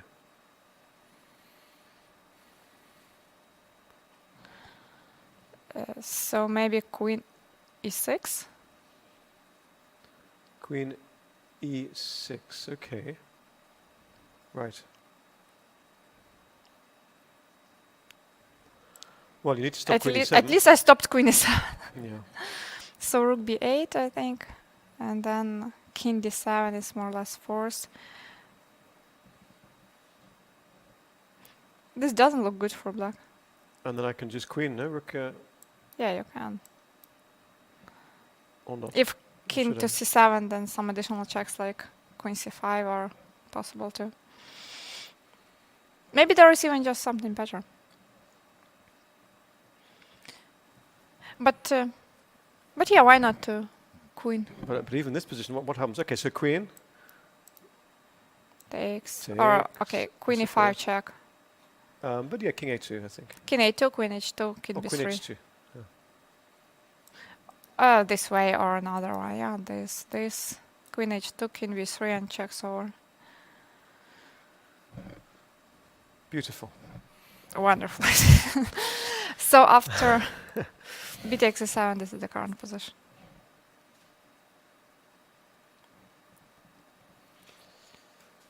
Well, this is far from over, this game.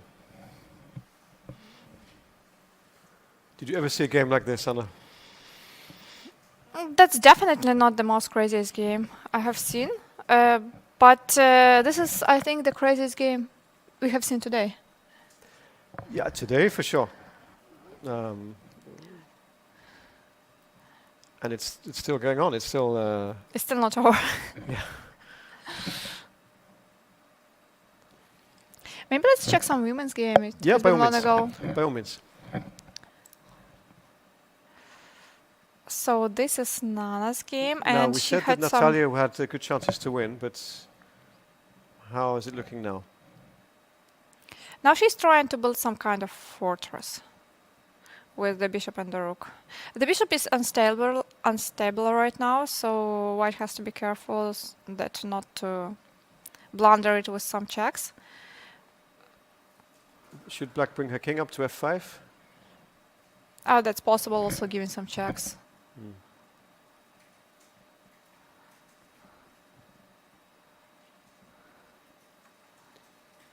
But what do checks achieve here? Why would black give a check here?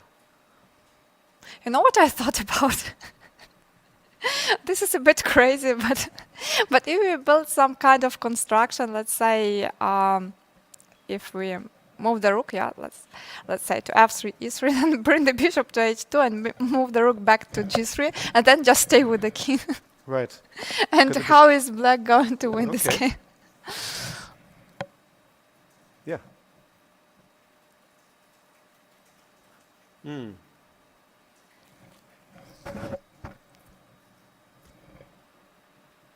And also maybe the same thing with the bishop on b8 or something like that.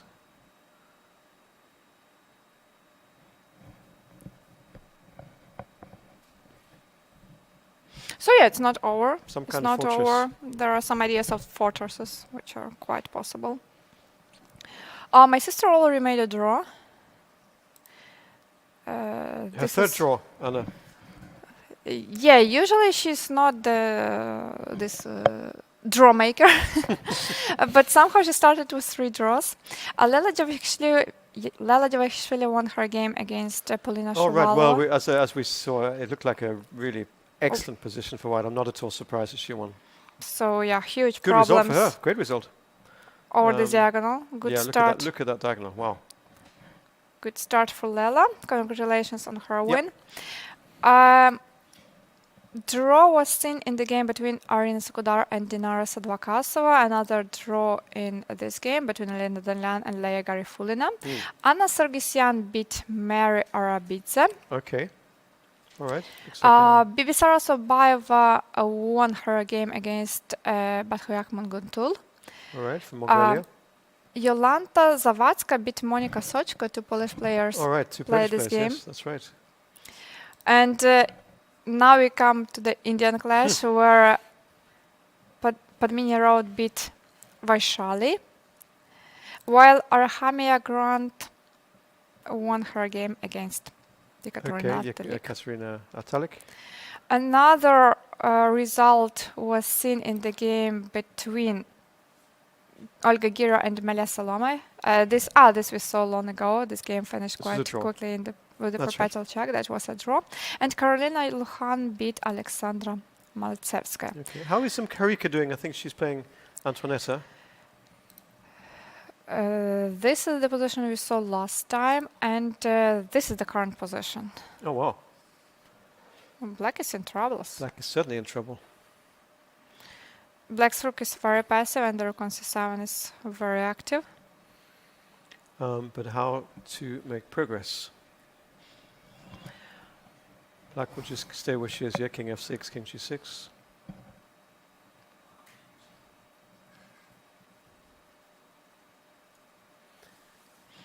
Maybe white can think about bringing the rook to f5.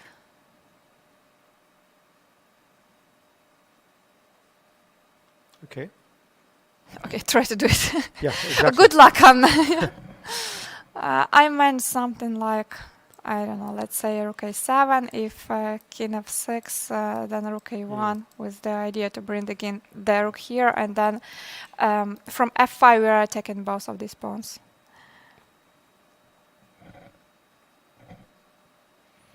Well, looks like a good try.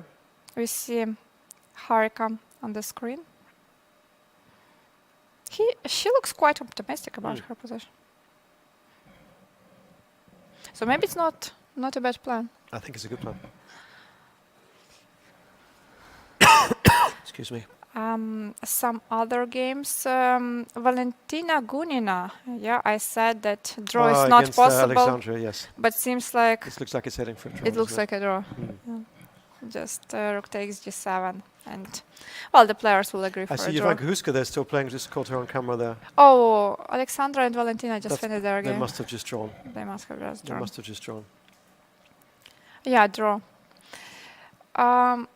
Jean Saya. Oh yes. You now, remember how could I Jean forget? Saya? How could I forget this nice on b1? So It's probably still there, you know. And now Oh, no, it's it's this position. Okay, it's totally lost for black. Jean Saya wins her game. Amazing game. Maybe we can have Jean Saya if when she finishes their game. Of course, if she wins, because what she did in the opening was really impressive. Yeah. This this- h3, bishop takes f3, and then queen Queen b7. b7. Yeah. I just give the piece and continue the game. We have Jean Saya Abdomalik. She lost the first game, then she That's won the right. second one, and here They've all been a she's bit about. crazy, I think, her games so far. Maybe the first one was also crazy. The first one she was suffering, then somehow she managed to save it and not to lose immediately. But then anyway, she lost it in the end. And here, Yeah. okay, she. There she's just played h6. Okay, it's just very hopeless. Normally she wears her glasses, no? She's got her glasses off there, you see? Sometimes she does, yeah. Sometimes she does wear the glasses. When she's winning, she takes them off. Now I see it's winning. Good joke. That reminds me of no, who is it? I get this wrong. Some sort of story about one of the old legends. It may be Smyslov or someone like that, or Botvinnik or somebody. That when he used to put his glasses on, you could just resign the game, you know, because it was like over. The other way around. There are also some jokes like This when kind of stories. one of the players bring some tea or coffee. Like, okay, now it's safe. Time to stop. Yeah. Yeah, I think it was Botvinnik that used to say this. Okay. Okay, this is the game between Okay. Alena Bivol and Yulia Osmak. I think this game will end in a draw. Sure. How about this game? The youngest participant versus the oldest one. Really? Oh, yeah. wow. Marit pick this up. Kavaledanova playing against Pia Kramlin. Pia has sadly lost her first two games here. Yeah. So, and how is she doing today, Anna? What do you think? She's a pawn down, and Yeah, she's it's not, definitely trying to It's not save her this game. tournament, is it, so far?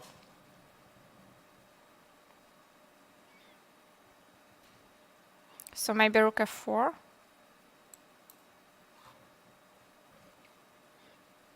It wouldn't be so easy to hold this game. I think White has quite good chances. Huh? Indeed. Maybe King H5 and just try to take this H pawn.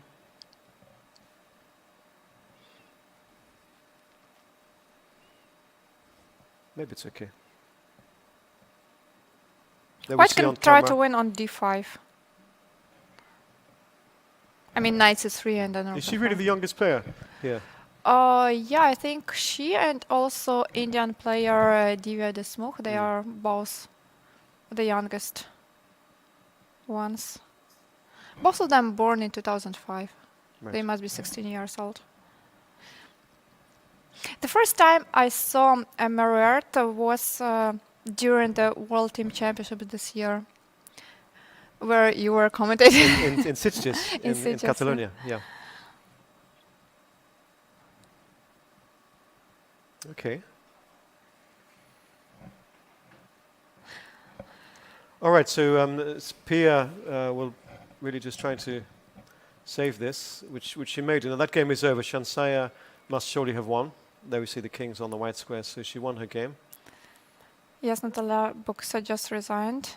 Yeah. So now we may ask to have Shansaya in the studio, if possible. It would be we'll nice see. to hear her thoughts We'll see. and what she herself thinks about her game.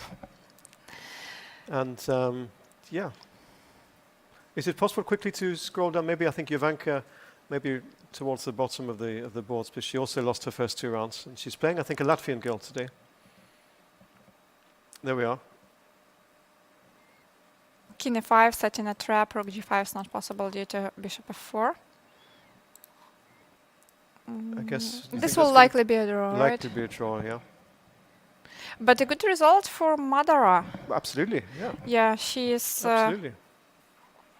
not the lowest rated player in this tournament, but the second lowest. So every draw, I think, is quite a good result. She will be happy with. Of course, with yeah, that. and great experience. To Well, come maybe to she be was able to play winning the and then event. she would be a little bit upset, but otherwise, Rook g6 there. rook g6, maybe bishop f4, and just waiting. Right, that should be a draw. Or maybe, let's try once again. Okay, it didn't take here. Tricky. What about this moment? Okay, so that looks like it's going to be a draw. Yeah, as you say, very good result for Madara to get half a point with Jovanka. You know, I heard that her rating is 2003 and she was also born in 2003. Oh, that's quite special. We see Ivanka on the screen That's the close-up there, look. with the curly hair. Sure. Let's quickly check if there are any updates in King g6 and nothing. Okay. So no moves here. Riga with white. So I feel that black should be able to hold that. Now this is interesting, isn't it? And this is, yeah, big question if white will hold or not. The pawn on g5 is gone. There was a pawn on g5. Oh, okay. I think she'll draw this, so. I think none will draw this. You think she will? Okay, we will check this later. Maybe let's now go back to the open section and check this craziest the game of insanity of Ariantari versus Vladimir Fedoseev. So, what's the current Did he position? play Rook A4? a4. He played did rook play A4. rook Let's see a4. if we guessed any of the moves. Did he play rook takes b7? No. No. But maybe we'll see it. So after rook b7. Is that the move he played? No, it's the move I just made. Right. What can black do? Well.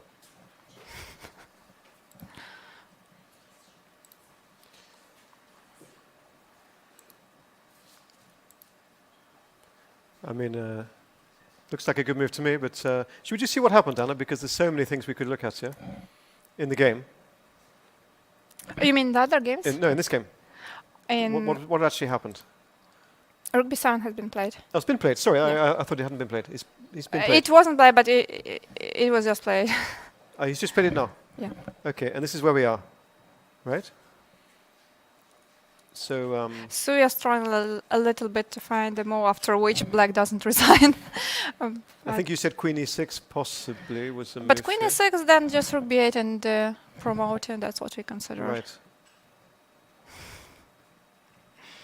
So that's still an incredible position, really.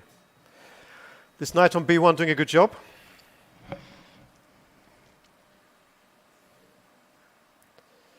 And so the players have plenty of time. They've got to the first time control, of course. And this is move 42, I believe, Anna. Yeah, this is move 42, so the players So got additional 50 plenty of minutes. time. And you need time here in a position like this.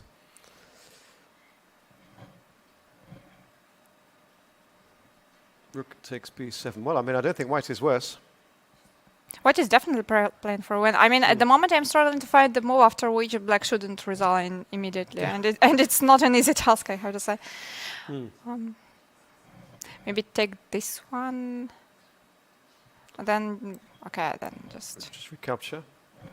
So this doesn't work. Doesn't really. Oh wait, we take with the queen. Wow.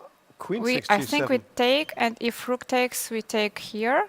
Okay, Anna, I'm sorry to interrupt you, but we have an interview now. So, Milan, over to you. Yes, we have Jansai Abdul Malik with us. Hello and welcome. Congratulations on your Hi. victory. You Thank played you. a very interesting, amazing game today. Could you just take us through it? Well, The key moments of it. Yeah.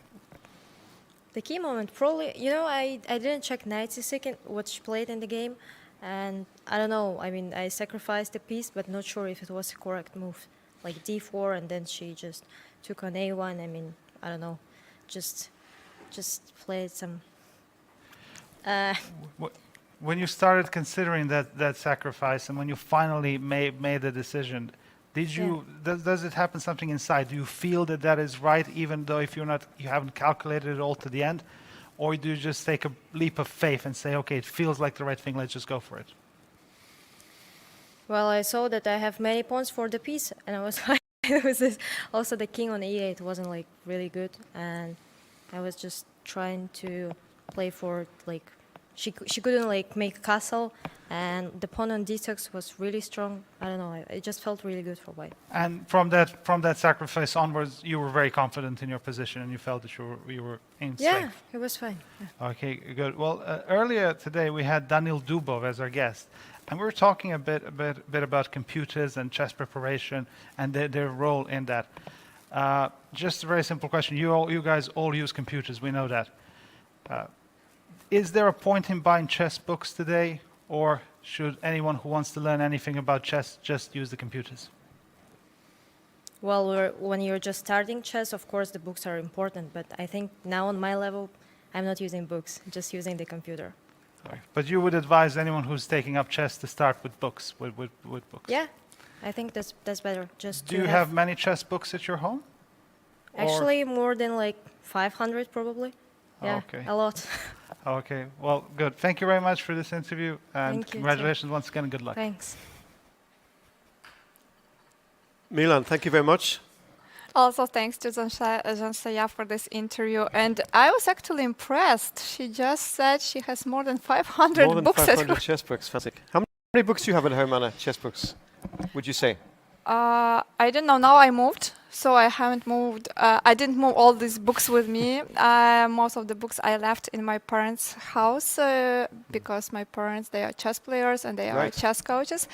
But I did take a few, which I know I might need. Though, like if to think like how many books I have in the house where I used to live, then I think it's less than 500, but it's quite many. And you still sometimes pick up a book and read a book just for pleasure?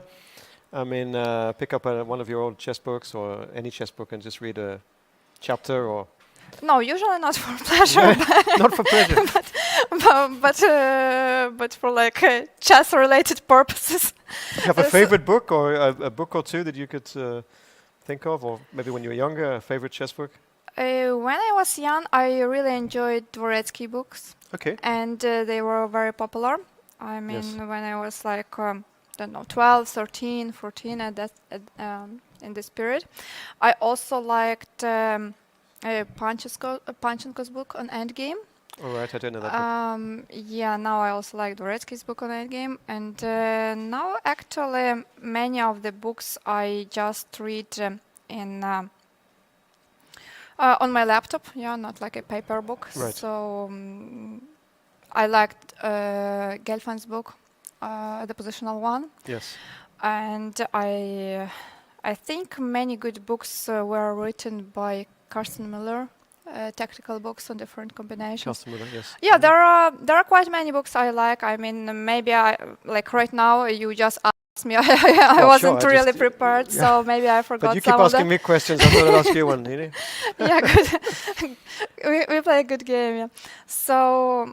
And what about old books or books about chess history? Because I mean, I can say I always used, or still do sometimes, when I have time, pick up a book about an old tournament or maybe the best games of, pick a player. I mean, any player of the past. You know, so looking back a little bit. Yeah, that was a very popular approach because earlier people read a lot of books, but now when we have engines and we can quickly check, and also I see that well, it's something wrong here, and then I mean something wrong like written in the book. I feel that. Then I go to check with the engine, or I find some interesting move and I want to check it, and then it appears to be correct. I realize that well, maybe it. Doesn't make so much sense, you know, to go through the book and to trust that is written there. Right. Of course, it's important to know some old games because the ideas we are using now, they are anyway somehow they come from the past. Yeah. Of course. So of course you have to know all these ideas, but after you have learned all the, let's say, most popular patterns, yeah, motifs, and so on. Then I actually prefer to on the top level tournaments. I follow all of them, even some rapid and sometimes even some blitz games, because I think you can learn more from them than from the old books. Okay, that's interesting. Yeah. But there are different approaches. I wouldn't sure. say that like the way I am doing it is the only correct way. And we also know that Magnus Carlsen, he advises everyone to read a lot of classical books because he believes you can learn a lot from them, even And if also, you're I a mean, strong as well, player. obviously you're talking, I understand why, about how to stay on top of theory and how to improve your game and study the latest opening. I don't talk only about the trends, theory. maybe. Of course, about the theory, definitely true. But even like when you are checking the games of the top players, sometimes you come across some really interesting middle game ideas or some new end game ideas. And yeah, so it's not only about the opening. Yeah. It's also nice, I find, to read about the also like memoirs, autobiographies, and little stories, anecdotes about certain tournaments, people traveling around, and what happened maybe before the game, after the game. Not just the analysis and the result of the game, but where the player themselves, for example, Bent Larsen, let's say, or you know, he's talking about certain events and how he prepared and what went wrong and things like this, you know, or Korchnoi or someone like this, you know. So Yeah, stories, little stories. Earlier, I think there were. I mean, the number of these stories was much higher, yeah, because people used not to prepare that long. Now, basically, every player before the round, they're just preparing. And earlier, there were no engines, so you could just play your favorite opening, Right, and you didn't have to this pressure. Yeah, you didn't have to prepare them so much. And of course, we're in Riga, so we shouldn't, and we can come back to this, of course, but Michael Tal, of course, wrote some fantastic books and played some beautiful games as well. So I think every chess library should have a book or two by him or about him, Michael Tal's games. And Alexei Shirov, let's include him as well, Fire on Board, and other books by him. So, okay, we're going to have a break, I think, Anna? Yeah? And we'll be back very soon, in a couple of minutes, and we'll maybe keep an eye on the camera on the Aryan Tari game. against Fedoseev, because that's probably the most exciting one that we've been following so far. And we see you all very soon. Thanks.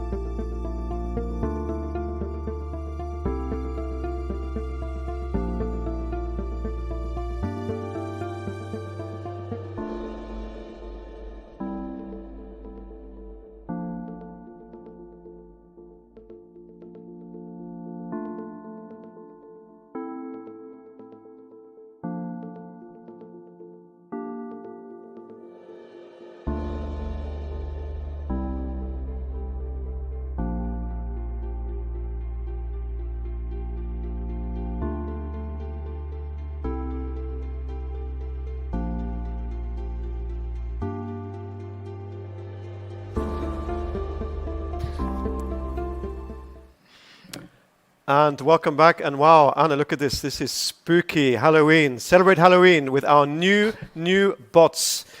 Take on beginner Peter the Pumpkin or the spooky and scary Jack-O-Lantern. Look at those bats flying around as well. Very scary. So happy Halloween from all of us at Chess.com. Wow, I think it's the first time we are introducing such news, right? Yeah, hey, that was I enjoyed that. Yeah, spooky. Halloween around the corner. And we've had a few scary moments on the chessboards here today as well, especially in this game. Oh, the result. Yeah. Look at this. Finally, and now look, they're breaking out into laughter, and they're just shaking their heads because it was insanity on the chessboard. Yeah, let's see how that happened. So rook b7 was played. Then in the last moment before Jansaya's interview, I managed You to did. spot this idea of Very queen well g7. done. Very well played, Anna. Queen takes g7. And it was played. So if rook g7, black just take this, that's why Sure. queen takes That's g7. a great move. And it's check, by the way. I've just seen it's check, actually. Yeah, it's check. It was actually check. I hadn't even seen that. Rook g7 and now bishop d7. Right. And With here a possible the draw. I players. think they did something else, but yeah, that's Just- right. I think knight c3 happened, and then everything just liquidated. I think that after knight c3, okay, bishop c6 was definitely not played. I think black just No, no, took no. on a3, took on a7, and somewhere here the draw was agreed, yeah. That's right, that's right. And there we see the two players and one of the arbiters there who's been following the game as well as we have been. And I think they have many things to discuss. yeah, I think so. They'll probably have dinner together as well and keep talking about it over dinner, you know. True. There have been so many interesting moments, such a tactical game starting right from the opening. So, And it's but I nice, think isn't it? I mean, we both know this as well. When you play a really nice, crazy, mad game like this and it ends in a draw, it's a great pleasure to speak with your opponent and discuss the game, isn't it? yeah, true. Unless someone was really like winning in the end, then maybe one of the opponents is not really happy to analyze. No, but a game like today is where it's sort of gone backwards and forwards and backwards and forwards. I Yeah, think, this way, of course, it's. And I really like that this game ended in a draw. I think this game deserved to be ended in a draw. I mean, because both players could have lost, couldn't True. they? True. Let's be honest. So probably at the end of the day, a draw is a fair result. We can say that. Okay, well, so which other games, Anna, can we have a quick look at? We have Fabiano, of course, still playing here against Ivan Saric from Croatia. This is the current position, and black doesn't allow white's king to come to b3. I think that's a good idea. Right. Also, white pushed the pawn to g4 with the idea to stop bishop h5, very likely. That bishop is just stuck, huh? The bishop is stuck. On the other hand, it blocks everything, so how to make progress, yeah. how to make progress? What about bishop d2? Just attacking on a5? Okay. Or bishop b6, it's more or less the same. No, bishop b6, then black takes on g5. So bishop d2. Bishop d2, and then if black does... e3, yeah? You were not of this pawn at any To moment. free my bishop, that's probably right, yeah. Maybe there is something get else, this maybe we bishop can wait. Again. But if we just push the pawn. So let's say bishop e3. He's played bishop d2, it looks like. Yeah, seems like he has played bishop d2.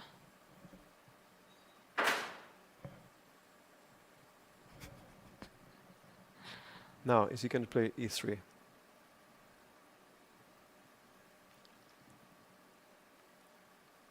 No, king across, king c6. Oh, 1 second. King c6. So rook a5 is a dead draw, and if bishop a5, then I think he's going To he's take going this to pawn. take, yeah, and to take here. Yeah, why to give the pawn? Sure. When you can still keep it. Okay. Draw will be a good result for Ivan Saric. He was struggling a little bit for from the opening in the middle game stage, but then he found his chances, and he's really holding this endgame very well. Yeah, well, I mean, he's on 2 out of 2, so a draw today keeps him very much among the leaders. So far, he has a great tournament. What about Ali Reza's game? Yes, this is important. White is still a pawn up. But I think black still has very good chances to make a draw here. He's played, the last move was g6 to g5, trying to get some counterplay on the king side. And to trade more pawns. And to trade, correct, yeah. So maybe if b4, which is logical, then g4, right? I suppose so. Let's see, g4. Let's say a takes g4. Should we? think we take with the Okay, pawn. let's do pawn 6. Yeah. B5, then bishop maybe now it's C7. time to stop. And then bring the king. Yes.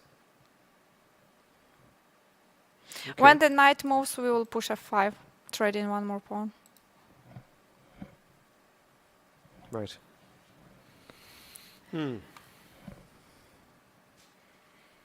So reasonable chances to draw, huh? Yeah, I think so. Alexander Peretke was in some troubles after the opening and in the middle game. But then he sacrificed the pawn and he found his chances. So something similar to what Ivan Saric did in his game against Caruana, I would say. How about Aronian? And also, it's not that unusual. The one is under a bit of pressure, you know, and then you give a pawn up. But in so doing, you And sort you of trade, release a bit of some pressure and you get pieces. some activity. I agree. It's a fairly common narrative. Now, is Levon going to save this? To be honest, I don't believe. Even if White just plays King D1. What's wrong with that? What's wrong with that? I mean, the same idea which we talked about. Yeah, bring the pawn to A6 and then just run with the king. Is Black going to bring his king across as well? So if King D8, just a second, I'll try to think what is the best way to do it.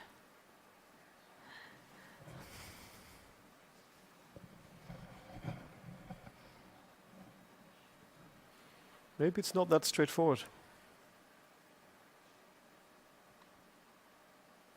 Okay, let's try King C1. Yeah, then King C8. King C8, I guess.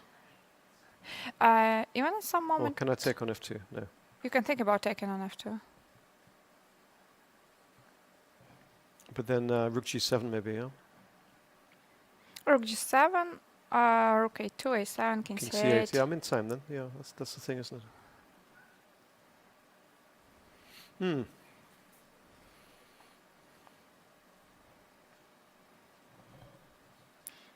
We can see Anton Demchenko on the screen. This is why we need endgame books to learn about these kinds of positions. But actually, you don't have these positions in the endgame books. No? Usually, it's something theoretical. When it comes to the endgames, usually you have some theoretical positions where which we just need to know, and Okay. then it's easy. So, okay, well, the King E8 game was is the still last. going on, of course.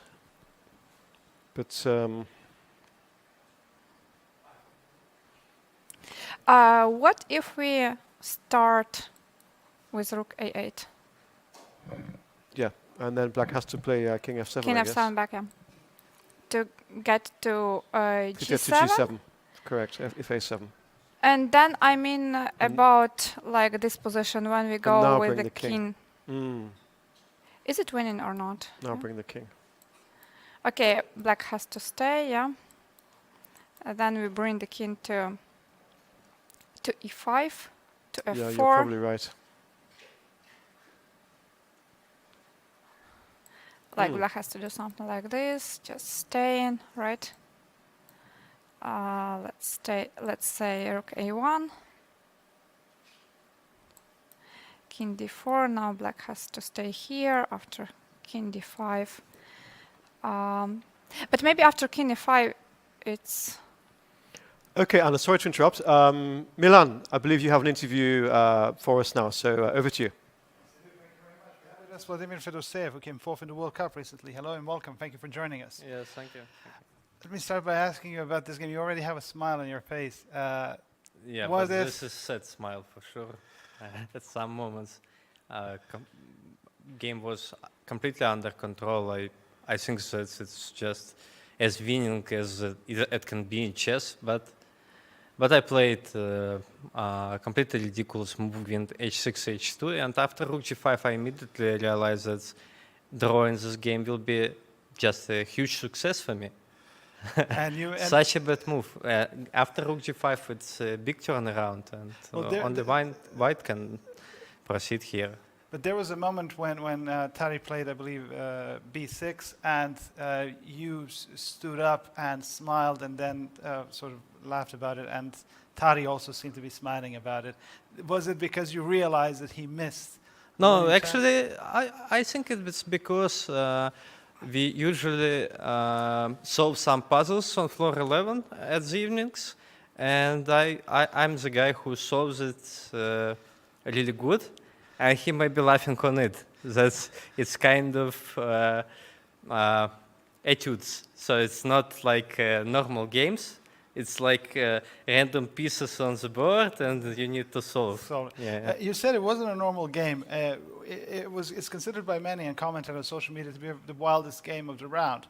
Do you generally like playing these games? Do you enjoy if your game? No, I just hate it. Somewhere I just feeling maybe it's better to kill me right now than I will continue play this. But finally I made a draw. I'm just happy with it because this move in h2 it's maybe one of the biggest mistakes in my career in a technical winning position. And yeah, after this I just was happy to make a draw, but it was a lot of crazy lines, a very complicated game. You can enjoy this calculation, but on my side it was not possible to enjoy. Yeah. Okay, you're showing your emotions now. You're very honest with us, but and during the game, so we saw you laugh. Is it how, when it comes to showing emotions during the game? Are you trying not to show them, or is it difficult for you not to show them? Actually, I can keep my emotion under control, but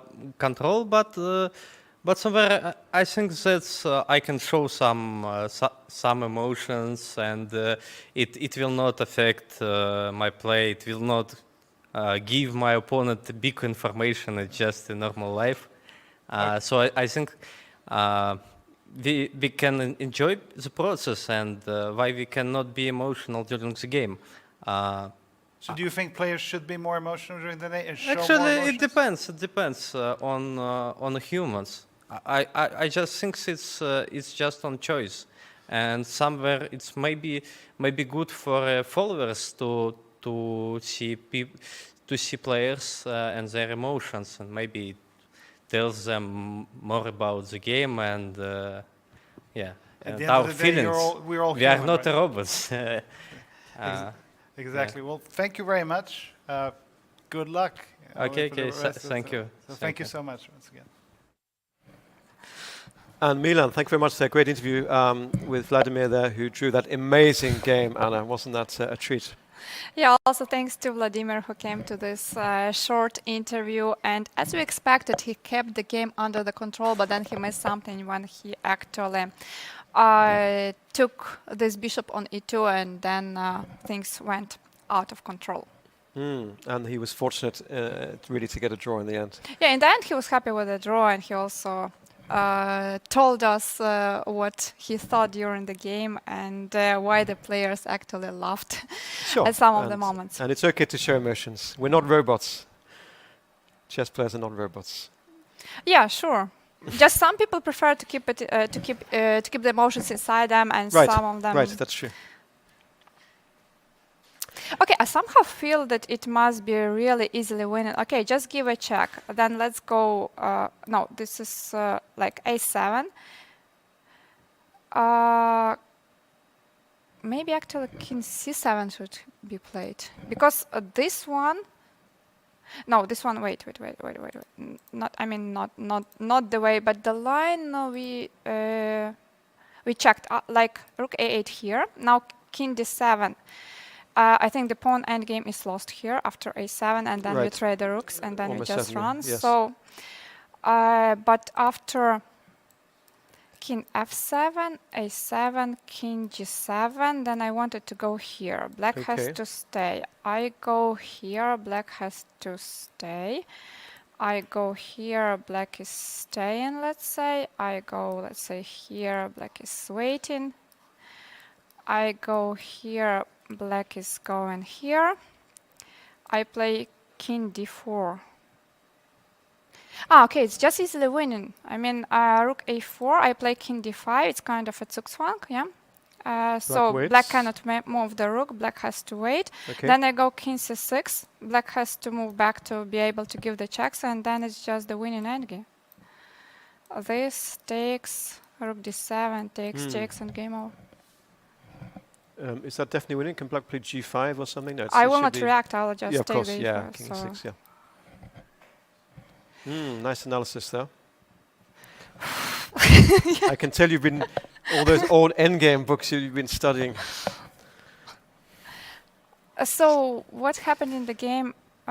In the game, king d1 was played, king d8, then king c1, king c8, rook e7, Really? rook a6. But Wow, this is completely getting, different approach, yeah. this is less clear, yeah? King d2 on the board. White's plan is to take this pawn and to keep this king cut, while to somehow his king- penetrate yeah, with yeah, with the king to the king side. And what do you think? It's not a bad plan, I is think it? that the line I proposed was Was more better. convincing, but maybe this is winning too. Could black try to put his rook on f6 and prevent the king coming in later, I mean? Yeah, let's take a look at that. It's black to move, so let's say okay, we are losing the e4 Sure. pawn anyway, so it doesn't really matter. Rook e4. Now how to hold Rook this? f6, maybe? Oh, First the of king all. d7 is also. I think the king is better on d7 than on d8. Sure. And after king e3, Rook f6. rook f6. And try to keep this somehow. Maybe not to play rook e5, f4, but when I play f4, you play rook a6. Yeah, I mean f4, you lose your king. But here it's kind of a Your king zugzwang. entry. What can I play now? King d6.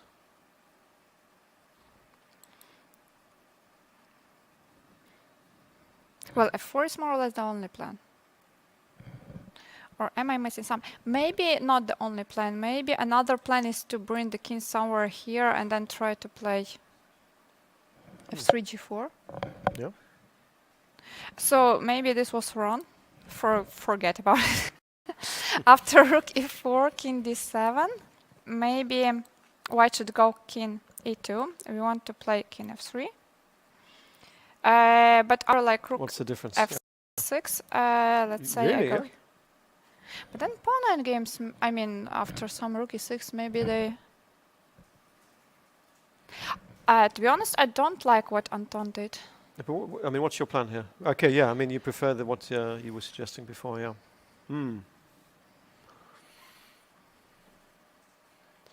Shall we also keep an eye on the other top games, because they're all still going. The top 3 games are still going.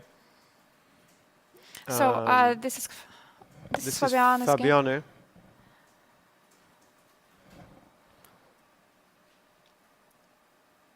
He's got this idea, Anna, as we've said, of rook coming around to give up the exchange.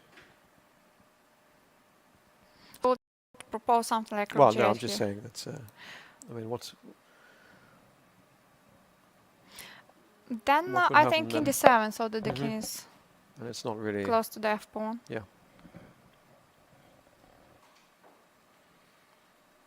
There we see Fabiano.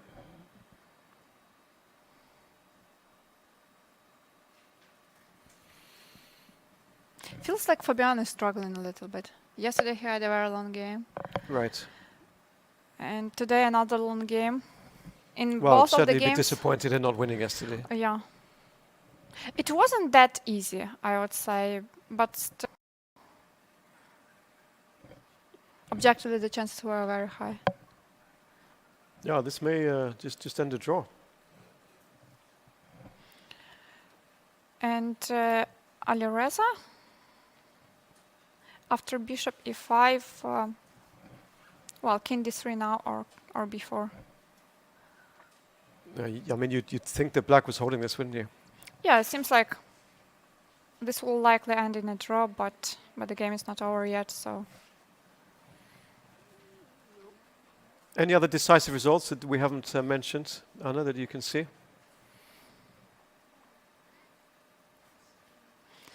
Volodymyr Onyszczuk beat Adiban. Jules Mossard won his game against Ivan Chaparinov. All right, okay. Alexander Indic won the game against Jorge Corey. Anton Guihara beat wow, look at that game. Sindarov Johir. Oh! I was actually taking. Look at that game. I was looking at the results and suddenly I see all the pawns. This is very unusual, yeah. Like the pawns here and also two passed pawns. And Amin Tabatabey beat Hero Gretterson. Also, right, okay. also Sorin Nihal won against Timur Kuibakarov. That's the Australian person, well, Uzbekistan, from Uzbekistan, but living and representing Australia. And now we have Milan with another interview. Milan. Thank you very much, Stuart. Riga Dronovali is joining us. Hello and welcome. Thank you for being here. Congratulations on your victory. Thank you. It was a long game and a long day. Let me ask.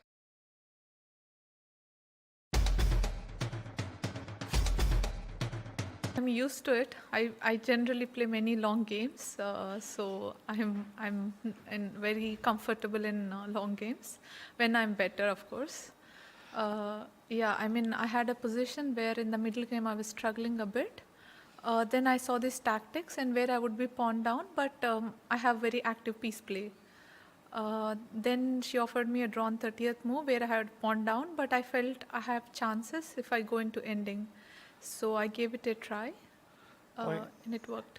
So you said you prefer long games if you're in a better position, but how are you dealing with it when you're in a worse position and have to play long? I mean, I know what distinguishes the professionals from the rest is that you guys never give up. Yes. But how difficult is it to sit there knowing that you're weaker and to fight back? It depends. You just sit there and try to play whichever position you have. Of course, for anyone, it's easier to play better position, but even in worse, as you said, professionally, we just sit there and fight. We had a very interesting game before this, and an interesting guest, Vladimir Fedoseev, who was playing what is considered to be a very wild game with Tari, and both players missed something, and it seemed at one point they couldn't really hide their emotions. How do you manage when you're at the board and you realize you made a terrible move and you hate yourself for it, I guess? How do you deal with that, and how do you deal with not showing that?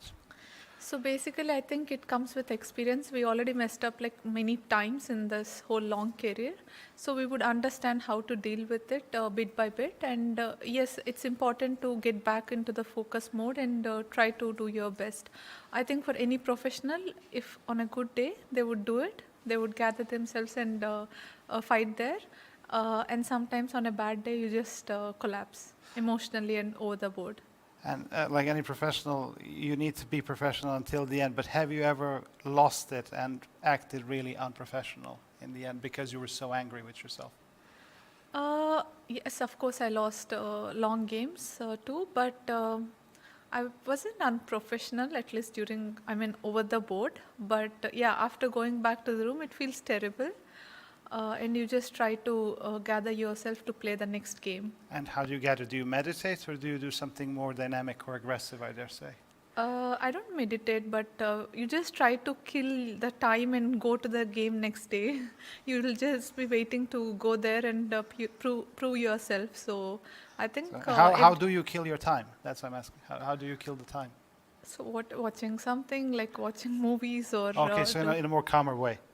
Okay, great. Well, thank you very much. I hope you don't need to do that during this tournament. I hope it all goes well. Good luck, and thank you so much for joining us. Thank you. I too hope so. Thank you. Milan, thank you very much. And that was Harika Jonavalli, who won her game against Antonetta Stefanova. We watched some of the rook ending, didn't we, near the end? We didn't quite see the finish. Yeah, we might quickly check how the game ended and which plan she used in that game. You had the idea of bringing the rook round to f5, I remember. Yes, somewhere here I had the idea to bring the rook to f5, but no, king f3 wasn't played. I'm not sure if we have the I think we'll have to check there. it later because We might have to come back to it. Yeah, we'll have to come back later. Anyway, congratulations to Harika, who, as we say, she won her round, third round. So let's keep up to date, Anna, with the top games in the Open. And this is Fabiano, of course. Now he did play rook g8. He played rook g8, okay. And I expected king d7, but instead king d6 was played. Maybe there is no big difference between these two moves.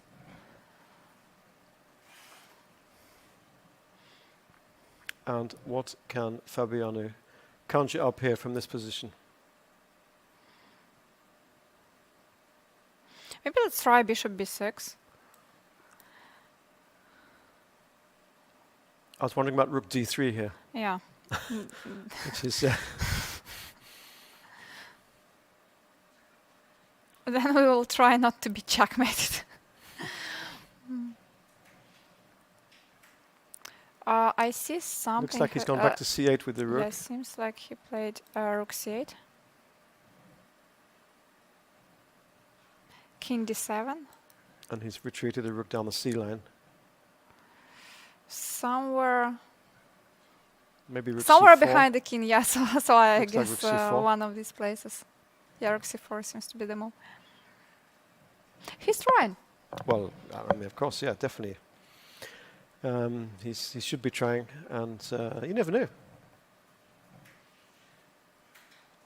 Okay, I believe this game will still last for some time. Maybe let's check Firuza's game. The king is already on d5. No, he did well to get the king. So good news for yeah, Alireza. The king now. Now he's ready to march with the b pawn. What can black do? Some plan like bishop c8, bishop b7? Or would you consider this being too passive? Well, no, I think it's... It's not too passive, it's not just a bad passive. suggestion. If bishop b6 check, does white take or not? How's that end game? This may be winning, but maybe not. Maybe not because... or maybe yes, as this pawn is hanging and we win an important tempo. If we bring the pawn to b5, yeah, initially I thought that bishop c3 is possible and then it's not clear how to move the pawn, but well, black cannot drop another pawn. Okay. So black's problems by no means all solved. And yeah, I mean the b pawn is the problem, of course. What about Levon? Do you think, Anna, sorry, just to go Yeah, back, yeah. sorry, I was wondering if black could move his bishop somewhere and then try to play king g5, so bishop b8 or somewhere. Why do we need that? Well, I'm trying to play king g5. And Nana Zagnidze Oh, okay. managed to hold this position, so good result for Nana. Good result, yeah. That was the game we had rook and bishop versus queen, didn't she? Yes, and that means that after 3 rounds, do you have any player on 2 out of 2? On 3 out of 3. 3 out of 3, sorry.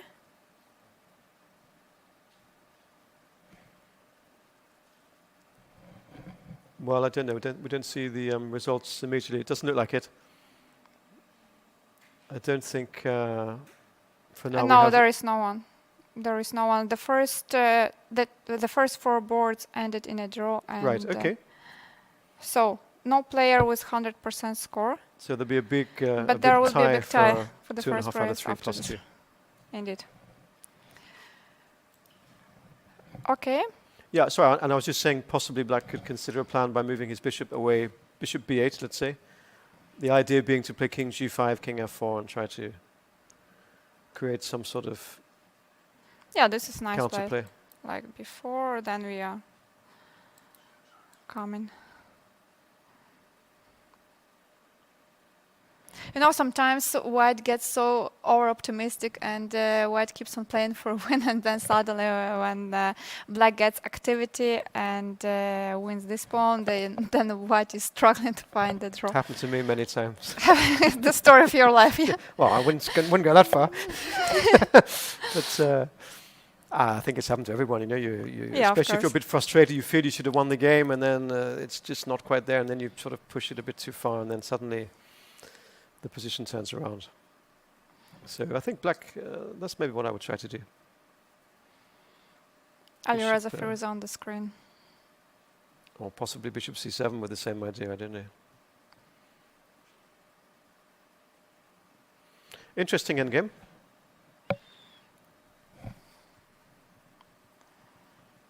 Nice close-up there of Alireza. I think yesterday he looked more optimistic. Today he doesn't. At the moment, he doesn't really believe that he will win this. But of course, the game is still in progress. How about Aryan's game? So king d2 has been played. Right. And any updates on this game? I don't know. Is that the last position we have, is it? Maybe we can have the camera because I don't have the moves here, but maybe some moves were actually played. I mean, black must have played king d8, surely.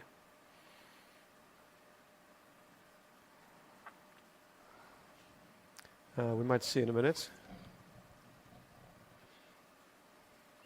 Yeah, I see that the rook is already on e4, the king is Right. on d7. Yeah, and white's king's on e3. And the black's rook on f5, not on f6. So it could be something like, let's More or manually less, as we put it. said, yeah, that the So black rook is maybe preventing the like white king from coming in. This, and rook f5. Well, Levon may steal Levon half a may point out save of this game. Yeah. I think it was completely hopeless, but somehow he saved. He's about to save it. I think so too. I think so too, yeah. Well. What about lower down? And any of the games a bit lower down that we haven't been maybe had time to look at that are still in progress? Now, Jeffrey Cheong from the USA against Yuri Kosubov from Ukraine. What can we say about this? It looks more or less drawish. White is a pawn up, but just 3 pawns left on the board. It would be quite difficult to win this one. And rook Rook b8 b8, just so played, it looks like. This one. White leaves this one. White will win on f4, but it's just a dead draw. oh well, it's just a draw. Okay, all right. How about this game? This looks like it should be winning. Pawn up. This is Gabriel Sarjusian from Armenia against Martin Kravtsev. From Lviv. He's from Lviv? Yes. From the Lviv chess school. So maybe after king c3, the plan can be like knight e3, knight g2, bring the knight to f4. Wow.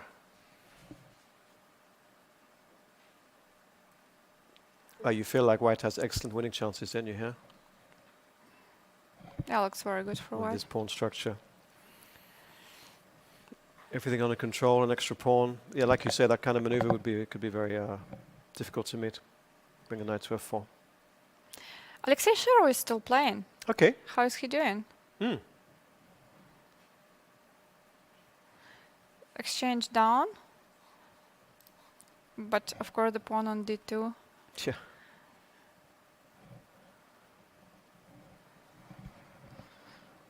He probably sacrificed the exchange to, bishop pair, and as you say, this d pawn. King g2, is it like preparing knight f2, knight d1? Couldn't he play rook d6? Or maybe he could, but... Okay, and then bishop. Then after bishop d4, bishop anyway, we d4 have is a to... pin, and then move the king. Bishop b3, Yeah, so I just didn't achieve anything. maybe. So king g2 on the board. And we see the players on the screen. There he is, yeah. Alexei on the right, of course. 9 minutes for Ante and 26 for Alexei. Oh, I think I mentioned I was chatting to Alexei last night, and talking about Michael Tal, of course, here from Riga, and he said to me, "Oh, Stuart," he said, "it's just around the corner. There's some apartments, or like a new office apartment block with actually Tal's name. They're called like the Tal apartments, just a street away from where we are, actually, from the hotel." And which I had a little walk around, and I found the location. And outside there's a little sort of picture of Tal and his name on the block of apartments. I understand which location you are talking about. I Yeah. have also been Have there. you seen I took a that? picture. You took a picture. Hey, so did I. I think all the chess players, many chess players who come here to Riga, they would like to go there and to take a picture with Tal's portrait. And I think Tal lived not far from where we are now, from the hotel, just more or less there in that sort of neighborhood. Oh, by the way, Nimzovich was born in Riga. I think I said that. So on the first day, I think I sort of thought he may have been, and he was. Aaron Nimzovich was born in Riga as well. I was asking Alexei about it, if there was anything, any kind of memorial or something to do with Aaron Nimzovich in Riga, and I don't think there is, but. But then he spent most of his life in Germany, no? In Germany, and I think later Sweden, or Denmark, if I'm not mistaken. Denmark. I think he died. Maybe he died in Copenhagen, or. In fact, I've been to his grave actually. Now. Really? Yeah, in Copenhagen. Yeah. So. But he did. Aaron Nimzovich was born here, and he lived here with his family. As a child and as a young man, I think. Alexei said to me in the area around by the railway station. So he knows. I mean, he knows about these things. Of course, he's also. Yeah, he saw Riga. Tal personally many times. Which games are still being played? Okay, what about this one? Paul Pankratov versus Dmitry Kollars.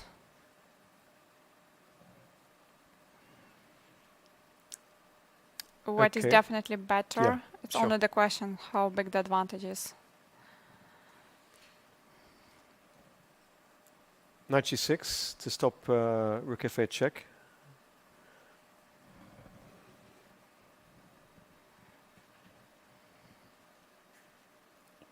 So not so many games still going on, but some very important games at the top. You remember? Valentina. Rook f6. Some ideas. Well, is it actually possible, rook f6? I don't think so, because after rook f6, g takes f6, queen g6, this rook will always protect the king. Still, of course. Maybe even just rook g7 and... Rook g7, queen takes h6, and then king g8. g8. Right. Yeah. Okay. A little bit too much. Rook f6 is just a nice idea, though. the move to consider, but not the move to make. There we see the players, ball 13.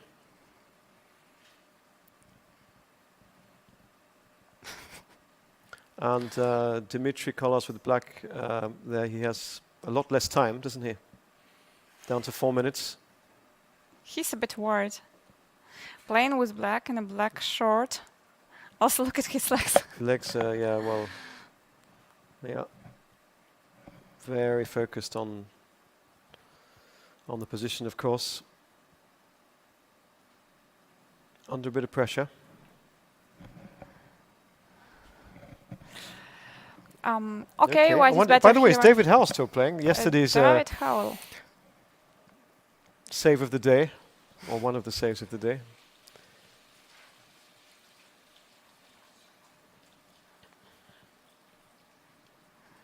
I can't find his game, so maybe it's already over.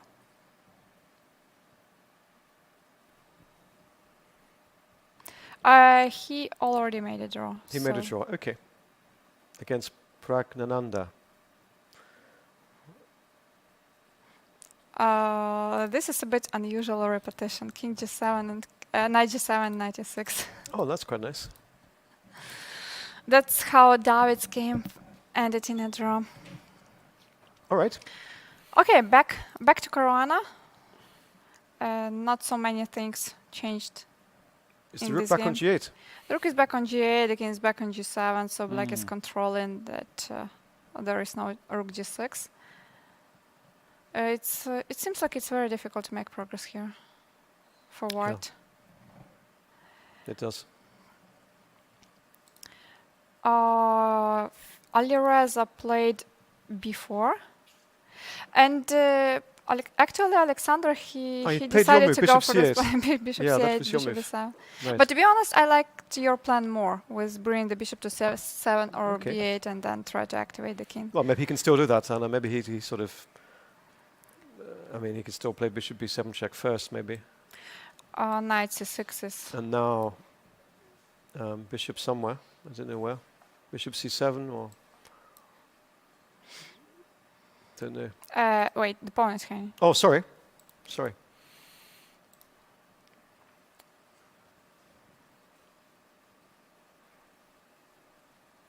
Yeah, well, then I don't know.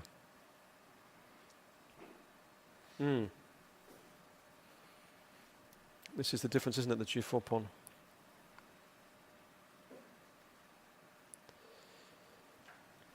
This is actually a very interesting question. I mean, if it's winning or if it's a draw. This endgame. If he were to win, Anna, he would be the sole leader, wouldn't he? With 3 out of 3, Alireza. Let's say G3. Anna, I'm just going to interrupt you, and we can come back to this because we have Pete Doggers now ready to show us something. So, Pete, over to you. Yeah, I decided to dive a little bit deeper in the rook endgame between Anton Demchenko and Levon Aronian. Of course, Aronian seems to be escaping what I think was a lost position. It felt like as soon as the A pawn and the E pawn were traded, it was basically a draw. But it might actually be the case that even in this 3 versus 2 rook endgame, Demchenko still had winning chances. The move he played, G4, trades more pawns, and I think after this move it really is a draw. But there was quite a cunning move, rook F4 here. It helps to bring the king a bit closer, the white king. For example, black checks, you should not trade. Those pawn endgames are almost always lost. White goes king F3. And basically, next move is rook F6. For example, if black prevents rook F6, that attacks G6. Oh, this is a very sensitive touch screen. I play a rook D4 check. Very annoying little check there. The king cannot go to E7 because I trade rooks. So the king has to go to C6. And then my king can come to G5, the white king, and I might follow with rook F4, rook F6, and just win that G6 pawn. Very unpleasant. And if black in this position tries to keep the rook on the 5th rank, I can play the move I already suggested, the attacking G6. But what if I trade? Takes, rook H6. The rook is fantastically placed on H6. And it looks like white actually has time to move the king via G2 to H3 and H4 at the right moment, F4. And it looks like the h5 pawn might actually be lost, and Demchenko might have been able to win it like this. Trading with g4 was probably the last moment that he could have won the game. Back to Anna and Stuart. Actually, I remember we were actually going on a break after my session. So after the break, we'll be back with Anna and Stuart.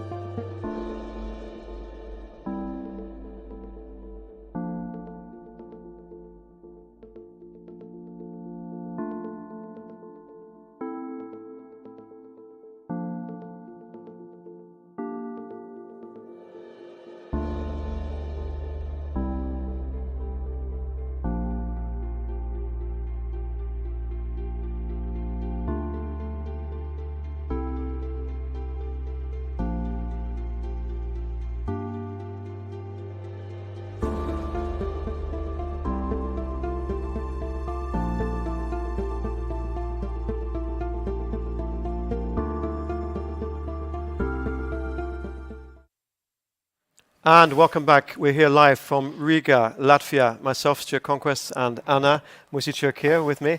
And we're on day 3 of the Chess.com, FIDE Chess.com Grand Swiss and Women's Grand Swiss. And some amazing games today, Anna. And still some top games are going on, so we're not ending the broadcast at all. We're still here, going through with you. And but before we return to the games, here, the Speed Chess Championship is back. The very best in chess will battle for their share of the $100,000, that is $100,000 prize fund. And you can watch Enish Giri battle Jan-Krzysztof Duda on November the 8th, Monday, November the 8th, in the first match of the Speed Chess Championship on, of course, Chess.com. So that's something to put in your diary. And yeah, so that's on November the 8th. But here we are, Anna, and Fabiano Caruana. Is he going to be able to get anything out of this game, do you think? Or is it going to be a draw? I think this is going to be a draw because during the last maybe 20 moves, I didn't really make a lot of progress. I mean, Fabiano is still trying to find some chances, and this is the right thing to do because every half a point is really very important. Although it seems like it's really very difficult to break through. And neither player at the board, though. Sorry? Neither player at the board. Is that legal? Yeah, it's legal. And there are no penalties for that. No penalties, you know. You don't get many sports where neither of the opponents is there. is actually there. But players... Of course, somebody's clock is ticking. It's black to move. And black to move. After a rook e8 was white's 70th move. Okay, we see. 70th move, okay. Ivan Šarić. Ivan is back. Ivan is back. And look at the playing hall. Not so many players are there. And yet the top three boards are still going. Top three boards. How about that? Yeah, top three boards are still in progress, while in women's tournament, all the top boards are done. Right, okay. So we will, as I said before, we'll stay with the top board action here. And we have, so just to sort of sum up here a little bit, we have on top board we have Alireza Firouzja, who is a pawn up against Ivan. Against Alexander Predke. Against Predke, I beg your pardon.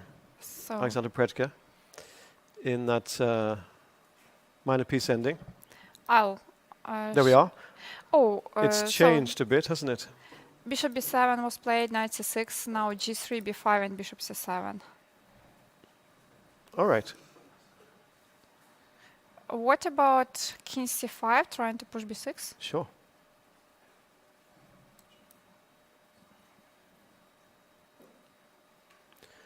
Seems like in this game, Alireza is making some real progress. King c5 is the natural move. King, yeah, well, I was going to say king e6, but then just bishop check. Black had to be more careful. We can try your idea now with king g5, king f4, but it may be a little bit too late to do it. Let's see what happens. King b6. g5, b6. Where to move the bishop? You have to move the bishop on f4 to block. And then what, knight d8 or something? Or knight, no, maybe bishop f3 first. And threatening knight d8 or knight e5, yeah?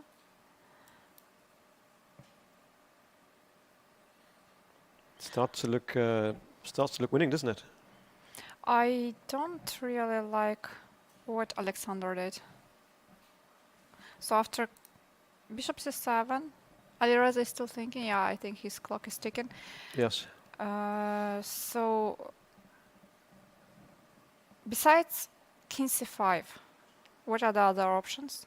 Maybe to start with bishop f3.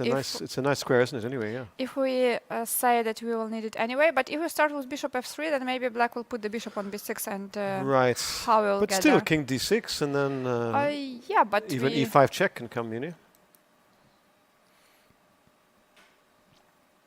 It's let's say king g5. I don't know. I feel that white should be winning, huh? King c5.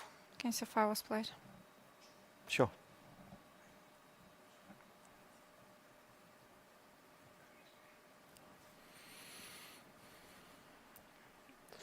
Well, this man could be going to 3 out of 3, Alireza Firouzja,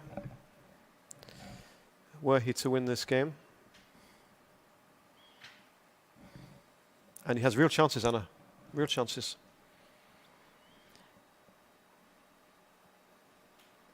Levon. Levon is still playing, but yeah, it's theoretically draw. Even if the pawn was on f4. He's just played rook g8 check here. This body check in the rook endgame, right? So great save by Levon Aronian, but I think it's more like Anton Demchenko just didn't win a winning position. Something like rook f6 now, maybe, to meet f4 with rook e6. We can also play king d6. Or king d6, yeah. King d6, and then just wait. It's a draw. The king would need to be cut by more files, wouldn't it, for white to have any winning chances? All right. There's even the idea to play rook f7 and after f4. Sure. It's just Yeah, this kind of thing. So Aronian will definitely be very happy. Those are the results, Anna, from today's women's games, the top games anyway. So 4 decisive results, all white wins on the top 10 boards. Victories for Harike, who gave a nice interview here with us a short time ago. Leila, who won a great game, seemed to be a very convincing win against Paulina. Excellent victory for her. Jansaya won that crazy game. She also came here for an interview. And Alina winning her second game in a row. And Anna, the open results? The open results are still open. Yeah, because the top 3 boards are in progress, while on the other boards we can see that only one decisive game, Yuan Gi beat Matthias Blubaum, and the other 6 matches ended in a draw. Alexei Drev having a great event, and a draw with black against Radoslav Wojciech. A draw against Nikita Vitogo in the round 1, and yesterday he beat Pantala Krishna. So far, doing really well. A really good tournament for Alexei Drev. So, as we say, the top 3 games still going. So Firouzja with definite chances to win. Caruana, well, maybe, but we think more likely that it's a draw, and Levon seems to have just a theoretically drawn position. I think Alireza's game is the most interesting out of these 3. He's played rook f6. Rook f6 Levon. has been played I in think this I may position. have suggested that move, yeah. I suggested rook f7, but basically it's the same idea. Yeah, just so to black meet can swap f4 rooks with when the pawn comes up. It's a draw. rook e8, king d7. Yeah, obviously rook e6 check was not the right move. Last turn. That would have It's been a too lost early, pawn too ending. early. You have to wait for white to push his pawn to f4. King d6 back. These are the kind of endgames that the endgame books discuss, aren't they? Anna, these kind of positions where, technical positions, how to hold this kind of rook ending. Well, this one is relatively very easy endgame. And the game between Caruana Fabiana and Ivan Saric ended in a draw. In a draw. So, well, Ivan will be very satisfied with that result. Definitely. Fabiano less so. Also expect this game between Anton Demchenko and Levon Aronian to finish Little very... chart there. Ivan moves on to 2.5 out of 3. Excellent start for him. And Fabiano is 2 out of 3. 2 out of 3, yeah. Well, he'll be a little disappointed, but long way to go. 8 rounds still to go. So really, yeah, I think it's all eyes, isn't it, on Alireza's game. And can he score the victory here? He seems to be on the path to winning, actually. King g5, so we sort of set up this, didn't we? Yeah, king g5, now we discuss b6. You know, and I would have liked to have kept the pawn on g4 for black so that white didn't have bishop f3. True. And then we had more counterplay, I think.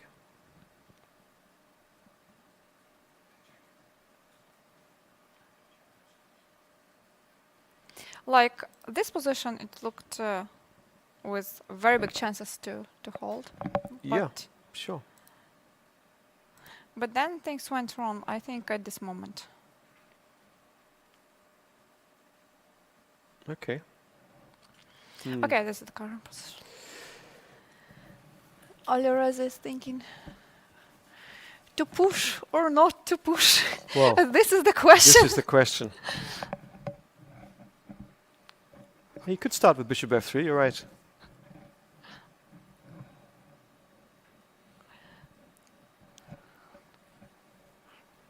Might give a few more options. I think he's going to win. Now it looks very promising.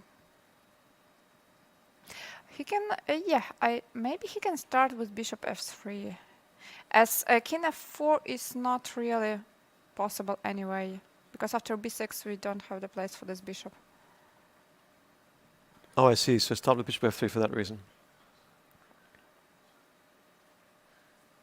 Yeah. On the other hand, for example, something like this, king f4, b6, bishop e5. Maybe white shouldn't allow that. Right. Well, what about some... Oh, I see. Knight d8, is it possible? Then you take on e4. Then you take. Take. And then just bishop d4, take on b6, and take on draw. d2. Yeah, okay. So this is... this is not needed.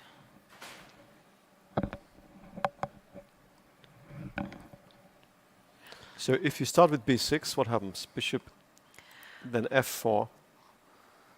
So black has to play bishop f4. And then what would you play? Bishop f3 or something else? Bishop f3, yeah, we thought about that. If f5, then we play e5. Maybe bishop a6 here to try to play bishop e3 check or something. Well, let's say knight d8, and then you come with the king to c6 and c7. Or you want to keep on checking, right? Or I don't know what I want to. Well, okay. I don't know what. Maybe king f6 instead was better than keep the bishop on that diagonal.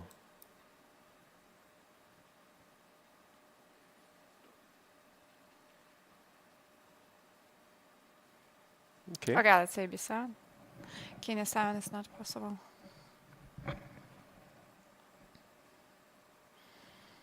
And now what do I do?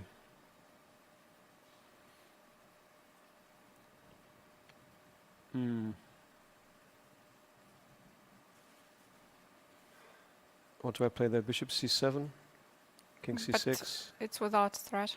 Sure.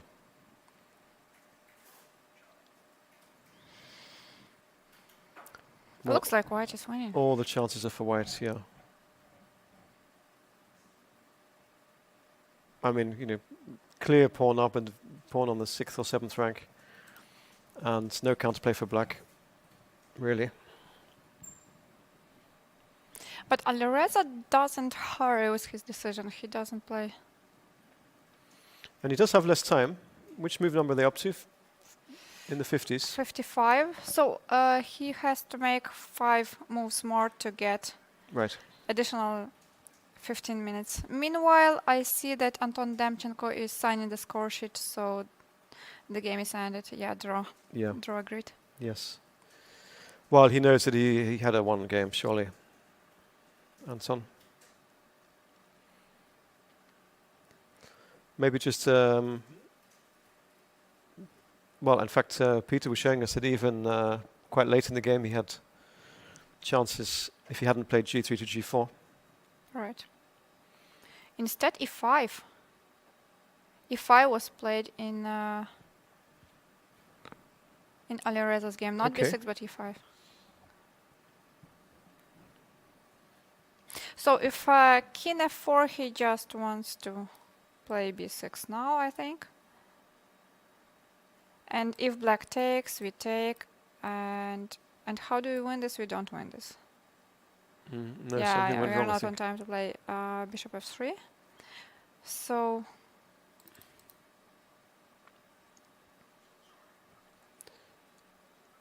So maybe he wants to play bishop f3 here.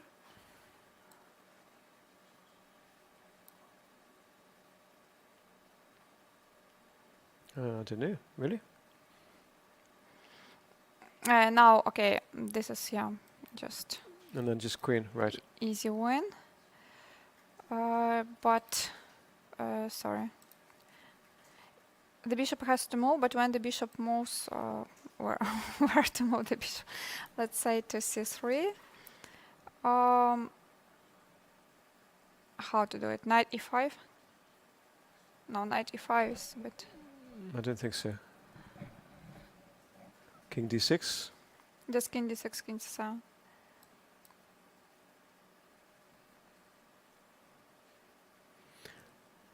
I guess White is saying he doesn't need the c-pawn. e4, just get rid of it and get this diagonal open. And the bishop on f3 will stay on the board, will prevent Black's counterplay. And yeah, well, okay. So we still have this top board game going, and apparently Adi Racer just sort of went shh to Levon Aronian and even the arbiter and Anton, because there was a little bit of noise there. They were discussing the game, and I'm sure not really loudly, but there's a lot at stake here, and not much time left. It's getting to move 60 shortly, but they haven't got there yet. So e5, interesting move. We thought b6, Anna, or bishop f3, but he's played e5. All the ideas are more or less the same, just in which order to make it. Here we see Pavel Pankratov ending his game versus Dmitry Kollars. How did that game finish? Do we know? How was it? I remember that White's position was a bit better, but and right. yeah, White won the game. White seems to have won. Okay.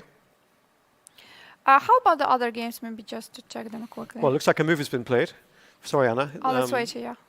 Now, what has happened? King f4.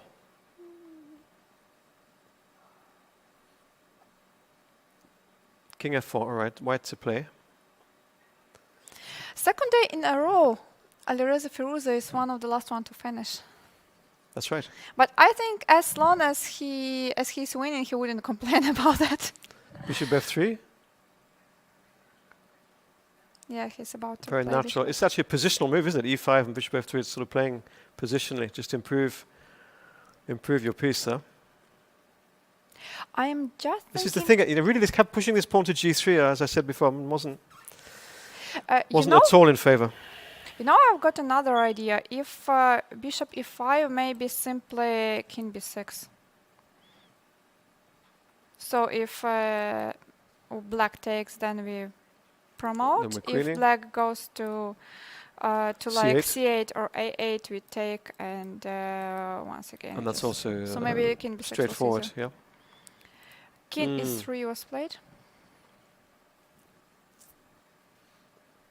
King e3. Well, I'm sure the white is winning. Okay, second attempt. b6. Why not b6? What would black do after b6? Maybe b6 will finally be played. He's like, reaching out. B6. Surely b6 is b6, right. What did he play? Looks like b6. I think this is over. Played b6. Oh, bishop b8. Has that been played? Bishop b8, yeah. Has he played it? Yeah. Yeah?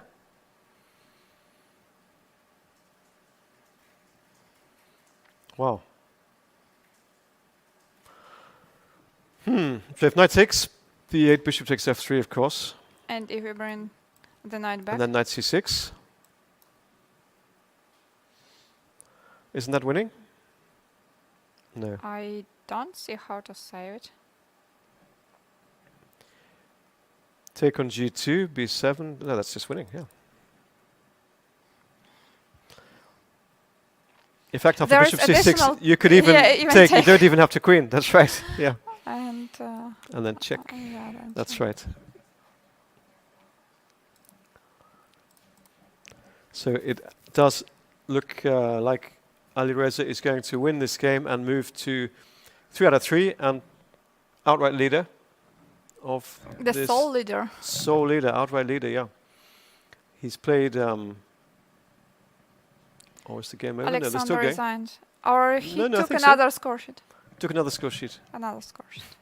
Bishop f3. Now knight c6 is what we're expecting. There it is. Knight b8 to c6. Anna, I think this is game over. Seems so. Well, impressive, actually. Bishop takes g2.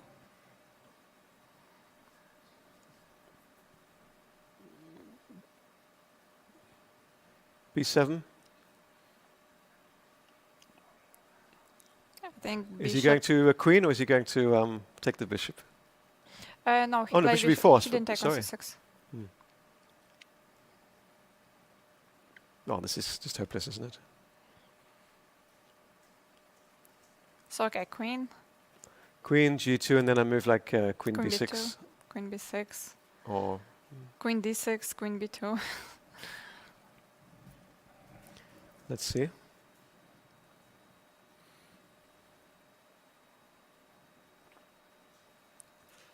Queen, and it's white's move.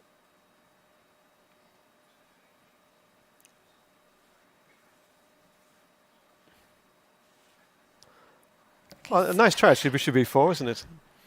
Oh, well, it's like everything's winning here. What would you play, Anna? Queen d6? I would have played queen b2. Oh, queen b2 here, yes. Nice. Yeah, I think that's right.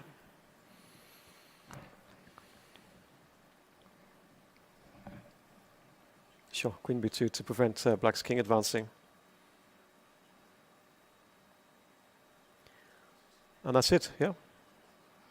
Yeah, it must be over soon. I think black will resign after that. Let's see what he does.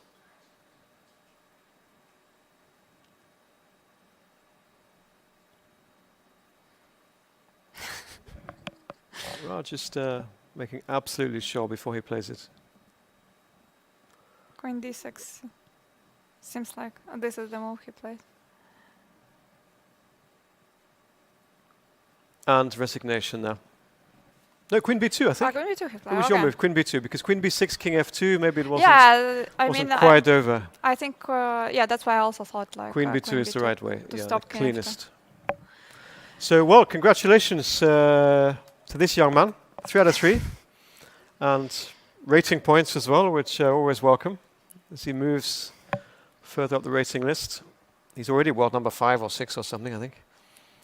Maybe a little bit lower, but somewhere there. Well, I mean, definitely with in the top 10. with the rating points he's gained here as well.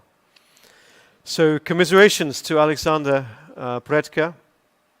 He wasn't able to hold that game. But he was trying really hard, and I think like during the game he managed to find many interesting ideas, and the way he sacrificed the pawn and transposed the game into the end game, I think that was quite instructive. And that is the tournament hall at 1953 local time. And if there are any games in progress, we don't see them. Oh, there is one there still, perhaps. So, but now all the games on the top boards certainly all the top ones are over, yeah. are over. So, Anna, which was your favorite game of the day? Or which game stood out for you as being really special?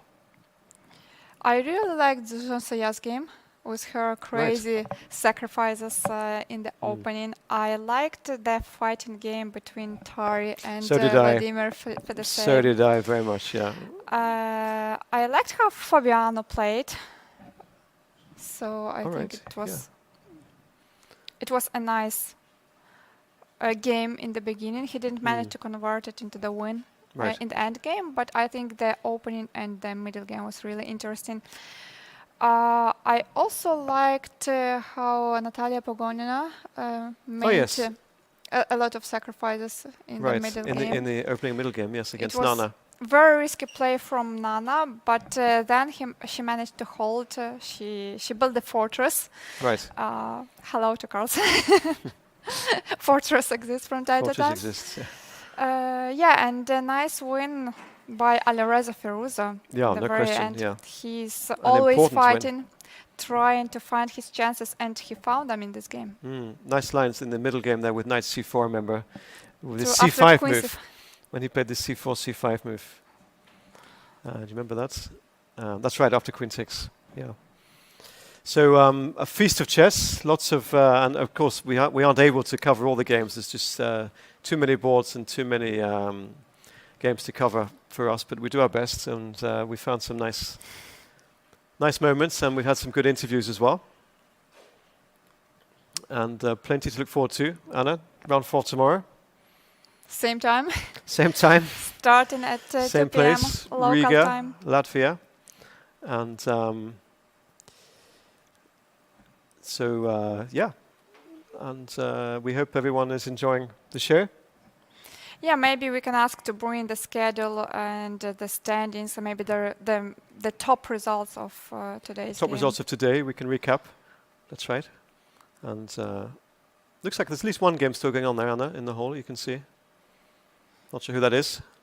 Are you able to tell us who do you think is still playing? Evgeny Nair versus Henrique Villarga. I'm sorry, and Nacher? Evgeny Nair against Henrique Villarga. Cristobal. Can you show, this is the position, right? Yeah, this is the position.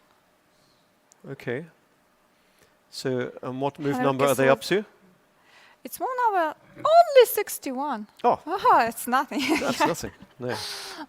We usually start from there. So black is a pawn up. The pawn on h5 is about to fall. Though it's white to move, and white There we has are, a look. very serious pawn on f6. Some ideas like knight, even some ideas like bishop g6 are possible, but also something more normal like rook b8 and rook f8 or bishop d5 right now. Bishop d6. Is that what he's played? I started to speak about it and it has been played. Wow, bishop g6, that's a Valentina Gonina move, isn't it, as well? Definitely. And look at that, crumbs. So if black takes, we just take back, yeah? Like Ajahn Saya does. No question, we Sacrifice take back. the piece and No question. Bishop g6, look at that, last game of the day, and we just come and look at it, and look at that move, bishop g6. No, if that works, that's of course wonderful. We are protecting our pawn on h5 and we are taking on f7. Bishop g6, what should black play then? Should he Bishop defend bishop e6? 6. It looks more active than bishop e8. Okay. Then maybe check. Hmm. In the beginning, I thought like it's black who is trying to play for a win, but now it's completely unclear. Who is playing for a win? Yeah, white's a pawn down after all. We see Evgeny Nair, who has less than 1 minute on the clock. All right, but which move are they on, Anna? Just remind us. It's move number 62. So they're into, yeah. So he'll get, he can let his time run out, yeah? He gets another 15 minutes? Oh yeah, true. So maybe that's why he actually doesn't hurry to make a move. Right. Isn't it automatically? Sometimes Yeah, I'm it not is, but sure sometimes with it how doesn't. the clocks, whether you just wait and then you get down to 0 and then it adds the 15 minutes. Well, we'll see, because he's just not moving, is he? Yeah, 15 seconds. So I think you let your time run out. We'll see what happens to the clock. It seems like Evgeny just checked if 60 moves have been played. So, And, yeah, 15 now, you minutes. see. Then it adds on the 15. You need to be sure you've made those moves, don't you? Sometimes the players even make one additional move to be completely Yeah. sure You know, it happened in Gibraltar one year. Who was that? Somebody wrote down, and they'd spent on the score sheet, they'd written down two moves, sorry, one move in the space of two on the score sheet. Then if you played that, you were probably there as well. And anyway, they thought they'd got to move 40, but it was move 39. On their score sheet, it was 40. I wonder if it was Victor Kortner, I'm not sure, but anyway, may have been. And I mean, such stories, I believe, happen to many players. That's why I actually mentioned that sometimes the players, to be entirely sure that everything is correct, they make one additional move. And it can be a blunder. But it can be a blunder, yeah. I was about to say that yeah. This approach is good if it's like the only move, but you have to be careful. Maybe, actually quite often you have to take an important decision on the move. On the next move after the time trouble. It's funny how often that 41st move is either a blunder or a key moment, isn't it? It's like the crisis point. So, well, this is very interesting. Bishop g6 has been played, and well, it looks like black ought to play either bishop e6 or bishop e8. Bishop e8 is too passive. I looks a bit funny, don't know why, but I don't like this move. I mean, after rook b8, the only move is king d7, so we lock the bishop on e8. On the other hand, with the bishop on e8, we are threatening to take. We are threatening to take, true. Yeah. No, it's an interesting moment. I wonder, it looks like neither king castled in this game as well. No, the castle was on move 7. Or maybe very early. Oh, it was, sorry. Well, look at that. Completely wrong.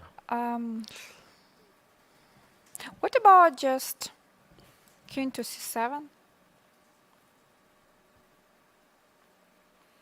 Yeah. Sure. Why not? And after that to decide where I want to put the bishop. Rook a6, maybe? I think Evgeny wants to make some move with the rook. He has moved the rook to c2, rook c2.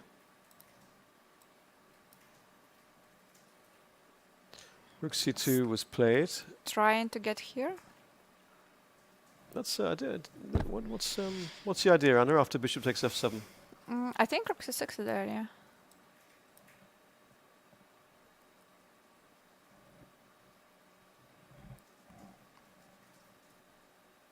And if white were to swap rooks, so how do you evaluate that bishop ending? Draw. Draw, yeah. I guess. Should be a draw. Should be a draw. Any other? So this is the only game. No, it's not the only game. Oh, it's not the only game. It's not the only game. Really? Oh, which other game is? It's the only game we could seem to see when we had a look at the playing hall. There is still this game in progress. The game between Hans Niemann and Nguyen. So white is a pawn up, and white is a pawn up, yeah. But so not sure about if he's winning there. Let's say bishop c7. Right. Now I think it's a bit too dangerous to go knight e7 because black plays king c2, not king c3. And black wins these 2 pawns, so I think that after bishop could c7... be exactly, these endgames can turn around, can't they? To push before. Okay, and anyway, obviously there's still some action here, a couple of games still going on. These are the results of the top 10 boards in today's open section. We've just seen Ali Reza there converting his advantage into a full point. He is now the sole leader on 3 points out of 3. The only other decisive game in the top 10 was the victory of Yu Yangyi from China over Germany's Matthias Blubom. So the other games were drawn. And Anna, the women's results?